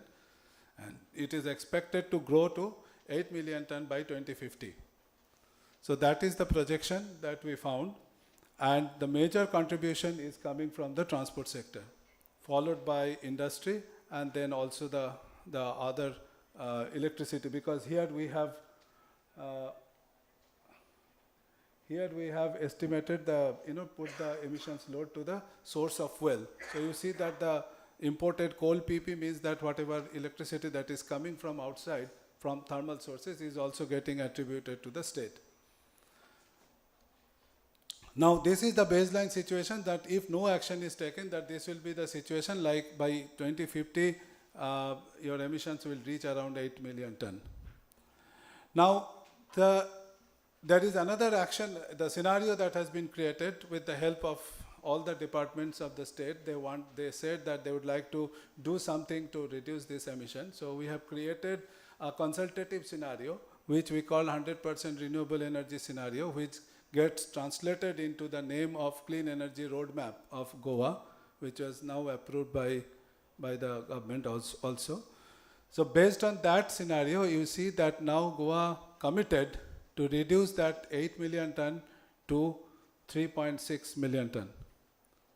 So this is the reduction through the different mechanism, through different policies. I'm not going into the detail of that, because this is quite detailed and this is all publicly available in the website of the government of Goa. You can go and download and you can check what are the different activities has been identified to reduce it. But my whole point is that in spite of, and in that case, what the situation is that Goa is expected to move towards 100% renewable energy based supply system, wherever is possible. But in spite of that, there are still 3.6 million ton of residual emission will be there in the system. And which is the main contributor of this? The transport is the main contributor, because there are certain things which cannot be. So this is the hard to abate sector, where you cannot abate these emissions at all in the near future. Otherwise, it will be very, very expensive. So this is one like the 3.6 million tons. So now the question is coming. Now that is the second phase. Now we are now working with the government. They have asked us to investigate that what are the sources of, what are the arms and ammunition the state has through the natural process, that this 3.6 can be compensated. Now the only option remains with the state is to see and investigate what is the natural resources, what are the the contribution of these resources. So we have to see that whether this forest can contribute to this little bit, whether the wetland can contribute to this, whether the mangrove can contribute to this. And in spite of that, we may have to explore the option of carbon credits, like the state can go for getting the carbon credits or green credits from the market to do this offsetting. So this is where we are now working. The result is still awaited, but I will tell you I'll give you some idea of where the situation is leading towards.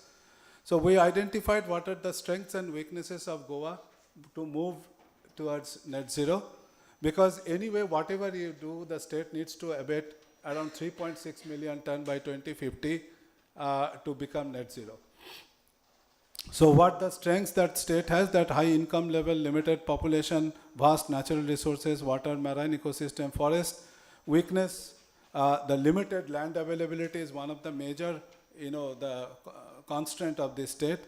Also limited state-owned renewable energy potential. State has to depend on import, high fossil fuel use. Opportunity that the state has, that state government, political will, limited investment lock-in, and opportunity for existing PPA turnaround. So what does this mean? Because we have also found that Goa Electricity Department has huge, lined up PPA, which are going to be expired in next 5 years. And they have a huge opportunity now to convert those PPAs, existing thermal power PPAs, to the renewable energy. So we have already recommended the Electricity Department to start, converting that existing PPAs with the NTPC thermal power plants to the, renewable energy, the battery integrated solar or the hybrid systems or something like that. So there is already a plan given. So this is one opportunity. And threat is increasing cost of fossil fuel and climate vulnerability, because every day situation is changing. So today and tomorrow are quite different. Basically, I think the goal, the goalposts are actually shifting from here to here. So today you are targeting this direction, it may shift tomorrow in the other direction. So you have to be very, very careful and vigilant, and continuous monitoring is very, very important. And there the solutions we are proposing now. So basically, Goa needs a portfolio of carbon sequestration which should include wetland, river, ocean, mangroves. So specific trade-off is required between natural sequestration, mechanical sequestration, and carbon offsets or carbon credits. An optimal portfolio of carbon sequestration needs to be structured. So that is exactly now we are doing. We have developed a mathematical model to identify this optimal, the carbon sequestration potential, the portfolio for the state, which can deliver this net zero target other than mitigations, other than the energy sector, that how best this optimization can, the optimal portfolio can provide this necessary net zero target in the near future. That's what we are working. So now I'm just showing you a couple of things that what we are considering in this assessment.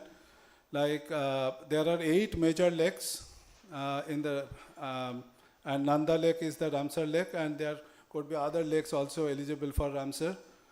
Total area estimated is around 68 hectare, means 0.68 square kilometer. Other lakes and ponds around 4.3 square kilometer. Currently, mangrove recorded is around 27 square kilometer, but Pollution Control Board says it is around 46 square kilometer already. But the problem is those mangroves grew in the private land. Now, whether that can be considered as a state property and can be considered as a source of sequestration, that needs to be figured out. But at least 27 is a fixed number, which is under government land. Then seagrass, which is also part of the blue carbon, not much in Goa, it is less than a square kilometer.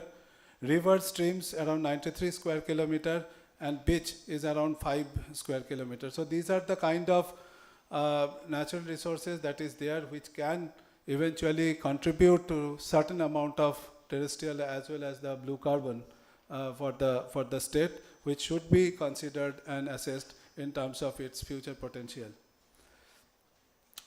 This is the current LULC. I don't think it needs to be, because this is all government and FSI data.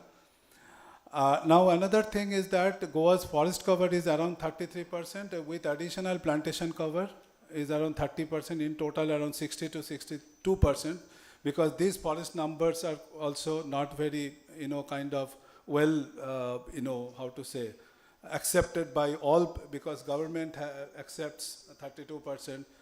FSI data shows if you add VDF, means the very dense forest, medium dense forest and open forest, that can go up to 60-62%. So as per FSI report 2021, forest cover stores around 23 to 25 million ton of CO2. I forgot to put, I just mentioned C, but it should be read as CO2. And state has around 46 square kilometer of mangrove. Again, the current record shows 27 square kilometer. State has 383 identified wetlands. Additionally, 167 wetlands with total area of 2.25 hectares have been identified. Around less than 1 square kilometer area of seagrass is existing in the state. So we are now, why I am showing these numbers, because we are estimating the total sequestration potential from these sources, which are legitimate, but we are also talking to the government, and also Rajivji, I'll come back to you. We had a discussion with the forest department, and I need to sit with you on these numbers also. So to confirm that what are the existing resources that state has, and how this can contribute to the total emissions reduction. Now, we did a quick assessment, like we had just used the RCP 4.2 SSP2 scenario to see that under this scenario, how the future sequestration will look like. We found that by 2050, under RCP 4.2 and SSP2, the Goa might release 1.9 1.9 million ton of carbon in the atmosphere from now until 2050. But we are still doing the other assessment, which I cannot show because we have also done our assessment through our own image analysis and all. That I refrain from showing it at this moment because unless I get the approval, I cannot show it publicly. But we are trying to do something. Now, this is our comprehensive idea for the state of Goa. We are integrating the sink to the emissions as well as the economy put together to understand that how all these three things can come into the same platform for sustainable future of Goa. Now, my presentation ends here, but I will also continue for 1 or 2 minutes to explain you that how this whole point can be brought into the reality, because also we are discussing with the government of Goa that how the different technologies can be brought into the MRV system, because this is very important when we are talking about forest conservation, we are talking about mangrove wetland conservation, because as you know, the mangrove and wetlands both are now have a special program under MOEFCC, mangrove called the MISTI program and the Amrit Dharobar program of wetland. So these are all the sources of funding, but for that it is very important that how important the conservation activities are transparent, how it is can be sourced.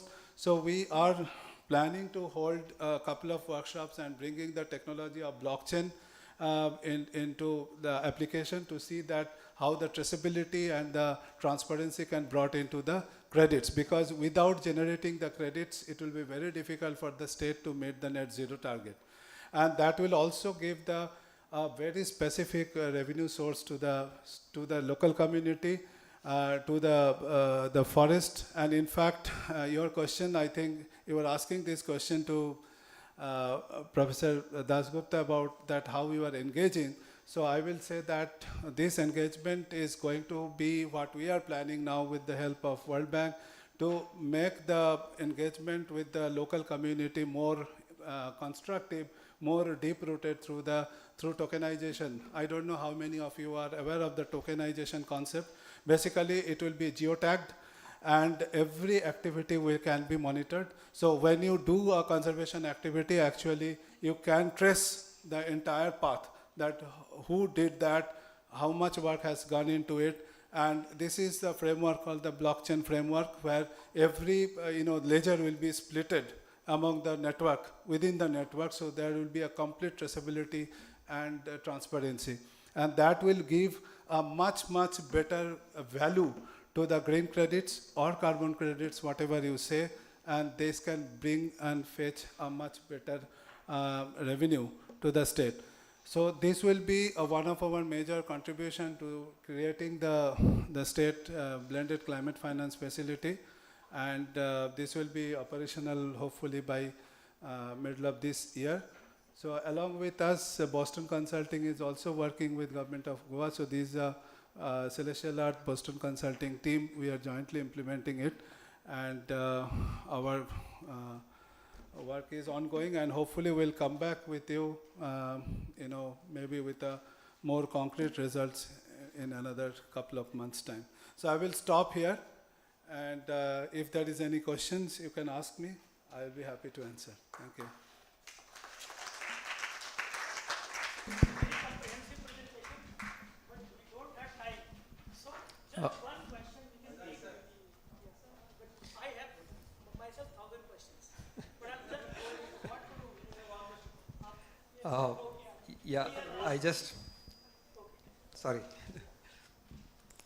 Thank you for the wonderful presentation. I wanted to ask about the blue carbon data that you showed. So are these standard, values that are assigned for each of these, blue spaces that I call them? Or is this something that one has to really look at studying and understanding what those real values are? I didn't show any value. I just showed how many areas that we have captured in our analysis. Like okay. How many, because there are thousands of small, big wetlands. So we have considered the major 8 wetlands which are big enough to do this. So that's what I have given the numbers, that how many wetlands, how many areas of mangrove, we are considering it. Okay. So we are now putting that into our model. We are using the invest model, which is the open source, very, I think, popular model. We are not using any sophisticated model, but we are creating the different land use, land cover change scenario through another model called plus model, where we are using optimization to see that how the future, we are creating three scenarios. One is sustainable development scenario, one is economic development scenario, and the third one is the environmental protection scenario. To see that under these three different scenarios, how this land use, land cover change is going to be impacted in the future for the state of Goa, and how that is going to contribute to the emissions, the carbon sequestration through these ecosystems. Okay. That is Thank you. ask, I can hear you.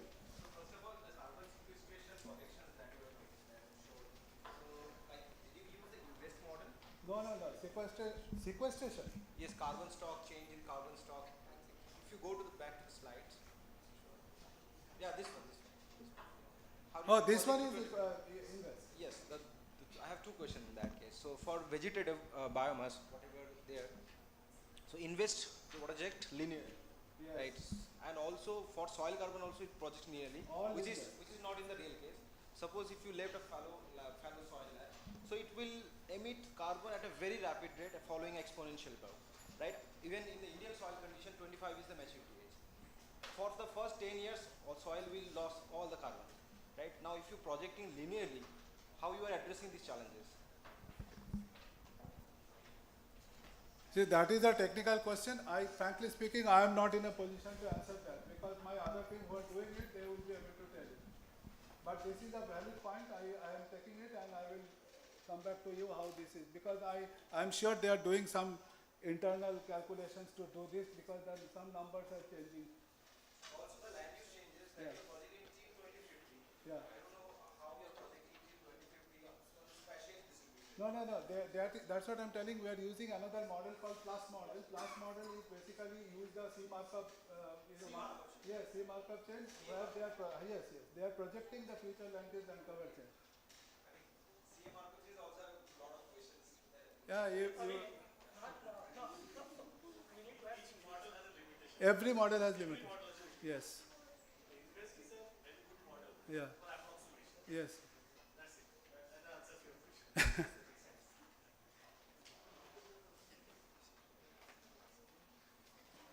Okay, thank you.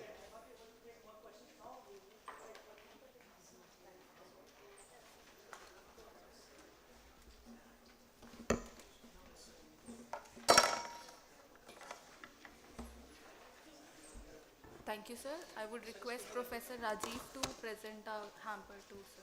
Thank you, sir. Excellent presentation.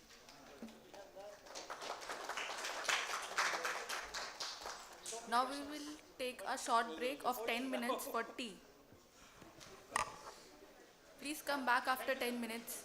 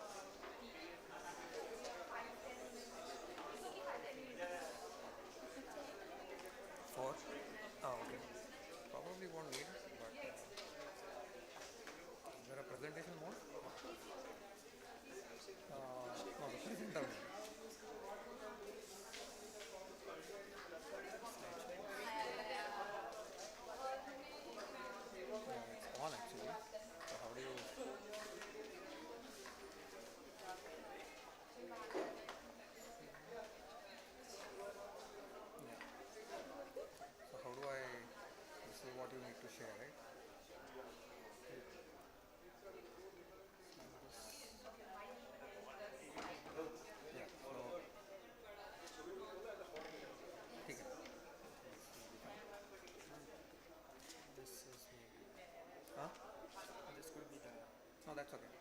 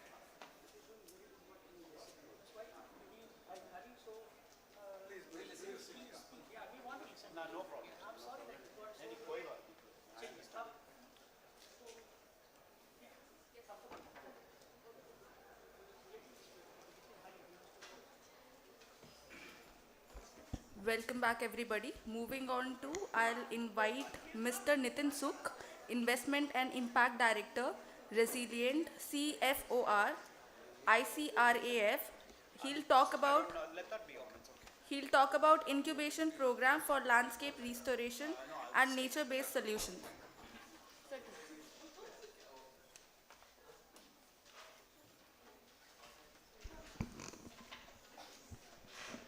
Hi, good afternoon, everyone.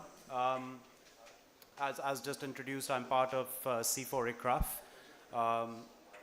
We have recently set up a new initiative called Resilient Landscapes, and I'm just here to make an announcement about that initiative and some of the programs that we're running, which should be of interest to all of the audience over here today. I don't have a technical presentation to give. I'm sure you'll be happy with that, and you've got already a lot to absorb, technically speaking. I'm always somebody who's interested in the applicability of all of the science and research that institutions like C4 ICRAF, like BITS Pilani, and all the other technical institutes in this country are actually doing. So Resilient Landscapes has one very simple mission, which is to mobilize private investments for nature-based solutions. And the reason why we have adopted that mission is because there isn't enough public funding out there available now. For all of the restoration work that we are talking about, all of the afforestation that needs to be done, all of the reversal of land degradation, when you look at the global scene and how much public funding is available, it is drying up, especially after COVID-19. And the only way then that we can increase funding and make sure that we are meeting all of these climate targets that have been talked about today is if the private sector plays a more pivotal role in doing so. When we say the private sector, it's corporations and investment funds, for example. So how do you include investment funds and corporations in nature-based solutions? That is the big challenge that we face right now. And what we have concluded at Resilient Landscapes is that you have to have commercially viable nature-based solutions that can stand on their own feet without consistent government grant money being pumped into them. That's the only way that communities on the ground, whether that's a farmer-producer organization or a fisherman community, is going to sustain the initiative that has been introduced onto the ground. So there is definitely still a role for NGOs to play in terms of capacity development of these communities and bringing them up to a level where they can run a commercial enterprise. And we are very open to working with those models. So in this light, and in order to mobilize this private capital into the nature-based solutions space or the restoration space, the regenerative agricultural space, the organic agriculture space, the forestry space, we have to start developing these models now. There are many entrepreneurs in India, outside of India, that are developing these commercial models along with communities on the ground, and they are raising capital accordingly. What we're seeing in Asia specifically is that there is a lot of incubation support that is required. So in that light, Resilient Landscapes has set up a nature-based solutions incubator where we are applying C4 ICRAF's scientific knowledge on the projects that we end up incubating. And the projects that do get incubated, we further on take them to investors to help them raise capital. So this is an entire incubation program that we have charted out. Our 2024 cohort is still filling up. We've put out a call for proposal, but we've kept that very limited because we want to make sure that we can do this properly in the first year. And then in 2025 onwards, we're going to scale this up significantly, where I personally will be going out to institutes like BITS Pilani and talking to students and getting them interested in the NBS space and trying to trigger them to also think entrepreneurial in this space. How is it that you can go ahead and develop a commercially viable nature-based solutions project that not only sequesters carbon, so you have carbon revenue potential, there are biodiversity credits as well, and you have to also make sure that there are some commodities that are being generated from these projects that can be fitting into commercial value chains that corporates in India and outside of India will buy, commodities that are in high demand if they are certified sustainable. So I'm sorry, again, I don't have a presentation to take you through the entire incubation cycle, but the key point that I'm trying to underline over here is that if we are to achieve these net zero goals, then we need to find ways to work with the private sector and link whatever projects that are being developed on the ground to value chains. Okay, because without that inclusion in corporate value chains, it's going to be very difficult for these nature-based solutions projects to sustain in the long term.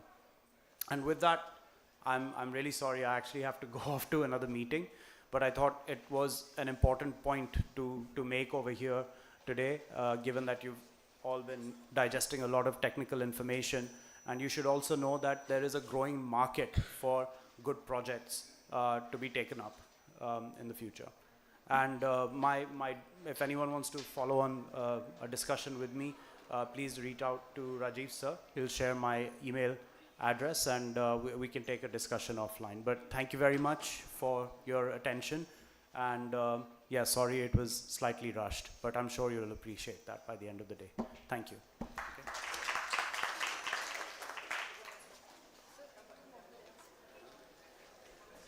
Thank you, sir. Now, Rajiv sir will be presenting a hamper to sir.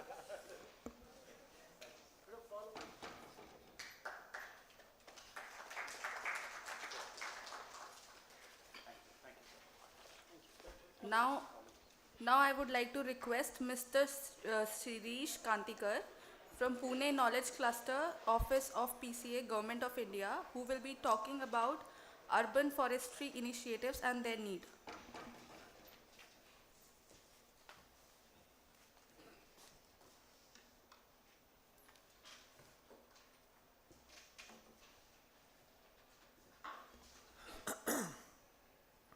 Thank you, Rajiv ji, and the organizers for having me here.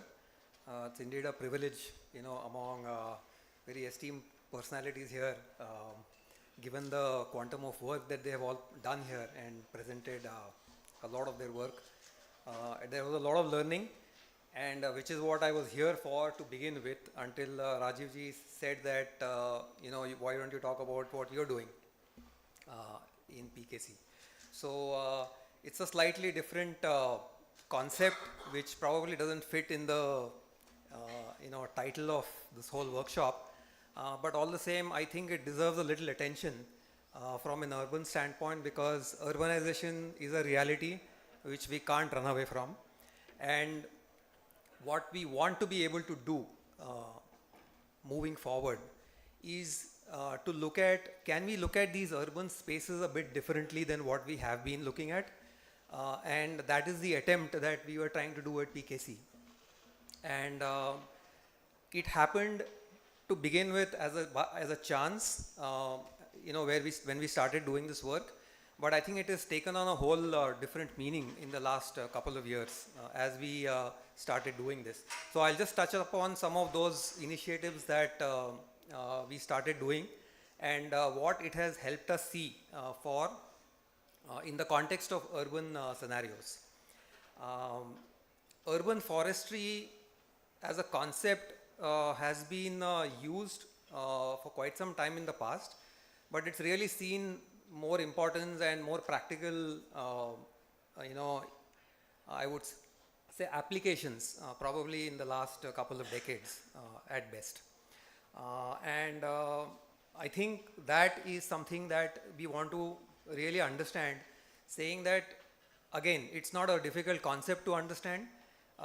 It's probably just a label for what we already know, but just for the sake of the record, we are looking at essentially management of trees or the green cover within the city context, and trying to see how best actually it can be managed over a period of time, because what we see in today's urban forestry context is really we have people looking at trees only from their point of view of presence or absence, and that is really the challenge that we want to move away from.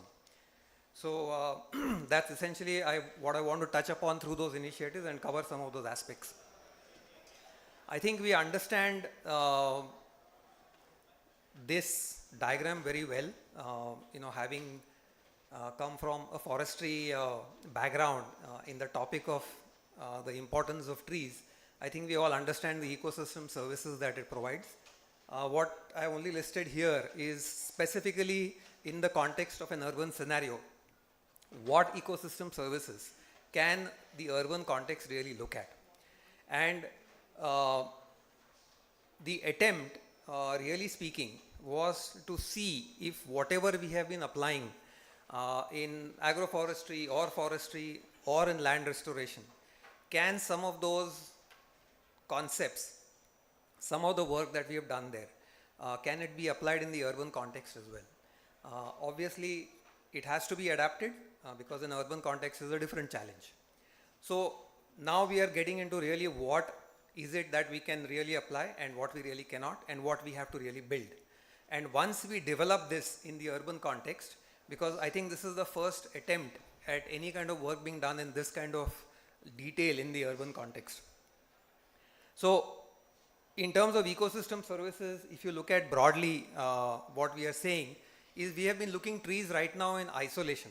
That like I said before, that in the urban context, when we say that there is a tree here, we say that it's just a tree. When we look at a river passing through the city, we say it's just a river.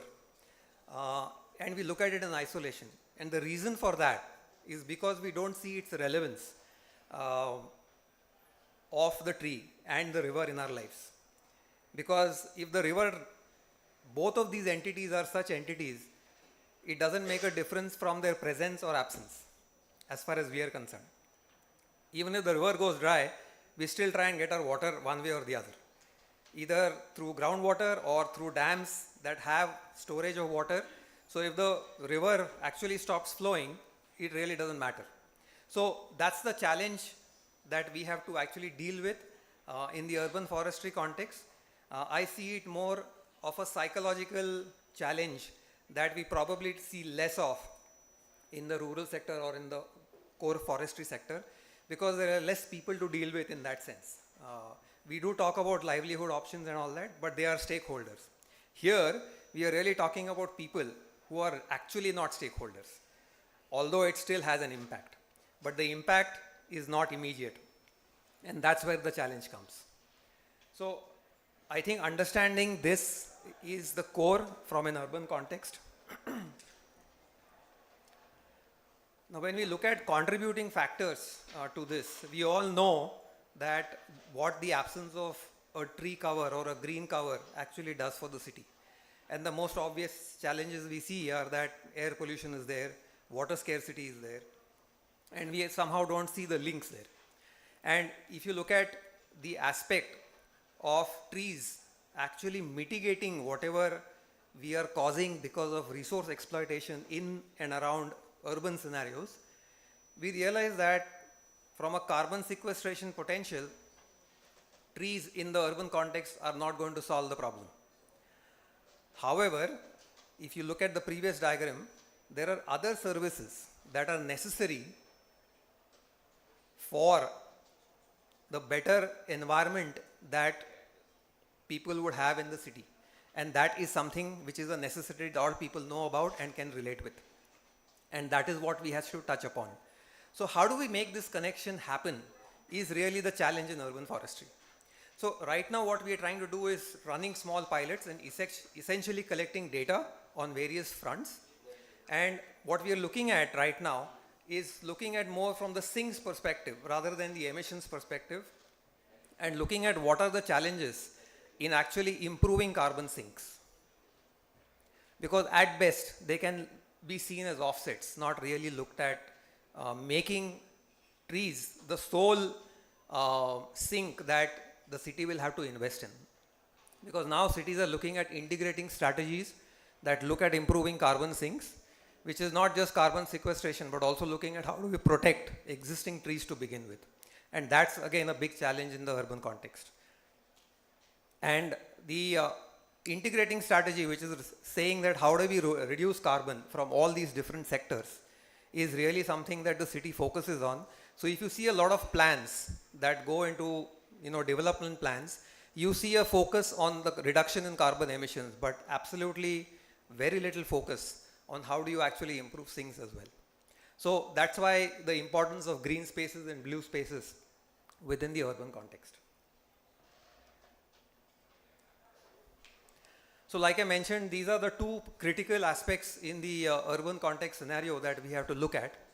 So there is enough study and literature available, not again in the Indian context, but there are studies in the US that have been done, which essentially show that if you plant 100 million mature trees, you can actually reduce the emission of almost 8 million tons of carbon. So that's, roughly that's the kind of ratio that you are dealing with. And this comes from energy saving that happens, because when you have trees around, you're reducing the ambient temperatures and the need for energy generation actually reduces. And that's the single most plus point that we should see from an investment perspective when you're looking at a green cover in an urban context. And we all saw where in the previous presentations of where is the biggest challenge in terms of energy emissions, carbon emissions. And I think if you look at that single aspect alone, would be good enough reason to say that yes, we need to invest in sequestration. So I'll just touch upon some of those initiatives that we just started off a couple of years ago, primarily which cover the urban and the peri-urban areas. And one of the tools that we are trying to work on is to build a model and understand tree growth in the urban context. There is little or no data available on tree species in the urban context. And in fact, given the background of this, Pune municipal corporation carried out a tree census for the entire city, which covers roughly about 325 square kilometers. And they have geotagged tree data of almost 40 lakh trees. Now the thing is, how do we use this data and how accurate is this data? How can we use this more meaningfully from an administration perspective was all the questions that came up. And of course, there is a background to this in terms of how and why it happened. I won't get into the details of that. But that's the base data that we started working with. And now we are looking at one, the aspect of understanding the entire tree cover of the city in terms of, how do we look at the tree spread that is there in the city. We look at what kind of species are available. What is their growth in terms of their age, also look at the biomass aspects, and then of course look at the whole carbon stock that the Pune city has. And the idea is now over a period of time, this is the data visualization and the understanding of this data which we actually want to present to the city. And once that is there, this data is actually going to be made available to people who are in the research community as well as to the administration and whoever else wants to build solutions around this. So as part of the data visualization, we are actually trying to make this data open access. Currently the corporation does say that it is open access, but is not really available in that format.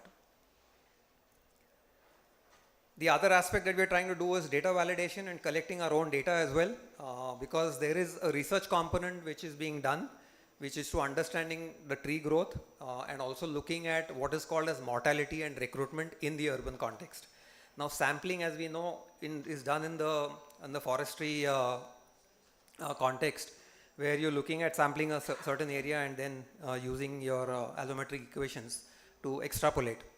Now in those unfortunately cannot be used in the urban context. So we are trying to see if we can build a similar model in the urban context. And if that model works, then potentially we can look at using this for other similar cities. We cannot say that we can apply it across all cities. And that's the work that we are currently doing. So both these aspects are being looked at, the tree growth as well as the recruitment and mortality. And as part of the initial objective, we are looking at understanding the carbon stock and then looking at what is the change that's happening. We are also correlating your satellite-based indexes, the NDVI indices, which again are available as far as the forestry and agroforestry are concerned, but is not really available in the urban context. So again, we are collecting our own data and trying to build the mapping between AGB and the urban NDVI. We are also in the process developing some carbon accounting tools.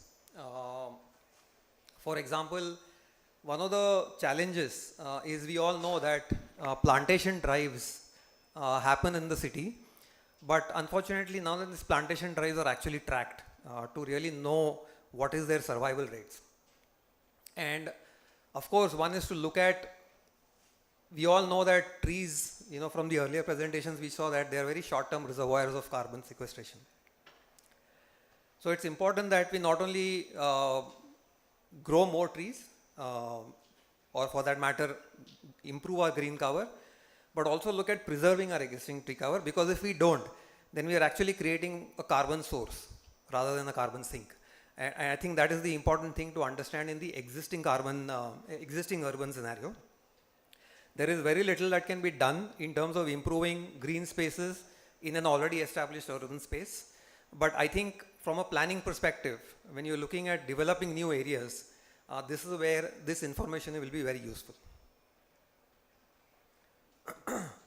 One of the things that we are also doing as far as assessments are concerned is we are actually taking one institution at a time, really speaking, from an awareness and citizen engagement perspective, because in the urban context, again, like I mentioned earlier, people are the stakeholders and they are also not the stakeholders.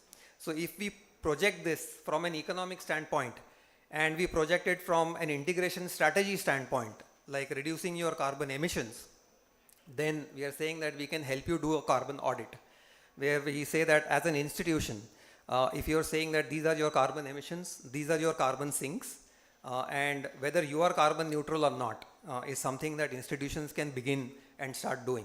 And I think that's the small step in many ways, from engagement perspective, from an awareness perspective, and also when we involve students in doing this, they also get a practical application of this whole concept. So right now, as I see, this is a work in progress. There are all these various facets to this. I won't really get into the details right now, but we are realizing that these are the kind of things that we have come across in the last 2 years, where we have started collecting primary data. We are also looking at secondary data, all put together, and the kind of challenges that we come across. We see that these are the facets that we really have to look into moving forward.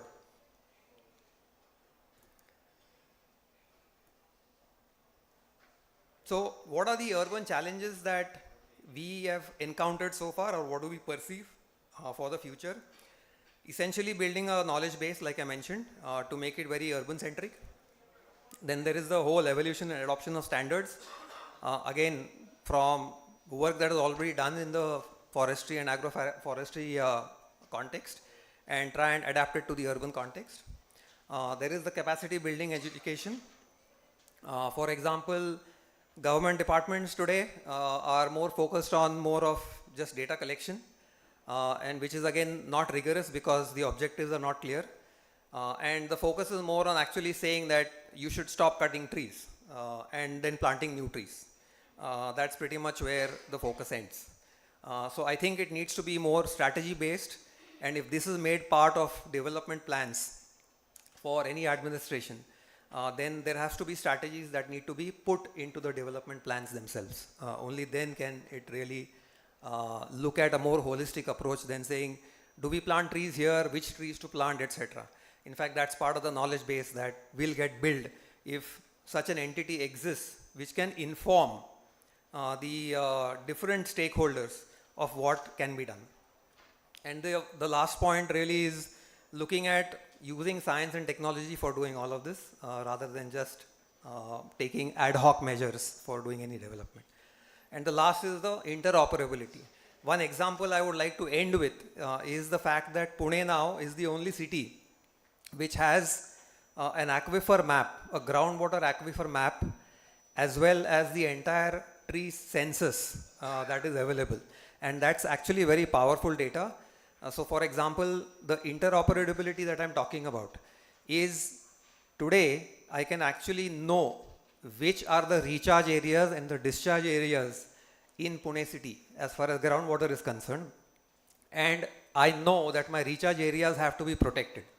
So if I can demarcate them and ensure that I have a suitable design plan in my urban plan, I have suitable green cover, it will protect my recharge areas much better. And I think that is very critical. And if I link this data again with air pollution and an airshed map of Pune city, I can also know what kind of trees I need to plant where. I think this is the kind of information that needs to be exchanged and made interoperable. So I would like to end with that. Thank you. Before I end, I just wanted to touch upon just a few. These are initiatives that have been talked about at the government level, but this is mostly focused around just tree plantations again and building up of biodiversity parks and gardens in the new cities without really understanding what is their objective. So I think this needs to be enhanced moving forward in the urban forestry context. So as an organization, how are we actually catering to this? I don't know if you know that Pune Knowledge Cluster is a fairly new organization. It started off as an initiative of the Office of the Principal Science Advisor, Government of India. Pune Knowledge Cluster is one of the 6 clusters in the country, and the vision was to actually facilitate and build an ecosystem that looks at solving regional issues. That was the overall mandate. And so what we are supposed to do is actually look at all these different aspects where you look at engaging different entities as required by the particular challenge that you are facing with. Either research institutions, academic institutions where we are involving students to work on real life projects and challenges. Research institutions to research a certain part of the problem which is currently not solved. Then you look at planning and strategy for decision makers where you get all these think tanks together and help build a plan for implementation. There is a lot of technology that is available. So on different projects, you're engaging different technologies. Some are being piloted, some have already been proved and can be used in certain cases. So that's one of the things that we help enable do for certain challenges. And lastly, of course, there is the citizen engagement, where we are trying to involve citizens as much as possible. And we have work there where we have individual citizens actually contributing to a lot of our data sets. So I'll end with this. If you have any questions, I'll be happy to answer. Thank you.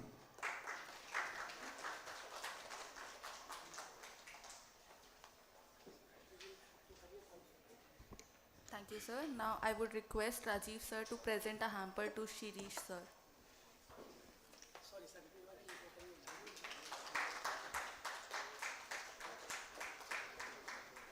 Now I would like to invite Mr. Gopal Sarkate, Assistant Manager NABARD, who will be talking about financial opportunities in forestry sector and GHG mitigation.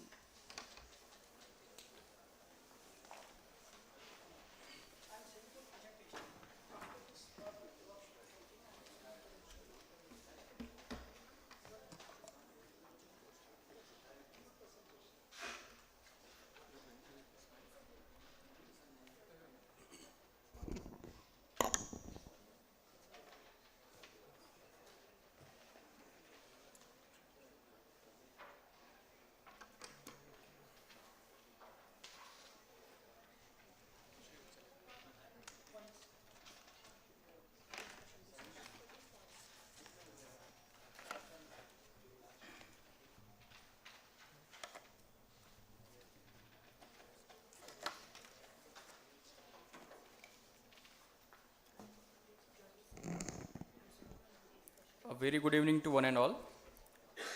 I won't take much time. So since morning, there have been sessions, there have been presentations from eminent speakers from different fields. Lots of them talked about carbon credit, GHG emission, NDC contributions, and how we can achieve the net zero target. I would moreover focus on how NABARD has developed certain successful pilot models and which are really working in both way, in a win-win situation. So it is benefiting the climate as well as it is benefiting the beneficiary as well. Before going to that, this will be our discussion flow. First of all, we'll understand what is the need of financing, what are different kind of financing mechanisms, what are the sources of finance, and what are the sources of finance from NABARD for climate related activities. And then of course there has to be a concluding point where we see a road ahead, where we see some success, where we see some success stories that give us motivation for implementing, for putting in efforts in these climate related activities. So what is the need of financing climate related activities? So many of the esteemed guests had talked about what is the gap between the financing. And you can see here that around USD 4 trillion per year needs to be invested in renewable energy up until 2030 to be able to reach the goal of net zero emissions. And this is not a small figure. This is not something that a government alone can contribute. There needs to be participation from private as well as government players as well. We talk about GHG emissions. India currently stands third largest GHG emitting countries, and that is also an area of concern for us. But we are working towards reduction of the same. There is also NDC contributions that has been mentioned, and I hope that everyone by this time have been aware that around 2.5 to 3 billion tons of CO2 through additional forest covers, that is India has committed. But to finance these projects, to finance these kind of interventions, from where we can accumulate the funds. So there are multiple mechanisms. There are nationally, international, there are regional funding mechanism as well as there are multilateral and bilateral arrangements as well. We can see there are arrangements such as adaptation fund, there are green climate funds, there are green environment facility, as well as there are regional funds which the government is formed, such as NAFCCC, there is CAMPA, there is NCF, and then state budget allocations are also there. One more interesting thing that the government has recently introduced last financial year is that it has introduced the sovereign green bonds. And interestingly, in the first year itself, around 16,000 crore has been raised through these green bonds. So that is a very motivating factor for the green climate financing going forward. Now, where do we mobilize these funds from? There are multilateral collateral banks, there are taxes, developmental financial institutions such as NABARD are also financing the climate related activities. Then there are banks, green bonds, like I mentioned, NBFCs and private investments also. Now I will mostly focus on NABARD related funding, that how NABARD is able to fund climate related projects. So first of all, as most of you will be aware that there is a priority sector lending. Commercial banks have to lend to certain priority sectors that have been identified by the government, and that priority sector lending shortfall is formed into a rural infrastructure development fund, and NABARD through this RIDF facility can fund around 39 activities related to agriculture, rural, social sector, as well as irrigation sector. And in these 39 activities, there is a forest development activities also. So NABARD through RIDF can provide loans to the state government for development of forest, which in turn would help in eliminating the issue of GHG emissions. Moving forward, this RIDF rate is actually a concessional rate. It is quite less, around bank rate minus 1.5%. So currently it is at around 5.25%. And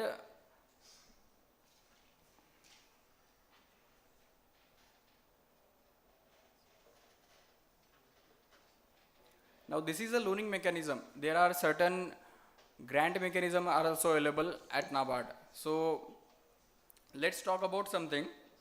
Imagine that you visit a certain farmer in a tribal area and you discuss with him that there is a climate change issue going on and you need to do this, you need to do this.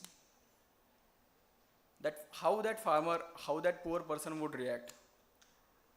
I'm sure he definitely would take a stick and run behind you. Na? He will say, seriously dude, it's not funny. Because for him, the livelihood generation would come first.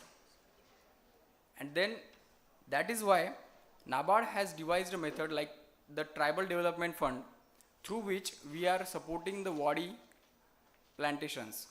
How these wadi plantations work is, we are developing a wadis, a tree orchards of 1 to 2 acres of land, where we are planting different kind of trees. We are providing complete grant support to these tribal families. And in this way, we are achieving 2 targets. We are providing livelihood generation activities to the tribal farmers as well as we are helping in GHG reduction as well. This will be a sustainable mode of income for these farmers for the generations to come. Talking about the figures, around 968 projects since inception have been grounded by NABARD under the Tribal Development Fund. And it has also covered around 6.1 lakh tribal families across 29 states with a financial commitment of over 2,708 crores, which is a quite big figure. Similarly, we have also worked with the different kind of state governments for implementation of wadis in the tribal areas. Let's take a look at some of the examples, some of the success stories that I was talking about. These are the tribal families which have been benefited through the Tribal Development Fund of NABARD, and these are the orchard plantations that are helping them earn the livelihood generation.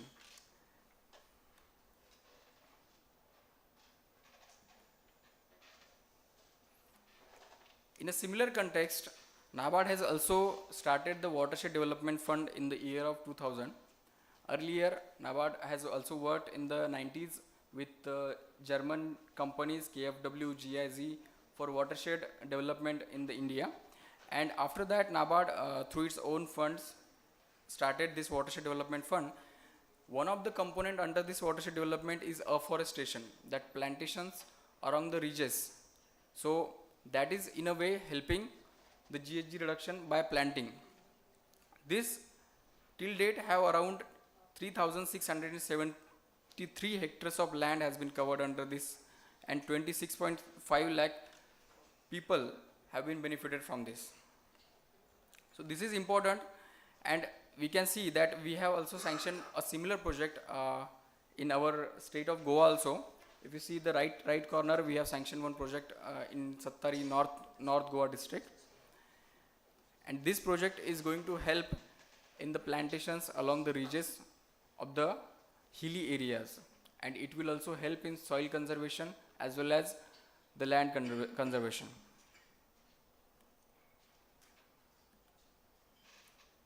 After that,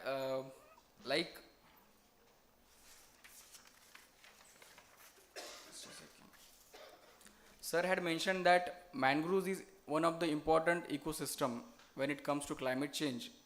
In a similar way, NABARD through its climate change fund has supported awareness project with the DCFW Goa in our Salim Ali Bird Sanctuary, Goa. So we conducted a couple of awareness projects there to raise awareness about the importance of mangrove ecosystem when it comes to the climate change. In this way, with a collaborative effect, we can go ahead and support the climate change related activities. We are ready to fund similar kind of projects. If you are having any, this is my contact number and our email ID. So thank you so much for giving us the opportunity.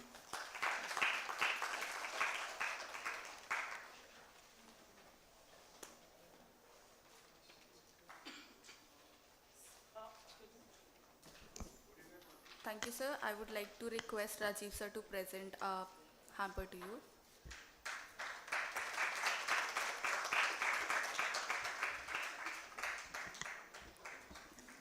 Moving forward to the quick panel discussion, whose topic is meeting the science and policy challenges for net zero transition in India in the forestry and agroforestry sector. Our moderator will be Professor Rajiv Kumar Chaturvedi. And for this discussion, I would like to call upon days Professor Rajiv Chaturvedi, Professor Mohan Kumar, Dr. Pradeep Sarmukadam, Dr. Ishwar Pujar.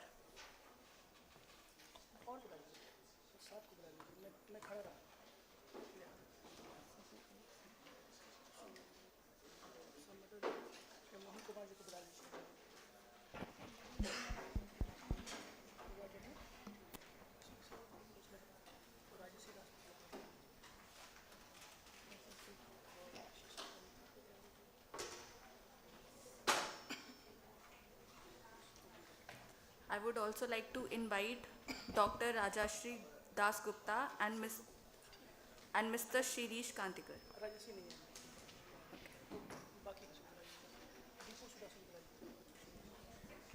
Also Dr. Deepu Shivdas. No? Okay.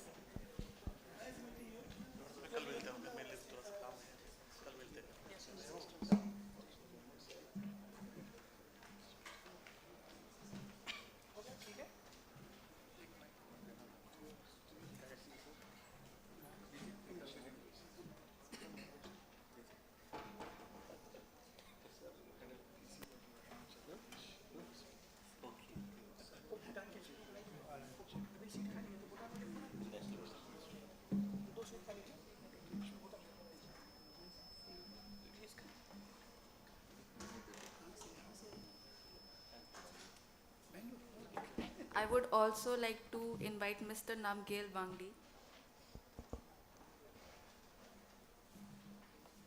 So I will moderate it from here. So what I have done actually, since we do not have much of time, so I will read, don't worry about that. So,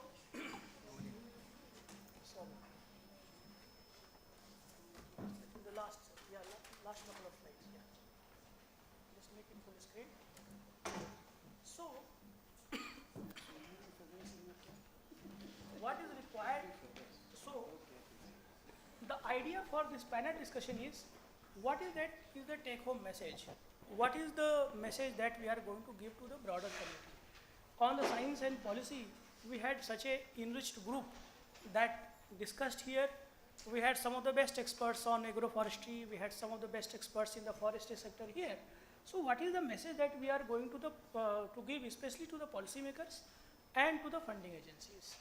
In terms of identification of gap areas where work needs to be done, in terms of new research, etc. Also, where policymakers need to take certain initiatives. So, I was taking notes and I have prepared some of the points based on all the presentations that have been made. And I have tried to list the challenges.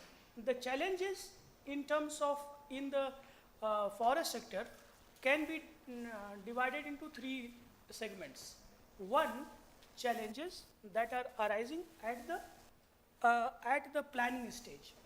While you are thinking of doing some activity, your project planning, you are going to plant, like suppose you have got an idea about planting tree, government has announced a scheme to plant 1 crore tree, so that is planning stage.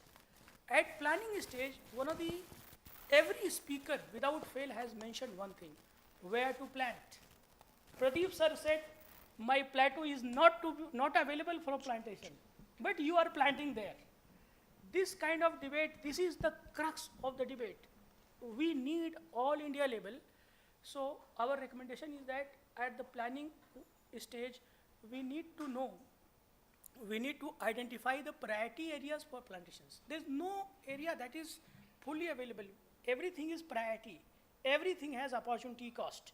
So which are the areas, which are priority areas for plantation activities?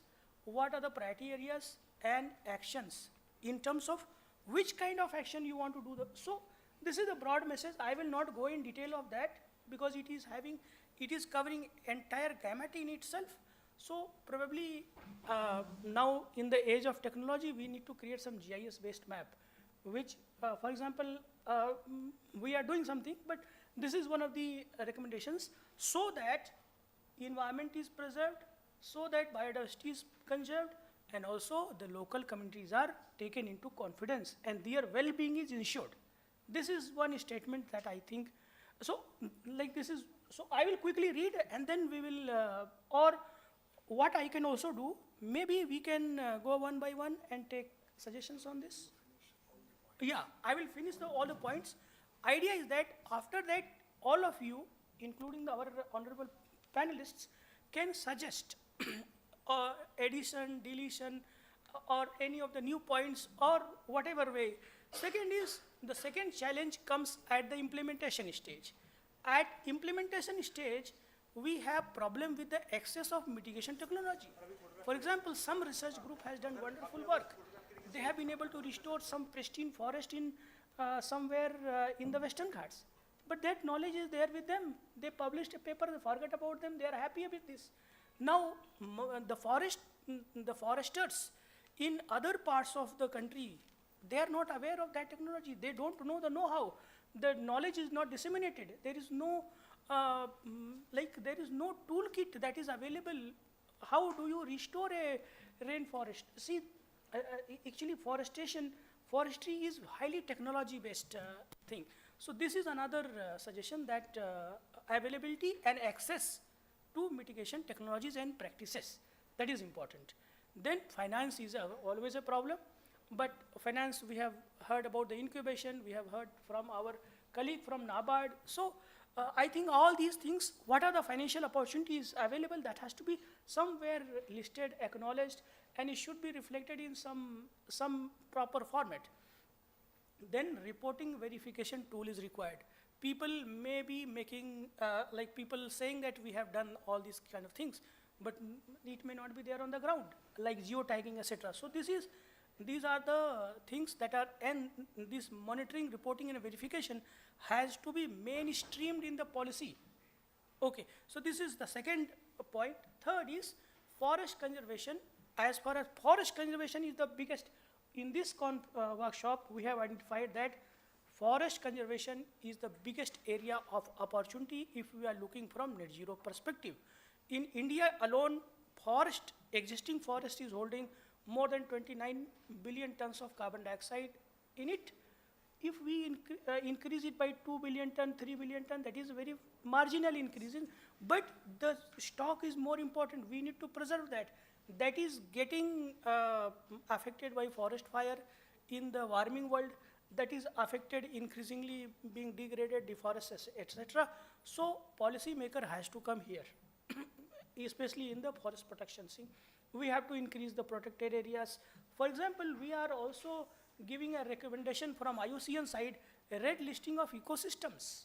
That is one suggestion, especially in terms of this forest protection.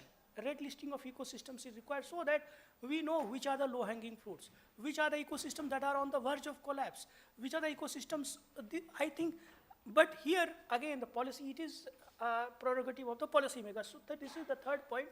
Fourth point is that under warming climate adaptation, actions in the forest sector are important. We need to be technological savvy.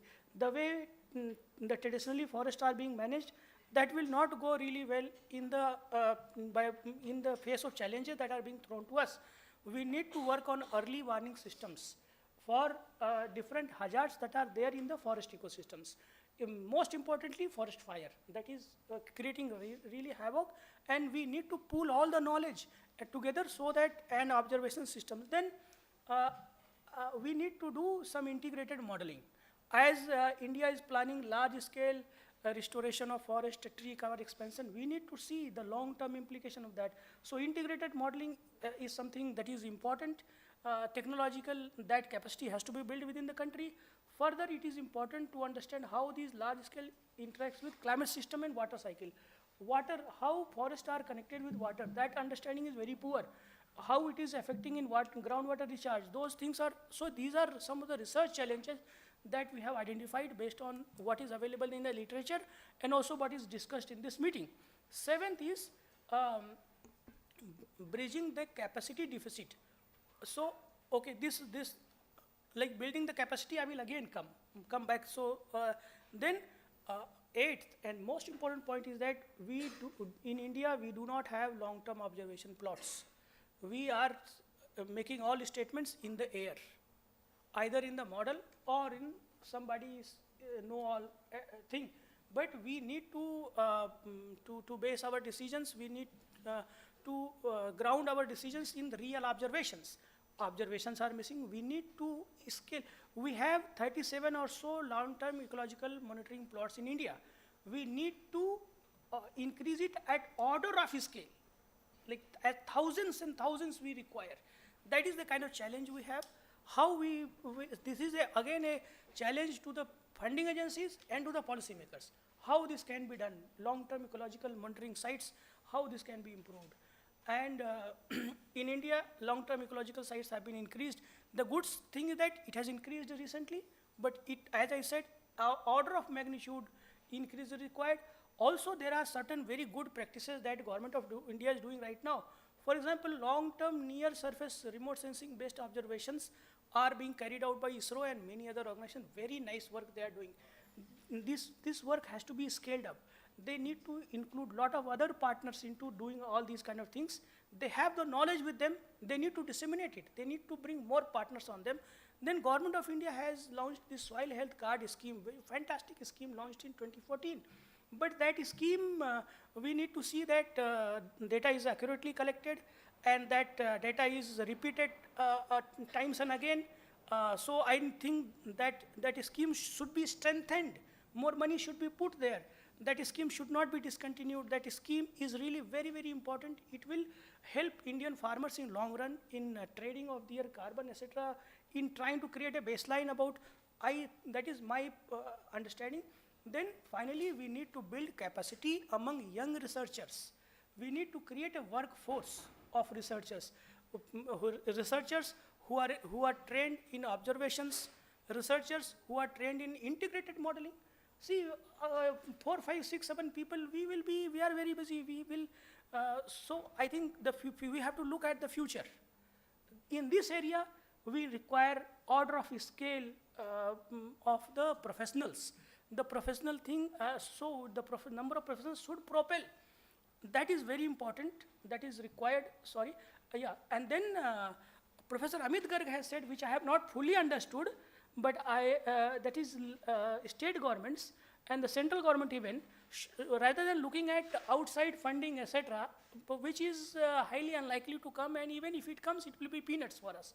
We are already a big country, we are capable country, we can be Atmanirbhar, and what he was suggesting, which I really liked, low carbon, climate resilient, zero-based budgeting. So all these kind of things are put in the budgetary scheme, which I think Dr. Pradip Samugdam has really looked at in detail for Goa states. I have not fully understood this point, how it will be reflecting, but I have put this as a recommendation. That's all. These 12 points I am putting as the recommendations from my side, like on behalf of all of you. Now you can make changes, etc. You can suggest. We will, over a couple of days, we will make all the changes, and we'll also circulate to you for any addition, etc. So we will make a nice document, which can be circulated to the policy and the funding agencies, so that real work, some change is seen on the ground in this area. So thank you. That is, we can go by our panelists one by one. Yeah. Sir, I think you should start, sir. Yeah, you should start, sir.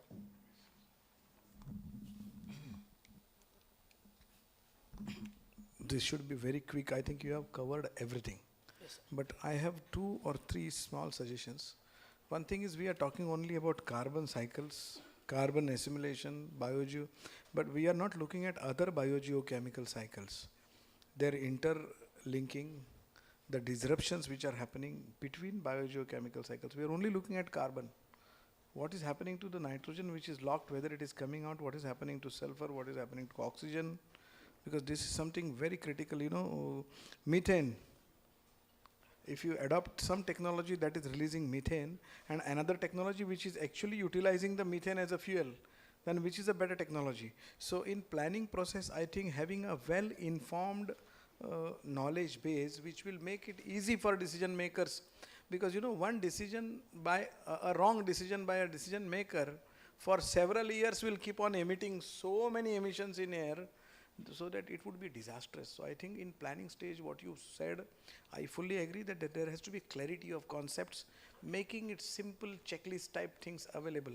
Checklist type things available. For example, using technology, what are the things that you have to look? Using the same concrete, same things, can we reduce concrete by maintaining the same carbon stock?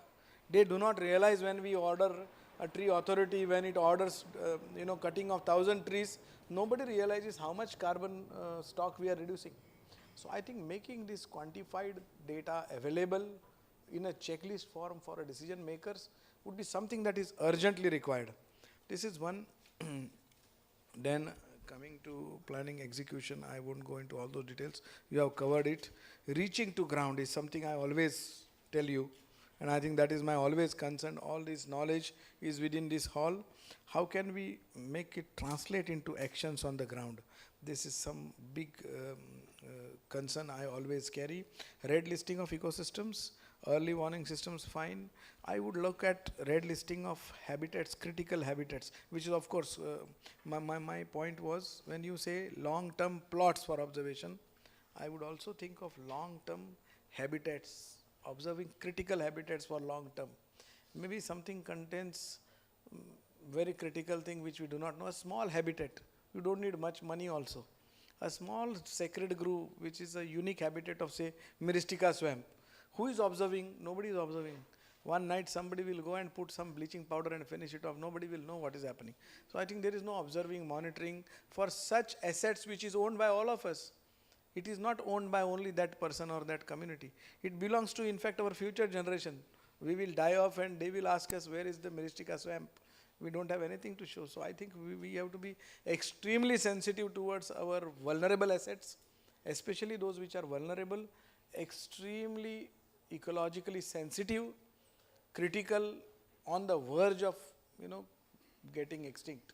And I think it is high time because very little is left. So we have no hesitation to say that we need to protect it. Sir. Thank you. I think I will confine my comments on the affordable sector, which has not been adequately focused in the recommendations, in my opinion. So affordable sector is important from the perspective of achieving net zero emission targets. Although, energy sector contributes bulk of it, 75%, but still affordable sector opens up new vistas for sequestering carbon as well as reducing the emission, the two-pronged strategy. So for that, agroforestry can be promoted. I think the government can probably come out with a agroforestry policy. Of course, we have a national agroforestry policy. Perhaps that is not enough, in my opinion, as of now. It was launched in 2014. I probably need some amendment. But state level also, for agroforestry policies, forest policies are national level, but agroforestry policies are location specific, so there could be state level policies. In India, I think only Bihar state has been attempting something on this. I don't know what is the current status of that, but they were, when I was working in Bihar, they were attempting something to evolve a state policy on agroforestry, primarily from the perspective of achieving net zero emission targets. Then again, another point is relating to, of course, we did not discuss much about that. So in the affordable sector, I think the single most important source of emission is the livestock sector, enteric fermentation. So how can we manage this huge, high levels of enteric methane emission through enteric fermentation from the livestock sector? There are several management strategies available, like feed management, even the whole, the livestock management, and also, using vaccines, breeding strategies. So there should be some policy on that, how to reduce livestock sector emissions. Especially the government is planning to achieve net zero emission targets by year 2050. So livestock sector is an important sector. And of course, even the Goan state economy also, I believe this is an important sector. So there should be some strategies, there should be some policy, there should be some management practices for reducing the methane emission from enteric fermentation of the livestock. And the third point that I wish to make here is one of the major sources of emission, again coming within the ambit of forest sector, is food wastage. I think in India, I don't know the Goan figures, but in India, I think India is, of course, the third largest country in the world as far as food wastage is concerned after US and China. And the per capita, I think we waste around 50 kilograms per year, something like that. That works out a little less than 70 tons per annum of food wastage. So can we have some strategies to reduce the emissions from, this is a major source of greenhouse gas emissions. So can we have some strategies to reduce food wastage through awareness creation? I think the government agencies can, promote strategies which will reduce the magnitude of food wastage, which is happening extensively in this country. So I think these are my 3 points that I wish to make. Thank you very much for this opportunity to be here. Thank you very much. It's okay. Dr. Ishwar Pujari is former project director of UNEP JEF MOEFCC project, which was housed by National Biodiversity Authority. Goa was one of the state beneficiary. In other 10 states also it was going on, and is a very great illuminatory when it comes to biodiversity, ABS and other areas. We are very lucky to have him. He had come for some other conference. I was lucky to drag him here for some time for our benefit. It is an honor to be in this campus of BITS Pilani. I just wanted to ask all of you, have you understood what is mitigation and what is adaptation? Anyone? After so many of us are speaking all day here, what is mitigation and what is adaptation? Anyone? No? What is mitigation and what is adaptation? One should tell what is mitigation, another person should tell what is adaptation.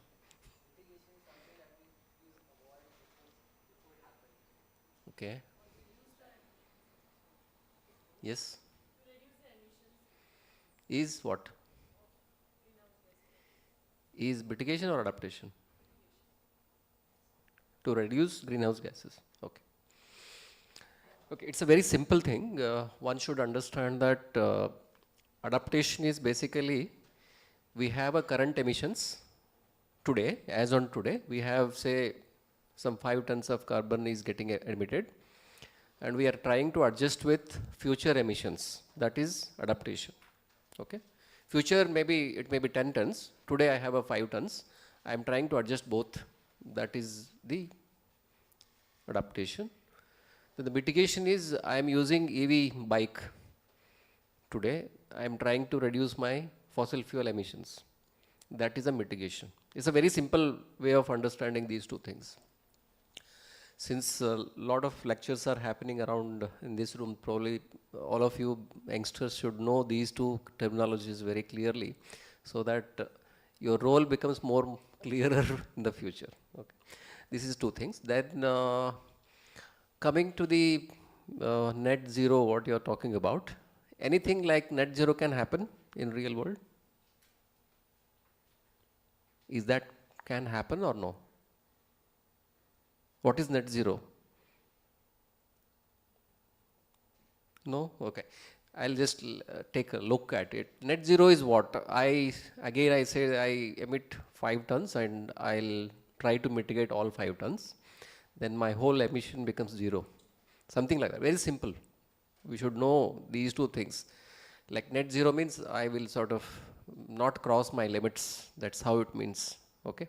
Whether it will really happen on ground is a big question mark what we have here. Okay.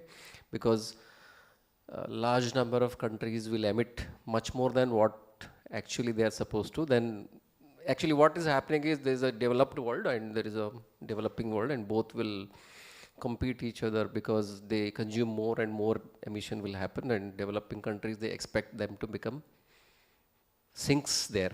That's what is happening in the world just now. So what I look at the policy, I'll just talk a little bit on the policy. We have a Forest Act, we have a Biodiversity Act, we have Wildlife Act, we have agriculture related lot of laws in the country.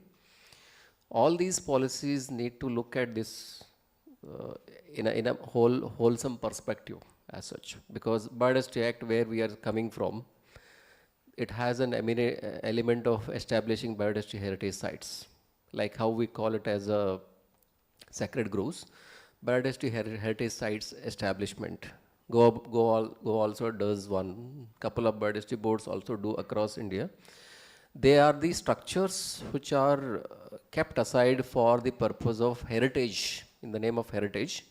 They can become, near Bangalore airport we have a Nallur Tamarind Grove, which is very famous, and it has been kept aside for long number of years. The GKVK campus, the Agriculture University campus itself is a heritage site, because large number of area is having lot of germplasm around the campus. So it has been declared as a heritage site, so that biodiversity conserves and then net zero also happens on campus.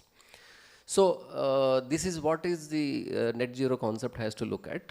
Then I come to the how to actually make large number of people get involved in the whole process if I don't have money in hand just now, because it's a huge task before us and we have a large amount of money is required to do this work.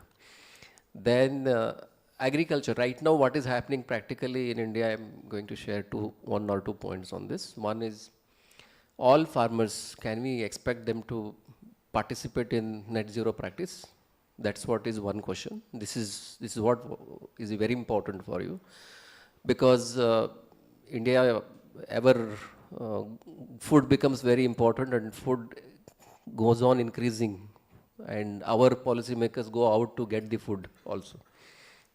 This situation is currently India is experiencing, like edible oil getting imported, pulses are getting imported. Why? Because we are not able to produce as much as what we want. So these two things, what we need to look at. At farmers level, whether we can look at the crop cycles and ask them to sort of participate in carbon credit process. Okay, this is one. Then they get incentivized for their cycle. At the moment, lot of startup companies in India are accounting this. Like there are many startup companies established near Delhi, near Bangalore. All these people are doing this work just now. They are actually giving a credits to farmers. This is one thing that is happening. They are selling them outside. Within India also they can sell. This is one part. Then the agro, you are talking about the plantations, agroforestry. I'm coming from forestry background. I'm trying to tell you that agroforestry isn't been very popularized on ground so far, because it has not actually, in fact, if you look at the whole agro ecosystem today, the youth of India are not pursuing agriculture as a career profession. There is a drastic decline in the workforce in agriculture sector today. This is what is happening, more urbanization. Lot of youth come to the urban centers to do manual work rather than fruitful agriculture. This is a fact. So looking at this thing, and the agriculture ecosystem as such requires incentivization.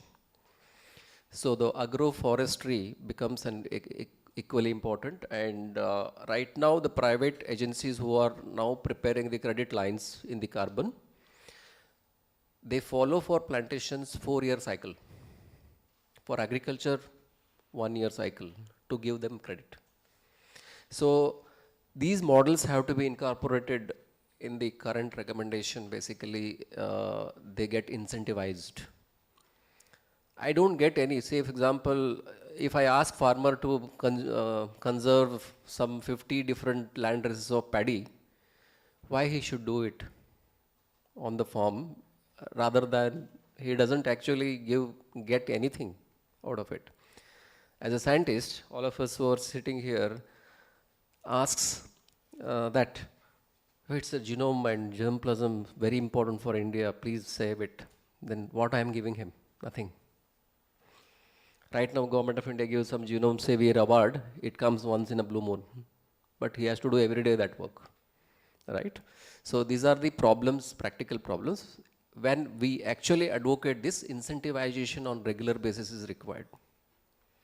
So when we want to incentivize, there should be a system to incentivize them. There is no system as such at the moment. So this incentivization has to happen. If this doesn't happen, then there is no, it will lose the steam. It will definitely lose the steam. Same with the climate change, climate mitigation, climate adaptation, whatever we are talking. In fact, one such project what we did in Kerala was, there was a project on rubber waste industry, which is a household industry in Kerala. They were actually, you know, the Kerala has blessed with some 35 rivers, more than 35 rivers flowing across the state. A lot of rubber waste water used to flow through the rivers because it's a household industry, rubber tapping. Then there was an thing that has happened. We introduced biogas to be produced out of this wastewater. All households actually installed it, and there is a production of clean energy for them. Otherwise, the farmers used to cut trees for the purpose of curing the rubber. Okay, cutting trees is reduced, wastewater flowing into the river get reduced, and again net zero process started. Some 5,000 farmers have actually adopted this across the state. Then they applied for credits with the New York-based carbon exchange program with this introduction. Then they got credits also. Okay, so this is an example to incentivization of the process.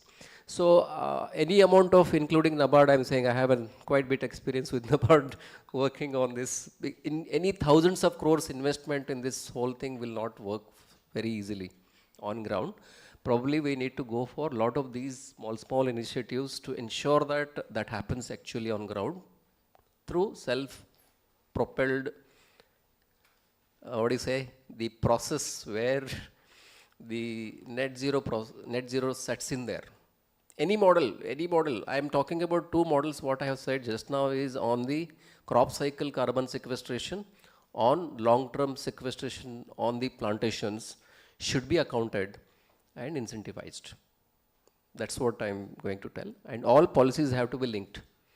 Forest Act, Biodiversity Act, can take wildlife, anything you take. Why I am telling wildlife, nothing to do with climate change you are telling. So there are flagship species around which lot of conservation happens. You take Project Elephant, Project Tiger, you name cheetah, whatever that is coming into India. They conserve in the name of those flagship species large amount of land. That is the reason climate change has to do something to do with wildlife. Okay, thank you so much.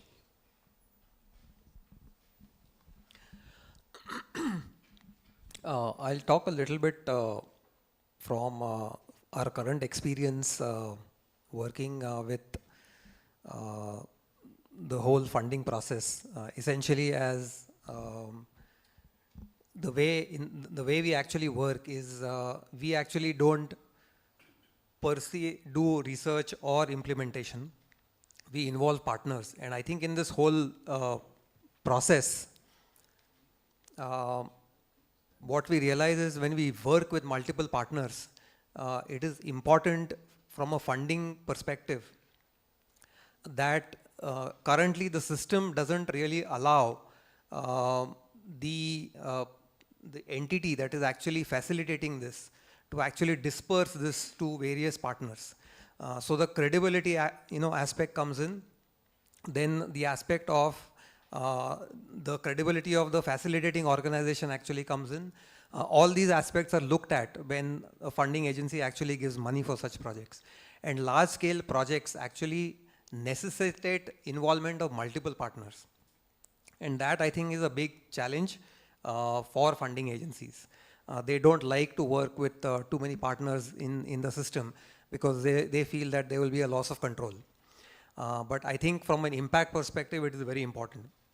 So if some of this aspect is actually looked at, then I think it will help facilitating agencies to actually take on much larger work.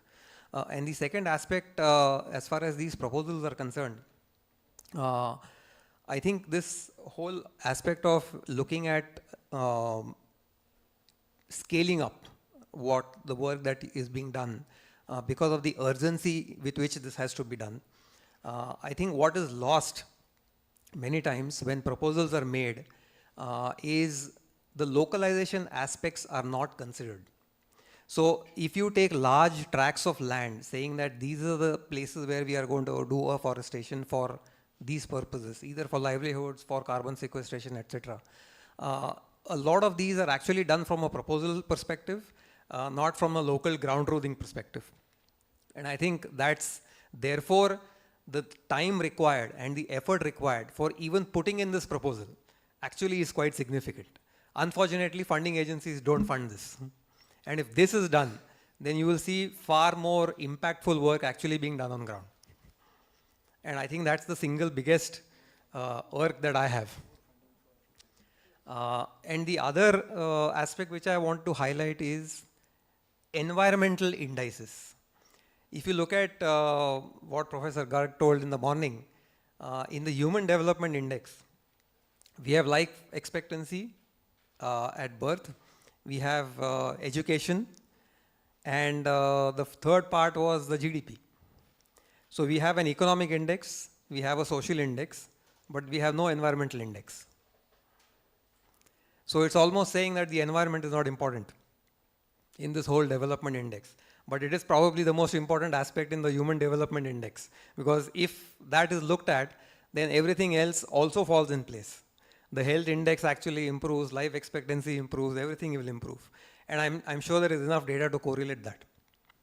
And I think this is also a request to IUCN that in all their work, if these indices are actually help, it will also help the funding agencies to look at impact from the point of view of indices.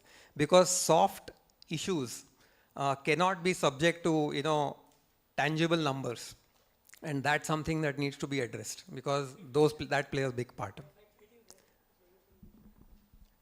Thank you. Okay, thank you. I don't think I'll take much of the time.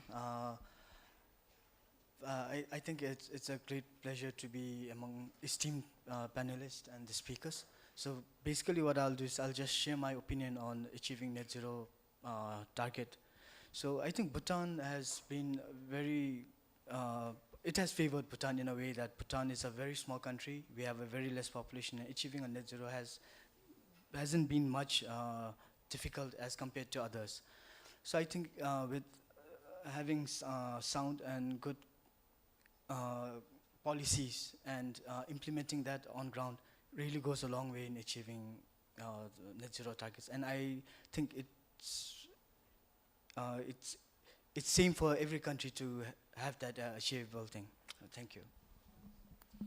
Thank you very much. I think all the panelists and Rajiv sir already explained a lot about the recommendations and everything. So I would not like to repeat this again and again, but I would like to highlight 2 points here. One is that no analysis should be go in a silo. So there should be some application in the integrated model assessment because it has the capability to look at the cross-sectoral linkages, so which is very important. Now, if I give you one example, particularly in the FLU sector, so everyone says that we need to plant more trees. Now, if we increase the more trees, particularly in the bioenergy or something like that, then what would be its impact on the water resource? Because every tree requires water to grow. right? So integrated model assessment can give you this answer very nicely. I mean, if you plant trees in the effluent sector, what would be the impact on the water sector? Similarly, if you apply the energy emission constant in the energy sector, then to achieve the net zero target, it also requires bioenergy crops. Now, how much bioenergy would be required? That can be answered by the IM model. Not only that, but it also allows us to run a lot of scenarios. In my presentation also, I have shown you that I have covered at least 3 to 4 scenarios. Similarly, based on our requirements, we can run a lot of scenarios. Third point is that the capacity. In India, there are few organizations and also the university who are actually teaching the integrated assessment model to the students. So I think there is a very lack in the capacity, particularly in India. Yeah, so that's what I'm trying to say. That's why I say I don't want to repeat everything. Thank you very much. I know that all of you have to hurry up now. 5:30 is already 5:30. So I will just give the vote of thanks. Yeah. So I can give the vote of thanks. So I would like to thank the funding agencies who have funded this event. I hope I'm audible. I'm audible, isn't it? So I would like to thank IUCN CEM for funding this event. And then we have also received funding from the Goa government, especially from Goa State Biodiversity Board. We would like to thank some of them, sir, and the Goa State Biodiversity Board. We have also received funding from CW. They have Council for Energy, Environment and Water. They have also supported us in conducting this workshop, so we would like to thank them as well. At the same time, we would like to thank all the dignitaries, all the speakers from esteemed organizations, from NABARD, from Bhutan. Sir, you have Mohan sir, we have Pradeep sir, we have Shreesh ji from PKC. So all of you I would like to thank, even Deepu sir is there. So I would like to thank all of you for coming here. We have college students who have come from different colleges. I would like to tell about that. We have students from MES College, we have students and teachers from Chogle College, and we have students from one more, can you announce? St. Joseph was, sorry for that. Yeah, so we have students from all these colleges. I'm really grateful to all of you that you could make time to come here and listen to all the deliberations here. At the same time, our audiovisual team, we have Manas Jena, we have all the members of the audiovisual team. I may not be knowing their names, but they have tirelessly worked. And the team members from the GSBB, Lalita, Priya, they all have worked a lot. Even from my team, all my PhD students, they have they have not slept last night. So they have worked very hard on that, especially Simran and Joel, Aritra, Karun, Nasla, all these people, and Neha Persekar, these all people, they have worked a lot hard for this, for making this event a success. Also, I would like to thank our director, sir, our dean from BITS Pilani here, and our HOD, everyone who has made this event successful. Thank you very much for your attention. Thanks a lot.